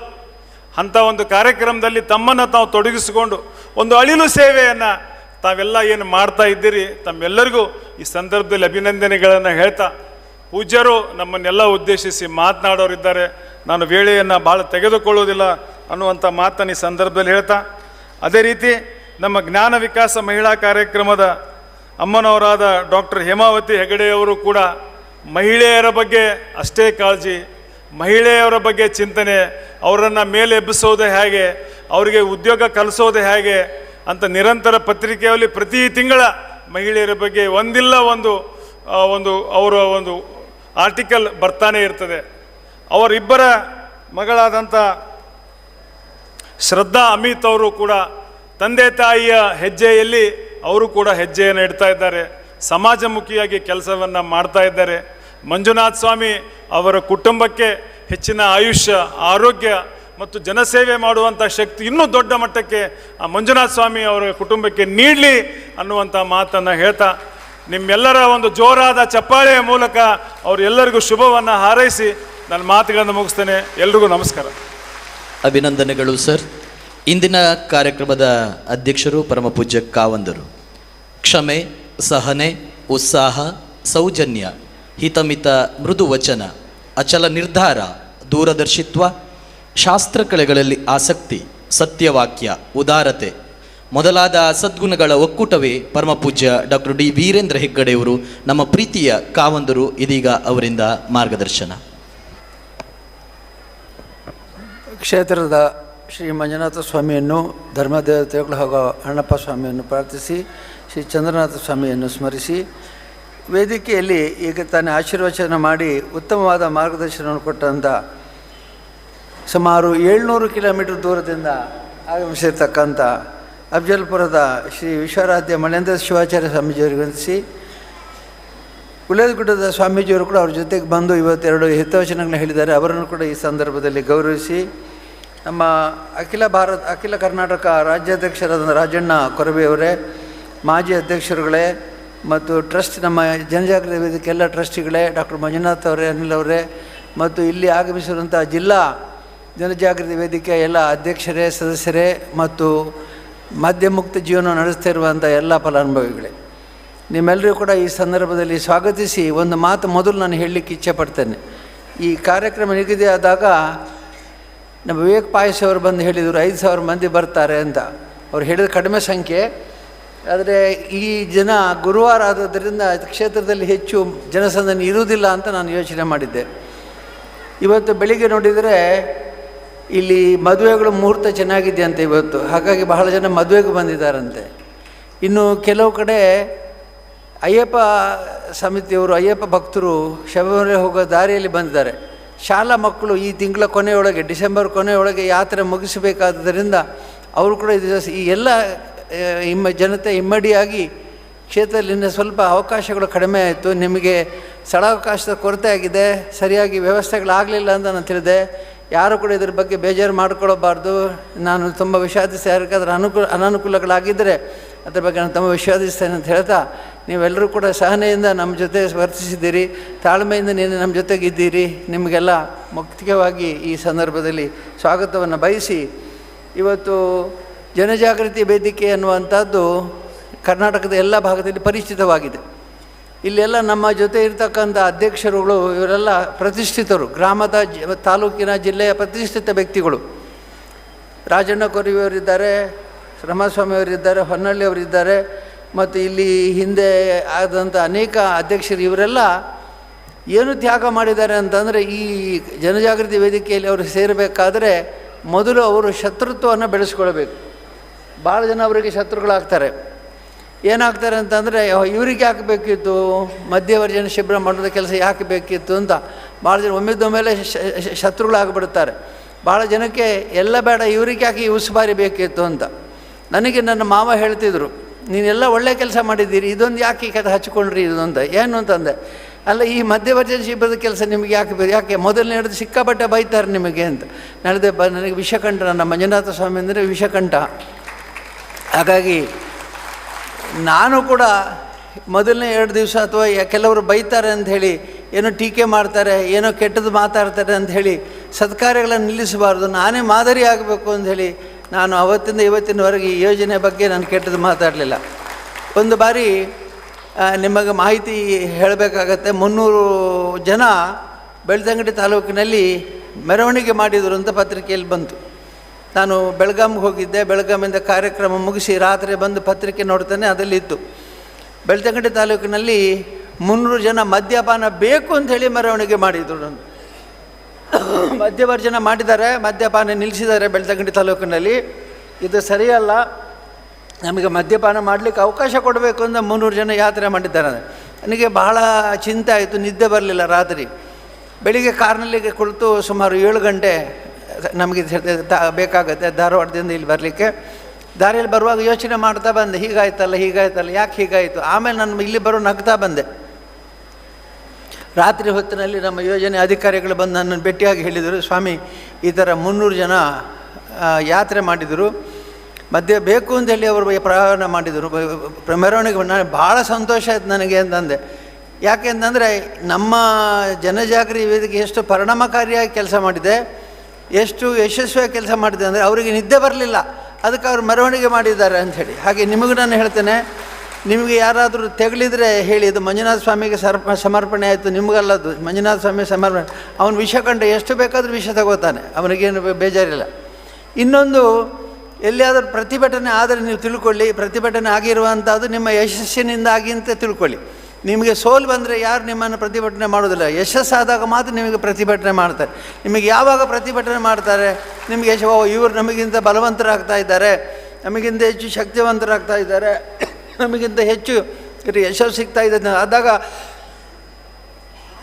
ಪ್ರತಿಭಟನೆ ಮಾಡ್ತಾರೆ. ಹಾಗಾಗಿ ಯಾರು ಕೂಡ ನಿರಸಾಮಾನ್ಯ. ನಿಮಗೆಲ್ಲ ಶತ್ರುಗಳು ಜಾಸ್ತಿ ಆದರೆ ಒಂದು ದೀರ್ಘಾಯಸ್ಸು ನಿಮಗಾಗುತ್ತೆ ಅಂತ ತಿಳ್ಕೊಳ್ಳಿ. ಶತ್ರುಗಳು ಜಾಸ್ತಿ ಆದ ದೀರ್ಘಾಯಸ್ಸು ನಿಮಗಾಗುತ್ತೆ. ಯಾಕೆಂದರೆ ಆ ಶತ್ರುಗಳು ಪುಣ್ಯವನ್ನೆಲ್ಲ ಕೊಂಡು ಹೋಗ್ತಾರಂತ, ಪಾಪಗಳನ್ನೆಲ್ಲ ಕೊಂಡು ಹೋಗ್ತಾರೆ. ಹಾಗೆ ಪಾಪಗಳು ತೊಳ್ಕೊಳ್ಬೇಕಾದ್ರೆ ಶತ್ರುಗಳು ಬೇಕು, ಪುಣ್ಯ ಕೊಂಡು ಹೋಗಬೇಕಾದ್ರೆ ಸಂಸಾರಕ್ಕೆ ಬಿಟ್ಟು ಹೋಗ್ಬೋದು, ಆದರೆ ಪಾಪಗಳನ್ನು ಬಿಟ್ಟು ಹೋಗ್ಲಿಕ್ಕಾಗೋದು ಸಂಸಾರಕ್ಕೆ. ಹಾಗಾಗಿ ಅವರೆಲ್ಲ ಯಾರು ತೆಗಳ್ತಾರೆ ನಮಗೆ, ಅವರೆಲ್ಲ ಪಾಪಗಳನ್ನೆಲ್ಲ ತೆಗೆದುಕೊಂಡು ಹೋಗ್ತಾರೆ ಅಂತ. ಹಾಗಾಗಿ ಜನಜಾಗೃತಿ ವೇದಿಕೆಯ ಮುಖ್ಯ ಉದ್ದೇಶವೇ ಮನ ಮತ್ತು ಮನೆಯನ್ನು ಸ್ವಚ್ಛಗೊಳಿಸಬೇಕು ಅಂತ. ಮನೆ ಮನಸ್ಸು, ಮನೆ ಮತ್ತು ಮನೆಗಳನ್ನು ಸ್ವಚ್ಛಗೊಳಿಸುವಂಥ ನಮ್ಮ ಉದ್ದೇಶ. ಮನಸ್ಸು ಇವತ್ತೆಲ್ಲ ಮುಖ್ಯ ಅತಿಥಿ ಇವತ್ತು ಉದ್ಘಾಟಕರಿಂದ ಹಿಡಿದು ಎಲ್ಲರೂ ಏನು ಹೇಳಿದರು, ಮನಸ್ಸನ್ನು ಶುದ್ಧೀಕರಿಸಿಕೊಳ್ಳಿ ಅಂತ. ವಿವೇಕ್ ಪಾಯಸರವರು ಕಾರ್ಯಕ್ರಮವನ್ನು ಮಾಡ್ತಾರೆ. ಅವರ ಶಿಷ್ಯರು ಶಿಬಿರನ ಅವಾಗ ಕೇಳ್ತಾರೆ, 1 ವಾರದಲ್ಲಿ ನೀವು ಹೇಗೆ ಪರಿವರ್ತನೆ ಮಾಡ್ತೀರಿ ಅಂತ. ನಾನು ಹೇಳೋದು 1 ವಾರದಲ್ಲಿ ಇಂಜೆಕ್ಷನ್ ಕೊಟ್ಟು ಅಥವಾ ಬೇರೆ ಯಾವುದು ಔಷಧಿ ಕೊಟ್ಟು ಏನಾದರೂ ಪರಿವರ್ತನೆ ಆದರೆ ತಾತ್ಕಾಲಿಕವಾಗುತ್ತೆ. ಶಾಶ್ವತ ಯಾವುದು ಅಂದರೆ ಅವರ ಮನಸ್ಸಿಗೆ ಇದು ಹೇಸಿಗೆ ಆಗಬೇಕು. ಯಾರೊಬ್ಬ ಮದ್ಯಪಾನಿ ಇದ್ದಾನೆ ಅಥವಾ ದುಶ್ಚಟಕ್ಕೆ ಒಳಪಟ್ಟವನಿದ್ದ ಅವನ ಮನಸ್ಸಿಗೆ ಇದು ಹೇಸಿಗೆ ಅಂತ ಅನಿಸಿದರೆ ಆವಾಗ ಸರಿಯಾಗುತ್ತೆ. ನಮ್ಮ ಅನೇಕ ಶಿಬಿರಗಳಲ್ಲಿ ಇಂತಹ ಕಥೆಗಳನ್ನು, ನಾನು ಪ್ರತಿ ಶಿಬಿರಕ್ಕೆ ಹೋದಾಗ ಅನೇಕ ಆ ಕಥೆಗಳನ್ನೆಲ್ಲ ನಮಗೆ ಹೇಳಿದರೆ ಒಂದು ಸಿನಿಮಾ ಮಾಡ್ಬೋದು. ಸಿನಿಮಾಕ್ಕೆ ಒಳ್ಳೆ ಕತೆ ಬೇಕೋ ನಮ್ಮ ಶಿಬಿರಕ್ಕೆ ಹೋಗಿ ಇಂದ ನಿರ್ದೇಶಕರು ಹೇಳ್ತಾನೆ. ನಾನು ಎಷ್ಟೋ ಜನ ಸಿನಿಮಾ ನಿರ್ದೇಶಕರು ಬರ್ತಾರೆ ನಮ್ಮಲ್ಲಿ ಬಂದು ಮಾತಾಡ್ತಾರೆ. ನಾನು ಹೇಳ್ತೇನೆ, ನಿಮ್ಗೆ ಒಳ್ಳೆ ಕತೆ ಬೇಕು ಅಂತಾದರೆ ನಮ್ಮ ಮಧ್ಯವರ್ಜನ ಶಿಬಿರಕ್ಕೆ ಹೋಗಿ, ಅಲ್ಲಿ ಒಬ್ಬ ಮದ್ಯಪಾನ ಬಿಟ್ಟು ಮುಕ್ತನಾದವನು ಬಂದು ಅವನು ಕತೆ ಹೇಳ್ಕೊಂಡ್ರೆ ಅದೇ ಒಳ್ಳೆ ಸಿನಿಮಾ. ಇವತ್ತು ನಮ್ಮ ಚೇತನ್ ಇಲ್ಲಿ ಬಂದು ಬನ್ನೂರಿಂದ ಮಾತಾಡಿದ, ಆತನ ಕತೆ ಸರಿಯಾಗಿ ಒಂದು ಸಿನಿಮಾ ತೆಗಿಬೋದು. ಹಾಗೆ ಅನೇಕ ಮಂದಿ ಸಿನಿಮಾ ತೆಗಿಬೋದು. ಇದಕ್ಕೆಲ್ಲ ಕಾರಣ ಏನು ಅಂತಂದರೆ ಮನಸ್ಸು ಶುದ್ಧಿಗೊಳಿಸದಿದ್ದರೆ ಅವನ ದೇಹವನ್ನು ಶುದ್ಧಿಗೊಳಿಸಲಿಕ್ಕಾಗೋದು. ದೇಹಕ್ಕೆ ನಾವು ಸ್ನಾನ ಮಾಡೋ ಒಳ್ಳೆ ಪರ್ಫ್ಯೂಮ್ ಹಾಕ್ಕೊಳ್ಬೋದು, ಒಳ್ಳೆ ಸಾಬೂನು ಹಾಕ್ಬೋದು, ಮೈ ಗೊತ್ತಾಗದೆ ಮಾಡ್ಬೋದು. ಯಾರು ಹೆಚ್ಚು ವೀಳ್ಯದಲ್ಲೇ ಬಾಯಿಗೆ ಹಾಕ್ಕೊಂಡು ಕವಳ ಹಾಕ್ಕೊಂಡು ಬರ್ತಾರೆ ಅಂತಂದರೆ ಏನೋ ಬಾಯಿ ವಾಸನೆ ಮುಚ್ಚಿಕೊಳ್ಳೋದಕ್ಕೆ ಇವನು ಕವಳ ಹಾಕಿದ್ದಾನೆ ಅಂತ ಅನ್ನಿಸುವಂಥ ಪರಿಸ್ಥಿತಿ ಇವತ್ತು ಬಂದಿದೆ. ಆದರೆ ಮನಸ್ಸು ಪರಿವರ್ತನೆ ಆದರೆ ದೃಢವಾಗಿ ಅವನ ಪರಿವರ್ತನೆ ಆಯಿತು ಅಂತ ಲೆಕ್ಕ. ಹಾಗಾಗಿ ನಮಗೆ ಮನ ಪರಿವರ್ತನೆ, ಮನೆ ಬೆಳಗಬೇಕು. ಮನೆ ಬೆಳಗಬೇಕು ಹಾಗೆ. ಈಗ ನೀವೆಲ್ಲ ಇಲ್ಲಿ ಬಂದು ಭಾಷಣ ಮಾಡಿದವ್ರು ಹೇಳಿದರು ಮನೆ ಹೇಗೆ ಬೆಳಗುತ್ತದೆ ಅಂತ. ಮನೆ ಬೆಳಗಬೇಕಾದ್ರೆ ಮನೆಯಲ್ಲಿ ನೆಮ್ಮದಿ ಇರಬೇಕು. ನಮ್ಮ ಒಬ್ಬ ಹೆಣ್ಮಗಳು ಬಂದು ಹೇಳಿದ್ಲು, ಭಾಷಣ ಮಾಡ್ತಿದ್ಲು, ಅವಳು ಹೇಳ್ತಿದ್ರು. ಆವಾಗ ಅವಳು ಹೇಳಿದ್ಲು, ನಮ್ಮ ಗಂಡ ಸಂಜೆ ಹೊತ್ತಿನಲ್ಲಿ ಮನೆಗೆ ಬರುವಾಗ ನಾವೆಲ್ಲ ಭಯ ಪಡ್ತಾಯಿದ್ವಿ. ಸುಮಾರು 7-7:30 ಅವನು ಮನೆಗೆ ಬರ್ತಾನೆ ಅಂತಾದರೆ ಎಲ್ಲ ಲೈಟೆಲ್ಲ ಆಫ್ ಮಾಡಿ ಬೆಳಕೆಲ್ಲ ನಂದಿಸಿ ನಾವು ಹಿಂದೆ ಕಾಡಿನಲ್ಲಿ ಹೋಗಿ ಕೂತ್ಕೊಳ್ತಾ ಇದ್ವಿ. ಕಾಡಲ್ಲಿ ಕಾಡು ಪ್ರಾಣಿಗಳ ಸದ್ದು ಕೇಳಿಸ್ತಾ ಇತ್ತು. ಹರಿದಾಡಂಥ ಶಬ್ದ ಅದು ನಮಗೆ ಭಯ ಆಗಲಿಲ್ಲ. ಯಾಕೆ ಅದಕ್ಕಿಂತ ಭಯ ಭೀತಿ ಈ ಮದ್ಯಪಾನ ಮಾಡಿ ಬಂದಂಥ ಯಜಮಾನರದ್ದಾಗಿತ್ತು. ಹಾಗಾಗಿ ನಾವು ಕಾಡಿನಲ್ಲಿ ಇದ್ದರೂ ಕೂಡ ಭಯ ಪಡ್ತಾ ಇರಲಿಲ್ಲ. ಈ ಮನುಷ್ಯನ ಭಯ ಇತ್ತು ಅಂತ. ನಾವು ಅಡುಗೆ ಮಾಡಿ ಇಟ್ಟು ನಾನು ಕಾಡೆಗೆ ಹೋಗ್ತಿದ್ದೆ. ಇವನ್ನೆಲ್ಲ ತನ್ನೇ ಬಡಿಸ್ಕೊಂಡು ದಿನ ತಟ್ಟೆಗೆ ಹಾಕ್ಕೊಂಡು ಊಟ ಮಾಡಿ ನಿದ್ದೆ ಮಾಡಿದ ಮೇಲೆ ನಾವು ಹೋಗ್ತಿದ್ವಿ ಮನೆಗೆ. ಈಗ ಅಷ್ಟೊತ್ತಿಗೆ ನಮ್ಮ ವಿವೇಕ್ ಪಾಯ್ಸ್ ಹೇಳಿದರು, ಸಾಕಮ್ಮ ಹಳೆ ಕತೆ ಸಾಕು, ಹೊಸ ಕತೆ ಹೇಳು, ಈಗ ಪರಿವರ್ತನೆ ಆದ ಕತೆ ಹೇಳೋದು. ಈಗ ಮನೆಗೆ ಗಂಡ ಬರ್ತಾನೆ, ಅಪ್ಪ ಬರ್ತಾನೆ ಅಂದರೆ ಮಕ್ಕಳು ಕಾಯ್ತಾ ಇರ್ತಾರೆ. ಮನೆ ಬರುವ ಮಲ್ಲಿಗೆ ಹೂ ತರ್ತಾರೆ, ಬಿಸ್ಕೆಟ್ ತರ್ತಾರೆ, ಚಾಕ್ಲೇಟ್ ತರ್ತಾರೆ, ಬಾಳೆಹಣ್ಣು ತರ್ತಾರೆ, ಕಾಯ್ತಾ ಇರ್ತಾರೆ. ಅವ್ರ ಮನೆಗಳು ಅಪ್ಪ ಅಂತ ಓಡಿ ಹೋಗಿ ಹತ್ತಿ ತಲೆ ಮೇಲೆ ಹತ್ತು ಕೂತ್ಕೋತಾರೆ, ತಿಂಡಿ ತಿಂತಾರೆ, ಹೂವು ನನಗೆ ಮುಡಿಸ್ತಾರೆ. ಅವ್ರು ನಾವು ಭಾಳ ಸಂತೋಷವಾಗಿದ್ದೀವಿ ಅಂತ. ಇಂತಹ ಪರಿವರ್ತನೆಗೆ ಮನೆ ಬೆಳಗಬೇಕಾದರೆ ಮಧ್ಯವರ್ಜನ ಶಿಬಿರಗಳೇ ಬೇಕು. ಮತ್ತು ಇಂತಹ ಜನಜಾಗೃತಿ ವೇದಿಕೆ ನಾವೆಲ್ಲರೂ ಇಂಥ ಒಂದೊಂದು ಕಥೆಯನ್ನು ಕೂಡ ನೀವೆಲ್ಲ ಹೇಳಿದರೆ ನಿಮಗೆ ಎಷ್ಟು ಪುಣ್ಯ ಬರುತ್ತೆ ಅಂತ ಯೋಚನೆ ಮಾಡಿಕೊಳ್ಳಿ. ಯಾರ್ಯಾರು ಇಲ್ಲಿ ಜಿಲ್ಲಾ ಅಧ್ಯಕ್ಷರಿದ್ದೀರಿ, ಕಾರ್ಯಕರ್ತರಿದ್ದೀರಿ, ಸದಸ್ಯರಿದ್ದೀರಿ, ನಿಮಗೆಲ್ಲ ಎಷ್ಟೇ ಅಪಾಯ ಬಂದರೂ ಕೂಡ ಮೊದಲನೇ 2 ದಿವಸಕ್ಕೆ ನಮಗೆ ಹೇಳ್ತಾರೆ ವೈಯಕ್ರು, ಸ್ವಾಮಿ ಮೊದಲನೇ 2 ದಿವಸ ಶಿಬಿರಕ್ಕೆ ಬರಬೇಡಿ ಅಂತ. ಯಾಕೆ ಬಂದುಬಿಟ್ರೆ ನೀವೆಲ್ಲ ಶಿಬಿರನೇ ಬೇಡ ಅಂದುಬಿಡ್ತೀರಿ ಅನ್ನೋ ಅಂತ. ಆದರೆ ಮೊದಲನೇ 2 ದಿವಸಕ್ಕೆ ನಾನು ಹೋಗೋದಿಲ್ಲ, ಕೇಳೇ ಹೋಗ್ತೀನಿ. 3ನೇ ದಿವಸದ ಮೇಲೆ ಹೋಗ್ತೀನಿ. ಹೋದಾಗ ಯಾರು ಹೆಚ್ಚು ಗಲಾಟೆ ಮಾಡ್ತಾರೆ ಅವರು ಪರಿವರ್ತನೆ ಖಂಡಿತ ಆಗ್ತಾರೆ ಅಂತ ಹೇಳ್ತಾರೆ. ಮೆತ್ತಗಿದ್ದವರು ಸ್ವಲ್ಪ ಅಪಾಯ. ಆದರೆ ಯಾರು ಭಾಳ ಜೋರು ಗಲಾಟೆ ಮಾಡ್ತಾರೆ ಶಿಬಿರದಲ್ಲಿ, ನಾನು ಹೋಗ್ತೀನಿ, ತಲೆ ಹೊಡಿತೀನಿ, ಕುತ್ತಿಗೆ ಕಚ್ಚಿ ಹೀರ್ಚಿದ್ದೀನಿ, ಕತ್ತಿಲಿ ಕಡಿತೀನಿ ಅಂತ ಯಾರು ಹೇಳ್ತಾರೆ ಅವರು ಶಾಶ್ವತವಾಗಿ ಅಂತ. ಒಂದು ಶಿಬಿರ ಆಗಿತ್ತು ಇಲ್ಲಿ. ಆದಾಗ ಅವನಿಗೆ ಶಿಬಿರದಿಂದ ಹೊರಗೆ ಹೋಗಬೇಕಿತ್ತು. ಅದಕ್ಕೆ ಅವನು ಸ್ನೇಹಿತನೊಬ್ಬನಿಗೆ ಹೇಳ್ತಾನೆ, ನೋಡು ನಾನು ನೇಣು ಹಾಕ್ಕೊಳ್ಳೋ ಹಾಗೆ ಹಗ್ಗ ಹಿಡ್ಕೊಂಡು ಕುತ್ತಿಗೆ ನೇಣು ಹಾಕ್ಕೋತೀನಿ, ನೀನು ಬಂದು ನನ್ನನ್ನು ತಪ್ಪಿಸ್ಬಿಡು, ಆವಾಗ ಅವರು ಇವನು ಕುಡುಕ, ಇವನು ಬಿಟ್ಬಿಡೋಣ, ಇವನು ಸಾಯ್ತಾನೆ ಅಂತ ಹೇಳ್ತಾರೆ ಅಂತ. ಇವನೇನು ಮಾಡ್ದ, ನಿಂತ್ಕೊಂಡು ಕುತ್ತಿಗೆ ನೇಣು ಹಾಕ್ಕೊಂಡ ತಕ್ಷಣ ಇವನು ನೆನೆಸಿದಾಗೆ ಅದು ಮೆದುವಾಗಿ ಬೀಳಲೆ ಸ್ವಲ್ಪ ಜೋರಾಗಿ ಬಿತ್ತು. ಬಿದ್ದು ಇವನು ಕೆಳಗಡೆ ಕಿರಿಚ್ತಾ ಇದ್ದಾನೆ ಕೆಳಗಡೆ. ಇವನು ಬನ್ನಿ ಬನ್ನಿ ಅಂದಿಲ್ಲಿ ನೋಡಿದರೆ ಇವನು ಮಾಡಿದ ನಾಟಕ ತೀವ್ರವಾಗಿತ್ತು. ಕೊನೆಗೆ ಅವನು ಹೇಗೋ ಬದುಕಿಸಿದರು. ಆಮೇಲೆ ನಮಗೂ ಸ್ವಲ್ಪ ಈಗ ಶಿಬಿರದಲ್ಲಿ ಸ್ಟ್ರಿಕ್ಟ್ ಆಗಿದ್ದಾರೆ. ಹೇಗೆ ಈ ರೀತಿ ಆತ್ಮಹತ್ಯೆ ಮಾಡಿಕೊಳ್ಳಿಕ್ಕೆ ನಾಟಕ ಮಾಡಿ ತಪ್ಪಿಸ್ಕೊಂಡು ಇದೆಲ್ಲ 2 ದಿವಸ. 3ನೇ ದಿವಸದ ಮೇಲೆ ಯಾರು ಹೀಗೆ ಮಾಡ್ತಾರೆ ಅವ್ರು ಖಂಡಿತವಾಗಿ ಮಧ್ಯವರ್ಜನ ಮಾಡ್ತಾರೆ ಮತ್ತು ಅವರಿಂದಾಗಿ 10 ಜನಕ್ಕೆ ಲಾಭ ಆಗುತ್ತೆ. ಇವತ್ತು ನಾವು ಅದಕ್ಕೆ ಜನಜಾಗೃತಿ ಮಿತ್ರ, ಅಣ್ಣ ಅಂತ 2 ವಿಭಾಗ ಮಾಡಿದ್ದೀವಿ. ಮಿತ್ರರು ಯಾರು ಅಂತಂದರೆ ಕನಿಷ್ಠ ಪಕ್ಷ 20 ಜನರಿಗಿಂತ ಹೆಚ್ಚು ಯಾರು ಶಿಬಿರಕ್ಕೆ ಸೇರಿಸಿದವರು ಮಿತ್ರ. ಅಣ್ಣ 50 ಜನಕ್ಕಿಂತ ಹೆಚ್ಚು ಅದೇ ಮಿತ್ರ. ಮೊನ್ನೆೊಬ್ಬರನ್ನ ಕೇಳಿದೆ, ನಾನು ಮಧ್ಯವರ್ಜನ ಶಿಬಿರಕ್ಕೆ ಹೋಗಿ ಬಿಟ್ಟಿದ್ದೀನಿ ಸ್ವಾಮಿ ಅಂದ. ಹೌದು, ನೀನು ಎಷ್ಟು ಜನ? ನಾನು ಲೆಕ್ಕ ಇಡಲಿಲ್ಲ ಅಂದ. ಯಾಕೆ ಲೆಕ್ಕ ಇಡಲಿಲ್ಲ? ಸ್ವಾಮಿ ನನಗೆ ಲೆಕ್ಕ ಬೇಡ, ನನಗೆ ಲೆಕ್ಕ ಹಾಕಬೇಡ, ನನಗೆ ಪುಣ್ಯ ಬಂದರೆ ಸಾಕು. ಹೌದು, ಆದರೆ ಲೆಕ್ಕ ಇದ್ದರೆ ನಿನಗೊಂದು ಬಹುಮಾನ ಅದು ನಮಗೆ ಕೊಡ್ಬೋದಿತ್ತಲ್ಲ, ಮಿತ್ರ ಅಥವಾ ಅಣ್ಣ ಅಂತ ಕೊಡ್ಬೋದು. ಬೇಡ ಸ್ವಾಮಿ, ನನಗೆ ಮಿತ್ರನೂ ಬೇಡ, ಅಣ್ಣನೂ ಬೇಡ, ಅವ್ರ ಮನೆಗೆ ಸಂತೋಷ ಆದರೆ ಸಾಕು ಅಂತ. ನಾನೊಂದು ಹಳ್ಳಿಗೆ ಹೋಗಿದ್ದೆ. ಹಳ್ಳಿಗೆ ಹೋದಾಗ ಒಬ್ಬ ಹೇಳ್ದ, ಈಗ ಶ್ರೀಮತಿ ಹೇಮಾವತಿ ಹೇಳಿದರು, ಮೊದಲೇ ಇದನ್ನು ಪ್ರಾರಂಭ ಮಾಡಿ ನಮ್ಗೆ ಉಪಕಾರ ಆಗ್ತಿತ್ತು ಅಂತ. ಅವನು ಹೇಳ್ದ, ಸ್ವಾಮಿ ನೀವು ಆವಾಗ ಕ್ಯಾಸೆಟ್ ಇತ್ತು, ಆವಾಗ CD ಇರಲಿಲ್ಲ. ನಾನೊಂದು ನಿಮಗೆ ಭಾಳ ಅವಸರದಲ್ಲಿ ಇರ್ತಿದ್ದರಿಂದ ಗೊತ್ತು, ನನ್ನ ಮನೆಗೆ ಭೇಟಿ ಕೊಡ್ತೀರಿ, ನೀವು ಕೊಟ್ಟು 2 ನಿಮಿಷದಲ್ಲಿ ನೀವು ಹೋಗಿಬಿಡ್ತೀರಿ ನನಗೆ ಗೊತ್ತು. ಅದಕ್ಕಾಗಿ ನಾನೊಂದು ಕ್ಯಾಸೆಟ್ ತಯಾರು ಮಾಡಿ ಇಟ್ಟಿದ್ದೀನಿ, ನೀವು ಅದು ಕೇಳ್ಕೊಂಡು ಹೋಗಿ ಕಾರಲ್ಲಿ ಅಂದ. ನಾನು ಕಾರಲ್ಲಿ ಹಾಕಿದ್ರೆ ಅವನು ಹೇಳ್ತಾನೆ, ನಾನು ಶಿಬಿರಕ್ಕೆ ಸೇರಿದೆ. ಶಿಬಿರಕ್ಕೆ ಸೇರುವಾಗ ಕೊನೆಯ ದಿವಸ ಅಂಥೇಳಿ ಅವತ್ತು ಚೆನ್ನಾಗಿ ಕುಡಿದೆ ರಾತ್ರಿ. ಯಾವತ್ತು ಕುಡಿಯೋದಕ್ಕೆ ಡಬಲ್ ಕೊಡ್ದೆ, ಇದು ಲಾಸ್ಟ್, ಇನ್ನು ನಾಳೆಯಿಂದ ಇಲ್ಲ ಅಂತೇಳಿ. ಆಮೇಲೆ ನಾನು ಶಿಬಿರಕ್ಕೆ ಸೇರ್ಕೊಂಡು ಎಲ್ಲ ಬಿಟ್ಟೆ.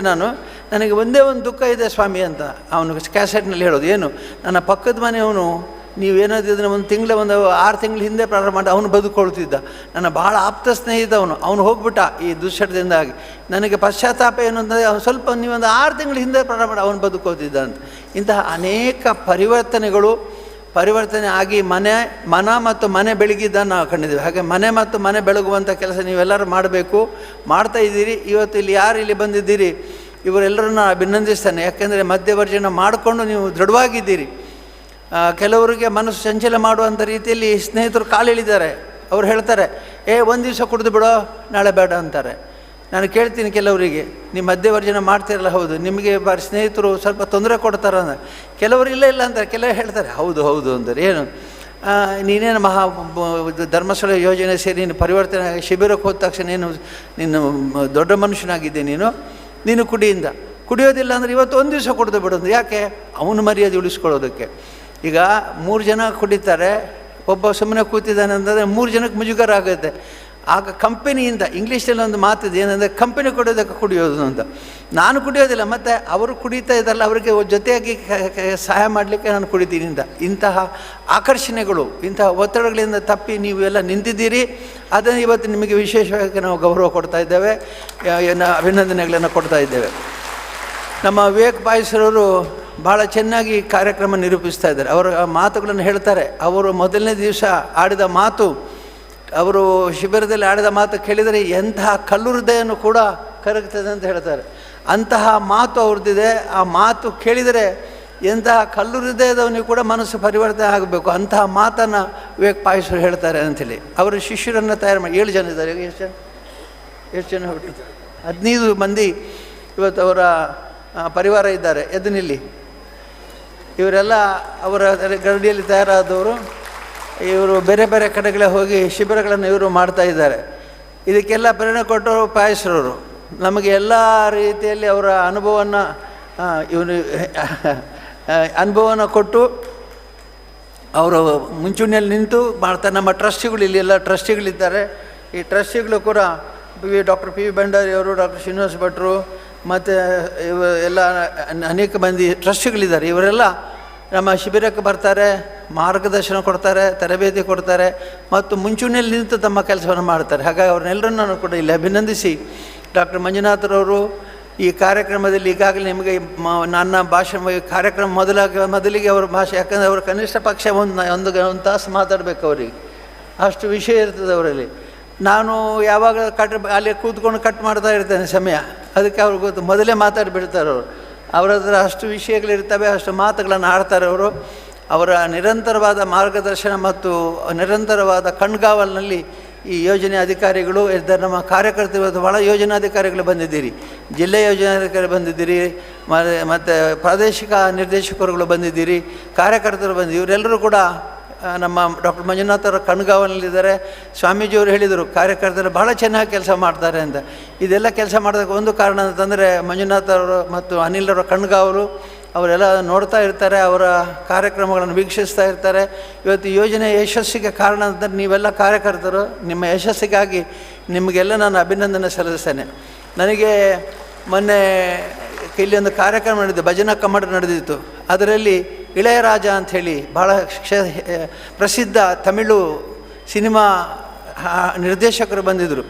ಅವರು ಇಲ್ಲಿ ಒಂದು ದಿವಸ ಇದ್ದು ಎಲ್ಲ ನೋಡಿ ಆದಮೇಲೆ ಹೋಗುವಾಗ, ಏರ್ಪೋರ್ಟಿಗೆ ಹೋಗುವಾಗ 1 ನಿಮಿಷ ನೀವು ಮಾತ್ರ ಮಾತಾಡಬೇಕು ಅಂತಂದರು. ನಾನು ಹೇಳಿದೆ, ಯಾಕೆ ಮಾತಾಡಬೇಕು ನೀವು ಆಗಲೇ ಇಲ್ಲ, ನಾನು ಎಷ್ಟೊತ್ತಾದರೂ ಚಿಂತೆ ಇಲ್ಲ, ವಿಮಾನ ತಪ್ಪಿದರೂ ಚಿಂತೆ ಇಲ್ಲ, 1 ನಿಮಿಷ ನಿಮ್ಮ ಹತ್ರ ಮಾತಾಡಿ ಹೋಗಬೇಕು. ನಾನು ಮನೆಯಿಂದ ಹೊರಗೆ ಬಂದಲ್ಲಿ ನಿಂತೆ. ಅವ್ರ ಕಾರ್ ಬಂದ ತಕ್ಷಣ ಅವ್ರು ಬಂದು ಹೇಳಿದರು, ಹೆಗ್ಡೆ ಅವರೇ ನನಗೆ ಭಾಳ ಸಂತೋಷ, ನಿಮಗೆ ಇನ್ನೊಂದು ಜನ್ಮ ಇಲ್ಲ ಅಂತಂದರು.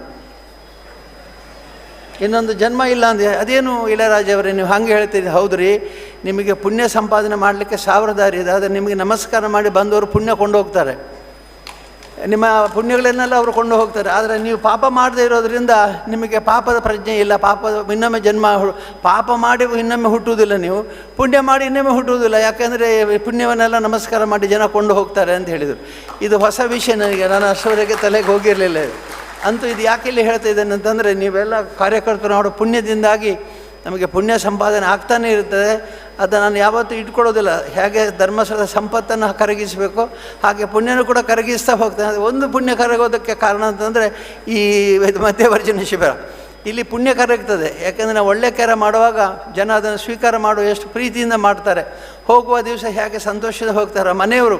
ನಾನು ಹೇಳ್ತೇನೆ, ಇಲ್ಲಿ ಮಧ್ಯವರ್ಜನ ಶಿಬಿರಕ್ಕೆ ಬಂದಂಥ ಯಶಸ್ವಿ ನಿರ್ದೇಶನ ಅವರ ಹೆಣ್ಮಕ್ಳನ್ನ ಮುಖ ನೋಡಬೇಕು ಅಂತ. ಯಾಕೆಂದರೆ ಆ ಮುಖದಲ್ಲಿ ನಗು ಇದ್ದರೆ, ಆ ಮುಖದಲ್ಲಿ ತೇಜಸ್ಸಿದ್ರೆ, ಆ ಮುಖದಲ್ಲಿ ತೃಪ್ತಿ ಸಂತೋಷ ಇದ್ದರೆ, ಅವರ ಮನೆ ಬೆಳಗಿದೆ ಅನ್ನುವಂಥವ್ರ ಹೆಣ್ಮಕ್ಳ ಮುಖದಲ್ಲಿ ಕಂಡ್ರೆ ಅಲ್ಲಿಗೆ ನಮ್ಮ ಕಾರ್ಯಕ್ರಮ ಯಶಸ್ವಿ ಆಯಿತು. ನಿಮಗೆ ಧನ್ಯತೆ ಬಂತು ಅಂತ ಲೆಕ್ಕ. ನಾನು ಮತ್ತೊಮ್ಮೆ ನಿಮ್ಮೆಲ್ಲರನ್ನು ಕೂಡ ಅಭಿನಂದಿಸಿ, ಪೂಜ್ಯ ಶ್ರೀಗಳು ಬಹಳ ದೂರದಿಂದ ಬಂದಿದ್ದಾರೆ, ಒಳ್ಳೆಯ ಮಾತುಗಳನ್ನು ಆಡಿದ್ದಾರೆ, ಅವರನ್ನು ಕೂಡ ಅಭಿನಂದಿಸಿ, ನಮ್ಮ ಎಲ್ಲ ಟ್ರಸ್ಟಿಗಳು ಶ್ರೀಮಾನ್ ಕೊರವಿಯವರು ಮತ್ತು ಹಿಂದಿನ ಎಲ್ಲ ರಾಮಸ್ವಾಮಿ ಹೊನ್ನವಳ್ಳಿಯವರು ಮತ್ತು ಎಲ್ಲ ಕಾರ್ಯಕರ್ತರು ಭಾಳ ಚೆನ್ನಾಗಿ ಕಾರ್ಯಕ್ರಮದಲ್ಲಿ ಭಾಗವಹಿಸೋರೆಲ್ಲರೂ ಅಭಿನಂದನೆ ಸಲ್ಲಿಸಿ, ನಿಮ್ಮೆಲ್ಲರಿಗೂ ಕೂಡ ಶ್ರೀ ಮಂಜುನಾಥ ಸ್ವಾಮಿ ಅನುಗ್ರಹ ಇರಲಿ. ನೀವು ಭಾಳ ಎಚ್ಚರಿಕೆಯಿಂದ ಊರಿಗೆ ಹೋಗಿ ಮತ್ತೊಮ್ಮೆ ನಿಮಗೆಲ್ಲರಿಗೂ ಅಭಿನಂದನೆ. ನೀವೆಲ್ಲ ಇಷ್ಟು ಪ್ರೀತಿ ಇಟ್ಟು ಬಂದು ಈ ಕಾರ್ಯಕ್ರಮದಲ್ಲಿ ಉತ್ಸಾಹದಲ್ಲಿ ಭಾಗವಹಿಸಿ ಯಶಸ್ವಿಗೊಳಿಸಿದ್ದೀರಿ. ನಿಮ್ಮೆಲ್ಲರನ್ನು ಅಭಿನಂದಿಸ್ತೇನೆ. ಮತ್ತೊಮ್ಮೆ ಶ್ರೀ ಮಂಜುನಾಥ ಸ್ವಾಮಿ ಮತ್ತು ಧರ್ಮದೇವತೆ ಅಣ್ಣಪ್ಪ ಸ್ವಾಮಿ ನಿಮಗೆ ಅನುಗ್ರಹ ಮಾಡಲಿ. ಎಲ್ಲ ರೀತಿ ನಿಮಗೆ ನೆಮ್ಮದಿ, ಸುಖ, ಶಾಂತಿ ಇರಲಿ. ಸಮಾಜದಲ್ಲಿ ಯಾರು ನನ್ನ ಜೊತೆ ಕೈಕಟ್ಟಿ ಕಾರ್ಯಕ್ರಮಕ್ಕೆ ಉತ್ಸುಕರಾಗಿ ನಿಮಗೆ ಯಾವ ಆಪತ್ತು ಬರೋದಿಲ್ಲ, ಬಂದರೂ ಕೂಡ ಅದನ್ನು ನಮಗೆ ಕಳಿಸ್ಕೊಡಿ, ನಾವು ನೋಡ್ಕೊಳ್ತೇವೆ ಇಲ್ಲಿ ಅಂತ. ಯಾಕಂದರೆ ಇಲ್ಲಿ ಭಾಳ ಜನ ಬಂದಾಗ ಇಲ್ಲಿ ಹೇಳೋದಿದೆ, ಕೆಟ್ಟ ಗಾಳಿ ಇಲ್ಲೇ ಬಿಟ್ಟು ಹೋಗಿ ಅಂತ. ಕುಂದಾಪುರ ಕಡೆಯವರೆಲ್ಲ ಹೇಳ್ತಾರೆ, ಸ್ವಾಮಿ ಕೆಟ್ಟ ಗಾಳಿ ಇದೆ ನಮ್ಮಲ್ಲಿ, ಆ ಕೆಟ್ಟ ಗಾಳಿಯಲ್ಲಿ ಎಲ್ಲ ಬಿಟ್ಟು ಒಳ್ಳೆ ಗಾಳಿ ನೀವು ತೊಗೊಂಡು ಹೋಗಿ, ಕೆಟ್ಟ ಗಾಳಿ ಎಲ್ಲ ಧರ್ಮಸ್ಥಳದಲ್ಲಿ ಬಿಟ್ಟು ಹೋಗಿ ಅಂತ. ಹಾಗೆ ನಿಮ್ಗೆ ಹೇಳ್ತೇನೆ, ಕೆಟ್ಟದ್ದೆಲ್ಲ ಧರ್ಮಸ್ಥಳದಲ್ಲಿ ಬಿಟ್ಟು ಹೋಗಿ, ಒಳ್ಳೆಯದೆಲ್ಲ ನಿಮ್ಮ ಜೊತೆ ಇರಲಿ ಅಂತೇಳಿ ಶ್ರೀ ಮಂಜುನಾಥ ಸ್ವಾಮಿಯಲ್ಲಿ ಪ್ರಾರ್ಥಿಸ್ತೀನಿ. ಪರಿವರ್ತನೆಯೇ ಜಗದ ನಿಯಮ, ಮನ ಪರಿವರ್ತನೆಯೇ ಮಧ್ಯವರ್ಜನ ಶಿಬಿರದ ನಿಯಮ ಎಂಬುದಾಗಿ ಮಾರ್ಗದರ್ಶನ ಮಾಡಿದ ಪರಮ ಪೂಜ್ಯ ಕಾವಂದರಿಗೆ ನಮ್ಮ ಗೆಲುವಿನ ಚಪ್ಪಾಳೆಯಿಂದ ಅಭಿನಂದನೆ. ಚಪ್ಪಾಳೆ ಸ್ಟಾರ್ಟ್.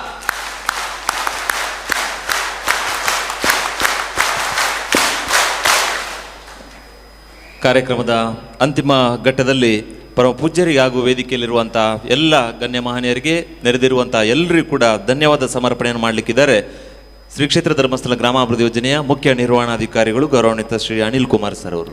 ಓಂ ಶ್ರೀ ಮಂಜುನಾಥ ನಮ್ಮ ಪೂಜ್ಯರಿಗೂ ಮತ್ತು ಶ್ಯಾಮನವರಿಗೂ ವಂದಿಸಿಕೊಳ್ಳುತ್ತಾ, ಬಹುಶಃ ಇಂತಹ ಒಂದು ಅವಿಸ್ಮರಣೀಯ ಕಾರ್ಯಕ್ರಮಕ್ಕೆ ಸಾಕ್ಷೀಭೂತರಾಗಿದ್ದೀರಿ. ನಾಳೆಯಿಂದ ಶ್ರೀ ಮಂಜುನಾಥ ಸ್ವಾಮಿಗೆ ಲಕ್ಷ ದೀಪಗಳ ಉತ್ಸವ. ಬಹಳ ವಿಶೇಷ ಅಂದರೆ ಇವತ್ತು ಸಹಸ್ರ ಕುಟುಂಬಗಳ ಉತ್ಸವವಾಗಿದೆ. ಈ ಎಲ್ಲ ಉತ್ಸವಗಳಿಗೆ ಇಲ್ಲಿಯ ಸಹಸ್ರ ಕುಟುಂಬಕ್ಕೆ ಬೆಳಕಾಗಿ, ರಾಜ್ಯದ ಲಕ್ಷಾಂತರ ಕುಟುಂಬಗಳಿಗೆ ಬೆಳಕಾಗಿರ್ತಕ್ಕಂತಹ ಪೂಜ್ಯ ಕಾವಂದರಿಗೆ ಈ ಒಂದು ಕಾರ್ಯಕ್ರಮಕ್ಕೆ ಆಗಮಿಸಿ ಎಲ್ಲರಿಗೂ ಆಶೀರ್ವಚನ ನೀಡಿ ಬೆಳಕು ನೀಡಿರ್ತಕ್ಕಂಥ ಪೂಜ್ಯ ಕಾವಂದರಿಗೆ ಎಲ್ಲರ ಪರವಾಗಿ ಗೌರವಪೂರ್ವಕ ಧನ್ಯವಾದವನ್ನು ಅರ್ಪಿಸ್ತಿದ್ದೇನೆ.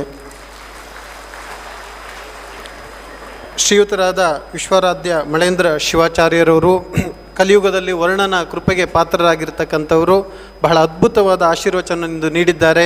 ಅವರಿಗೂ ಕೂಡ ನಿಮ್ಮೆಲ್ಲರ ಪರವಾಗಿ ಗೌರವಯುತವಾದ ಧನ್ಯವಾದವನ್ನು ಅರ್ಪಿಸ್ತಾ ಇದ್ದೇವೆ. ಹಾಗೆಯೇ ನಮ್ಮ ಗುಳೇದ ಗುಡ್ಡದಿಂದ ಶ್ರೀಯುತ ಏಕನಾಥೇಶ್ವರ ಒಪ್ಪತ್ತೇಶ್ವರ ಸ್ವಾಮೀಜಿಯವರು ಬಂದಿದ್ದಾರೆ. ಬಹಳ ಅದ್ಭುತವಾದ ಆಶೀರ್ವಚನ ಅವರು ನೀಡಿದ್ದಾರೆ. ಅವರಿಗೂ ಕೂಡ ಗೌರವಯುತವಾದ ಧನ್ಯವಾದವನ್ನು ಅರ್ಪಿಸ್ತಾ ಇದ್ದೇವೆ. ಮಾತೃಶ್ರೀ ಹೇಮಾವತಿ ಅಮ್ಮನವರು ನಮ್ಮ ಎಲ್ಲ ಕಾರ್ಯಕ್ರಮಗಳಿಗೆ ಪೂಜ್ಯರು ಪರಮೇಶ್ವರರಾದರೆ, ಮಾತೃಶ್ರೀ ಅಮ್ಮನವರು ಜಗನ್ಮಾತೆಯಾಗಿ ಹರಿಸಿದ್ದಾರೆ. ಅಸಹಾಯಕ ಮಹಿಳೆಯರ ಬೆಳಕಾಗಿ ಇವತ್ತು ರಾಜ್ಯಾದ್ಯಂತ ಅವರು ಆಶೀರ್ವಾದ ನೀಡ್ತಾ ಇದ್ದಾರೆ. ಅವರಿಗೂ ಕೂಡ ಗೌರವಯುತವಾದ ಧನ್ಯವಾದವನ್ನು ಅರ್ಪಿಸ್ತಾ ಇದ್ದೇವೆ. Doctor L H Manjunath sir ನಮ್ಮ ಯೋಜನೆಯ ರೂವಾರಿಗಳು, ಈ ಎಲ್ಲ ಕಾರ್ಯಕ್ರಮದ ಒಂದು ಅದ್ಭುತ ನಾಯಕರಾಗಿದ್ದಾರೆ. ಅವರಿಗೂ ಕೂಡ ಗೌರವಯುತವಾದ ಧನ್ಯವಾದವನ್ನು ಅರ್ಪಿಸ್ತಾ ಇದ್ದೇನೆ. ಶ್ರೀಮತಿ ಶ್ರದ್ಧಾ ಅಮಿತ್ರವರು ಪೂಜ್ಯ ಕಾವಂದರು ಮಾತೃಶ್ರೀ ಅಮ್ಮನವರ ಸುಪುತ್ರಿ, ನಮ್ಮ ಯೋಜನೆಯ ಅನೇಕ ಕಾರ್ಯಕ್ರಮಗಳಿಗೆ ಮಾರ್ಗದರ್ಶಕರಾಗಿದ್ದಾರೆ. ಅವರಿಗೂ ಕೂಡ ಗೌರವಯುತವಾದ ಧನ್ಯವಾದವನ್ನು ಅರ್ಪಿಸ್ತಾ ಇದ್ದೇನೆ. ಶ್ರೀಯುತ ರಾಮಸ್ವಾಮಿಯವರು ಮಾಜಿ ರಾಜ್ಯಾಧ್ಯಕ್ಷರು, ಹಾಗೆ ಶ್ರೀಯುತ ಸತೀಶ್ ಹೊನ್ನವಳ್ಳಿಯವರು ಮಾಜಿ ರಾಜ್ಯಾಧ್ಯಕ್ಷರು, ಪಿ ವಿ ಭಂಡಾರಿಯವರು, ಶ್ರೀಯುತ ಶ್ರೀನಿವಾಸ್ ಭಟ್ರವರು ಟ್ರಸ್ಟಿಗಳು, ಹಾಗೆ ಎಲ್ಲ ವೇದಿಕೆ ಮೇಲಿರುವ ಗಣ್ಯರಿಗೆ ಒಂದೇ ಮಾತಿನಲ್ಲಿ ಧನ್ಯವಾದವನ್ನು ಅರ್ಪಿಸ್ತಿದ್ದೇನೆ. ಎಲ್ಲ ಪದಾಧಿಕಾರಿಗಳು ರಾಜ್ಯಾದ್ಯಂತ ಬಂದಿರ್ತೀರಿ. ನಿಮ್ಮ ಒಂದು ಸಮಾಜಮುಖಿ ಚಿಂತನೆ ಈ ನಮ್ಮ ಯೋಜನೆಯ ಕಾರ್ಯಕ್ರಮದ ಜೊತೆ ಕೈ ಜೋಡಿಸಿದ್ರಿ. ನಿಮಗೂ ಅತ್ಯಂತ ಗೌರವಯುತ ಧನ್ಯವಾದವನ್ನು ಅರ್ಪಿಸ್ತಾ ಇದ್ದೇವೆ. ನಮ್ಮ ಎಲ್ಲ ನವಜೀವನ ಸಮಿತಿಯ ಸದಸ್ಯರು ಹೊಸ ಬದುಕಿಗೆ ಕಾಲಿಟ್ಟ ನಿಮಗೆ ಶುಭವನ್ನು ಹಾರೈಸುತ್ತಾ ಈ ಕಾರ್ಯಕ್ರಮಕ್ಕೆ ಚಂದಗಾಣಿಸಿಕೊಟ್ಟಿದ್ರಿ. ನಿಮಗೆ ಗೌರವಯುತವಾದ ಧನ್ಯವಾದಗಳು. ಈ ಎಲ್ಲ ಕಾರ್ಯಕ್ರಮಗಳಿಗೆ ನಮಗೆ ಮಾರ್ಗದರ್ಶನವನ್ನು ನೀಡಿ ಎಲ್ಲ ಸವಲತ್ತುಗಳನ್ನು ಒದಗಿಸಿಕೊಂಡಿರ್ತಕ್ಕಂಥ ಶ್ರೀಯುತ ಗೌರವಾನ್ವಿತ ಹರ್ಷೇಂದ್ರ ಕುಮಾರ್ ಸರ್ಗೆ ಗೌರವಯುತವಾದ ಧನ್ಯವಾದವನ್ನು ಅರ್ಪಿಸ್ತಿದ್ದೇವೆ. ಹಾಗೆ ಈ ಕಾರ್ಯಕ್ರಮಕ್ಕೆ ಮಾಧ್ಯಮ ಮಿತ್ರರು ಬಹಳ ಉತ್ತಮವಾದ ಪ್ರಚಾರವನ್ನು ನೀಡಿ ಮುಂದೆ ನೀಡಲಿಕ್ಕಿದ್ದಾರೆ. ಅವರಿಗೂ ಕೂಡ ಗೌರವಯುತವಾದ ಧನ್ಯವಾದವನ್ನು ಅರ್ಪಿಸ್ತಿದ್ದೇವೆ. ನಮ್ಮ ಜನಜಾಗೃತಿ ವೇದಿಕೆ ಎಲ್ಲ ಪದಾಧಿಕಾರಿಗಳು ಬಹಳ ಶ್ರಮವಹಿಸಿ ನಿನ್ನೆ ಮತ್ತು ಇವತ್ತು ಈ ಕಾರ್ಯಕ್ರಮದಲ್ಲಿ ಭಾಳಷ್ಟು ಶ್ರಮವಹಿಸಿ ಚಂದಗಾಣಿಸಿಕೊಟ್ಟಿದ್ರಿ. ನಿಮ್ಮನ್ನು ಕೂಡ ಗೌರವಯುತವಾಗಿ ವಂದಿಸ್ತಿದ್ದೇವೆ. ಈ ಕಾರ್ಯಕ್ರಮಕ್ಕೆ ಪ್ರತ್ಯಕ್ಷ ಪರೋಕ್ಷವಾಗಿ ಸಹಕರಿಸಿದ ಎಲ್ಲರಿಗೂ ಒಂದೇ ಮಾತಲ್ಲಿ ಧನ್ಯವಾದವನ್ನು ಅರ್ಪಿಸ್ತಾ ಧನ್ಯವಾದ ಕಾರ್ಯಕ್ರಮ ಮುಗಿಸ್ತಾ ಇದ್ದೇವೆ. ನಮಸ್ಕಾರಗಳು.